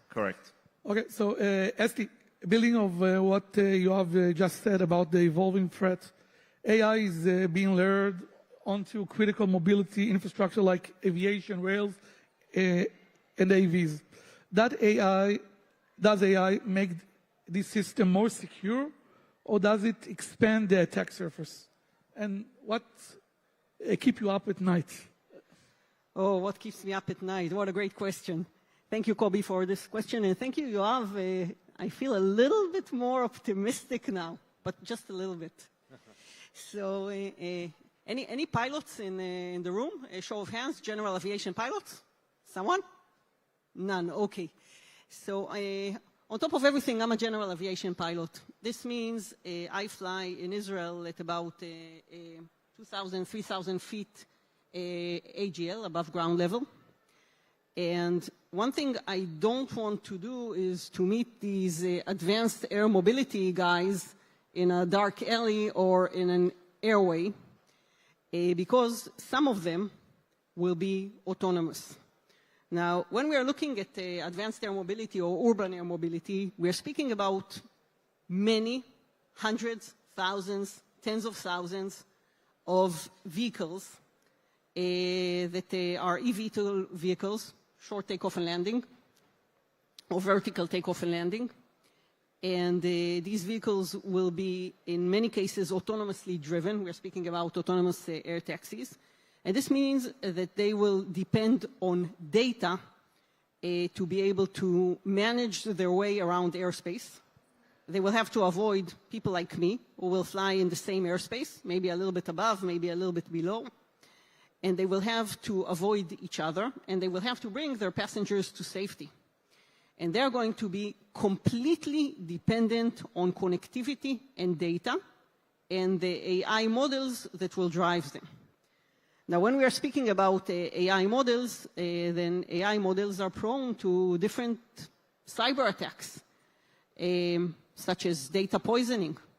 What happens, for example, if GPS is spoofed and they suddenly can't identify their location properly? But they don't know it was spoofed. If they know it was spoofed, then they probably have a contingency plan. But what if they don't know? What happens if the model drifts? What happens if the model hallucinates? And just to give you an example of how easily AI can run rogue, a few weeks ago, I think 2.5 weeks, a company by the name of Pocket OS, which is connected, by the way, to transportation, it runs an operating system for car rental, was taken hostage by its AI agent. Basically what happened was that the company decided to run AI agents, many companies do, in order to create more efficiency, to streamline processes. And it actually gave the AI agent a very good prompt. Don't do anything unreversible. Can it be more clear than that? Probably no. The AI agent deleted the entire company's database in 9 seconds. And then when it was asked why he did it, he said, "So sorry, I shouldn't have done that. It wasn't in my instructions." So he confessed. But the bottom line was that the company did not have any database. The customers weren't able to proceed with what they were supposed to do. So do you really want these things running devices over our heads or sharing the same airspace with us? This keeps me up at night. Yeah. AI making his own decision at what efficient and what not, it's scary. Okay, so let's take it into the legal aspect. Emilia, looking at how the industry fight these threats, our cybersecurity regulation truly improving resilience in practice, or are the organization becoming more focused on documentation and compliance? Yes, so that is a really good question, and I just wanted to clarify that I wanted to give an answer from a European perspective, but after having a few exchanges today, I realized that everywhere regulation is popping up related to cybersecurity, whether it's good or bad, I am not so sure, but what I know is that, for example, in Europe, due to cybersecurity regulation, we have management boards that are accountable, right? And if management boards are accountable, if you have CEOs who know that they need to do cybersecurity, then that automatically means you have the budget to do cyber. I come from the automotive and the railway sector, and somebody in Europe also says in these Unifair railway sector groups, this is a common phrase, money for cyber, not money for paper. So whether regulation is good or not, from a regulator's perspective, I think it is good because you do have control, as for example, Ministry of Transport and authorities in Europe as well. They do provide some guidance to the entities. And from the entity's perspective, of course, you want to do business, you want to sell your products, and not necessarily looking at cyber. However, the question comes up, what happens if there is an incident? Are you looking at your suppliers? If there is a cyber incident, then your business will go down, right? Your shareholders will have an impact. That's a nice alarm. So it's not saying that your time is up or anything. That will be the list of my concerns, but yeah. So whether looking at, yes, cyber or regulation is good or bad, I will say there is also from the regulator's perspective, what is the point of having a regulation that only brings entities to say, okay, are we compliant? That's the only thing that we want to do. Or are we actually becoming more resilient? What happens, not if there is an attack, but are we able to go back to operations? Does the regulation serve to that? Does it becomes, cybersecurity becomes operational? I think that's the main point. Like I said, in Israel, we're trying to be the regulator that not using a stick, but using a carrot. We try to show the entities that are working with us how we can collaborate together and make each other strong. And I think that is the correct way to go with the regulators. And Esti, if you are talking about aviation regulators and legacy carriers, they are not known for like moving fast. Are we seeing a genuine AI adoption in those industry, or it's still only on the PowerPoint revolution and that's it? Again, a great question. Thank you for that. So I wouldn't go as far as to say that it's a PowerPoint revolution. And I think there are several elements where AI is creating a shift in the legacy aviation business. But generally, if we are speaking about airborne systems, then I think we are still very early days. So just to share with you and our audience here, so the FAA hasn't adopted yet a regulation related to AI in airborne systems. I mean, you can use the systems in the ground. You can use them for creating a more efficient process of taking a passenger from the entrance to the airport up on board the plane, but you cannot use it for airborne systems. And no, an autopilot is not an AI system. And it's basically a heuristic-based system, very complex, very efficient, very useful, but it's not an AI system. EASA, was the European regulator, has published an AI roadmap. They published it in 2023. And they're basically speaking about 3 phases. So phase 1 is assisted AI systems. And this basically means that the AI provides guidance or information or helps the pilot analyze data. The second phase is what they refer to as a human-machine teaming. And this is what I tend to refer to as augmented AI. It basically means that AI can act as a co-pilot. It doesn't make decisions on its own, but it can help me make better decisions. It doesn't just assist me with information or with data. And the third phase is systems that are completely autonomous. Now, in their roadmap, and this is a very important point, they're speaking about a timeline of 2035 for 2035 for initial testing of these capabilities and 2050 for full deployment. On the flip side of the coin, because I don't want to be only pessimistic, I want to follow Yoav's lead from earlier. So there are a few things where AI can assist even the legacy aviation industry.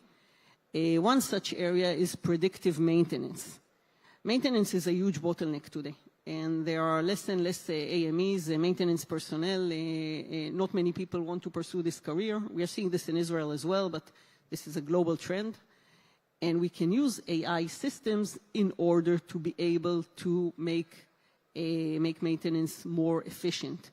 Now, this is being done for aviation and is also being done for other transportation systems like railroads. And here I would like to mention a very innovative company that is presenting here together with the Israeli Rail that are doing predictive maintenance for aviation and for railway systems. Their project with the Israeli Rail is actually something very cool. They're looking at the rail switch cylinder and checking its range of movement. And apparently there is a deterioration over time, and they are able to predict when the next maintenance cycle is due. Company is called Odysite, and you are more than welcome to use the last minutes of the conference to go and see the presentation in the Israeli Rail's booth here. That sounds cool. You have, as vehicle become a part of a larger connected ecosystem, who should actually own the cyber risk, the cyber resilience? The OEMs, the supplier, the government, or the infrastructure providers, the fleet manager? Yeah, I think that there is no clear cut between who owns the responsibility. So I think that the main question is who has the highest impact, right? So it's not only who has the liability for doing that, because if you're a large fleet and you're operating a logistic fleet like, I don't know, DHL, FedEx, these guys, and your entire fleet is now completely you cannot track where your vehicles are, or even ransomware, and the drivers cannot start their cars. This would be a direct impact on the logistic companies. I think from government perspective, the government need to put the regulation, and they need also to look at critical infrastructure within the countries, especially in Israel. So everything related to rails, critical infrastructure in roads, so public transportation, that would be probably part of the government regulation. And OEMs, like the car manufacturers, they should be providing the basic or the first level of security, because they are actually connecting their vehicles to the internet. They are providing the connectivity, the software updates. So this is where they should be liable and cover the security. Okay, thank you. Emilia, to close our discussion and look at the reality of solving this, how important is cross-functional collaboration between legal, security, and operational, and of course the engineering team, to actually achieve this resilience? Yes, I think that is a very interesting question also from my side, from the legal side. Sometimes people think, cybersecurity, legal has nothing to do with cybersecurity. Now, I do like, again, to say that from the European perspective, the regulator is very clear. Not cyber is a law, and you need to deal with it. Before going there, I actually would like to highlight what you said, Joab. Very interesting. The regulator should clarify liability for operators, manufacturers, operators of essential critical entities, for example. And I think in Europe, they have been trying to do so. But actually, I think they make it even more complicated, right? Because they say, well, you are liable because you are the operator, but from the manufacturer's perspective, you need to produce products that are secure. So you are liable. So if there is a case, we all come together and we talk and we say, what did you do and what you didn't? So again, there we actually see from the product liability perspective, again, from the European perspective, that they try to put everybody together, right? You are not just selling a train and putting it there, and then you say, it was the operator who did not operate it securely. But you need to actually talk with your customers. And again, from the legal, technical, business perspective, there should be collaboration. Collaboration is critical because that's the only way to actually achieve resilience. You cannot, for example, from the technical sales, they want to sell.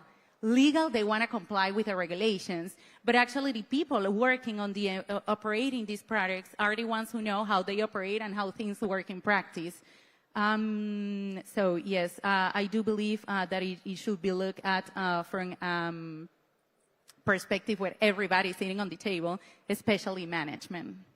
Yeah. I always say that the next guy I will recruit to my team is a legal guy because I need a legal counsel inside my cyber unit. I'll be happy to help. Okay.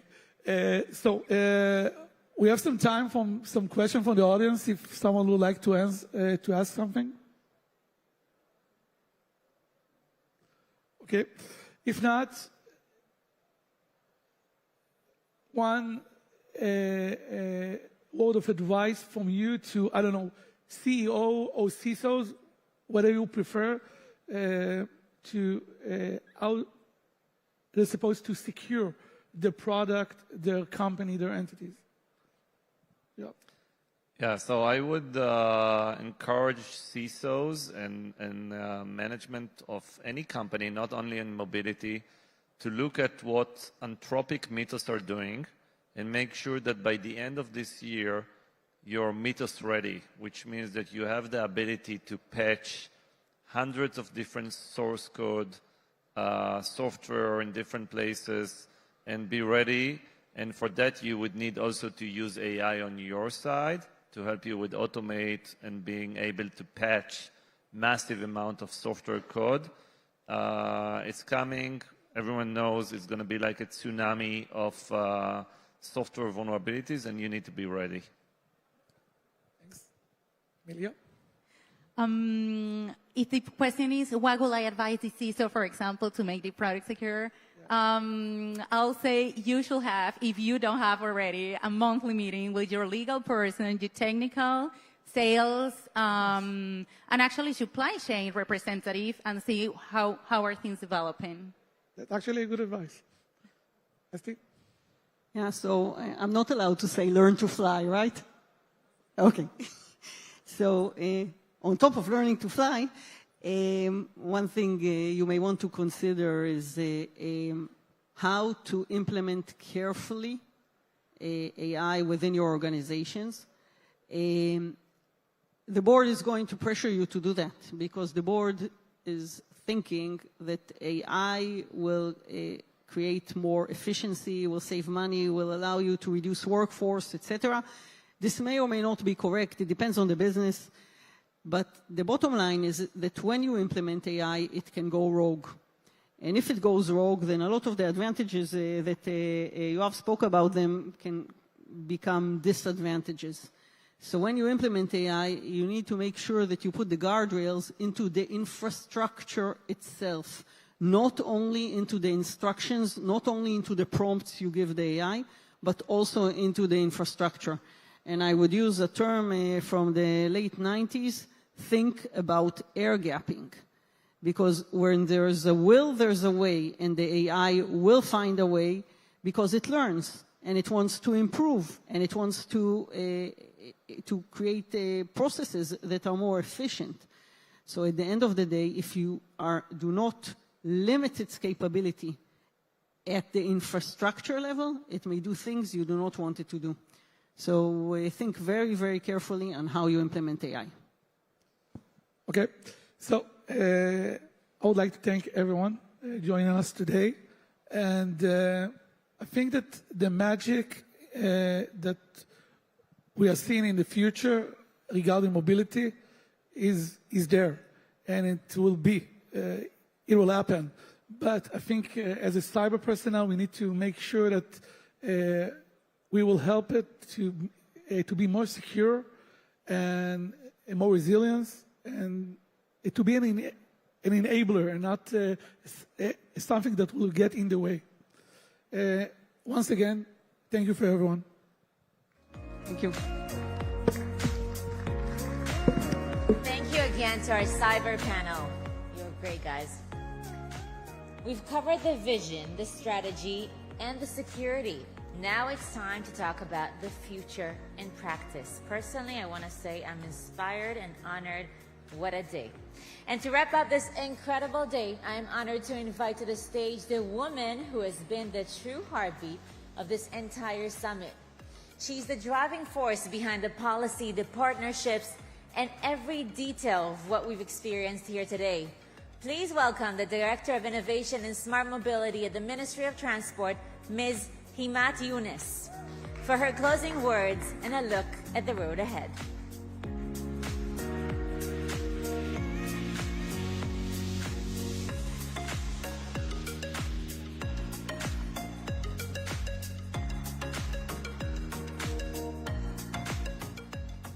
everyone. Good afternoon. Marhaba. Shalom. So after such a long day, I will keep this brief. So at the Ministry of Transport and Road Safety, we are proud to continue driving this ecosystem forward, the smart mobility ecosystem, developing new tools, creating opportunities, and strengthening the connections that move innovation from vision to reality. Bringing together all the key players shaping the future of mobility around the world is essential for mutual learning, meaningful dialogue, and the advancement of global collaborations. The partnerships and the ideas shared here today are exactly what push this industry forward.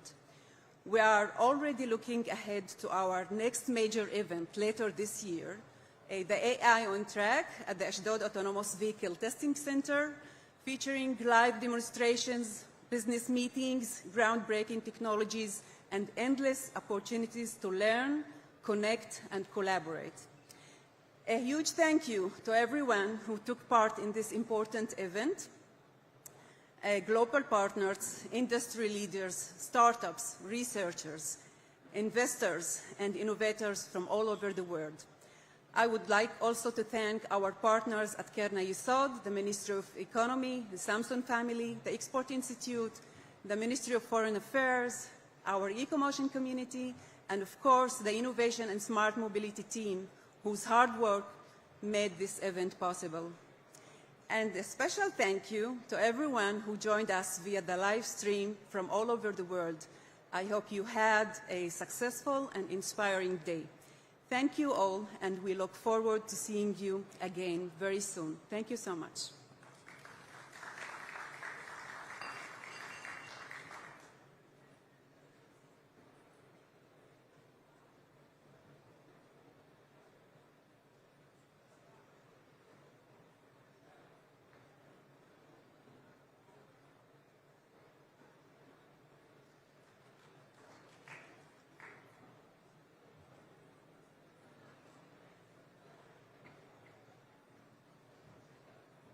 Thank you very much, Himat, and thank you all for joining us today. I hope you had a fruitful summit and that we'll see you all again at our next event. Thank you very much.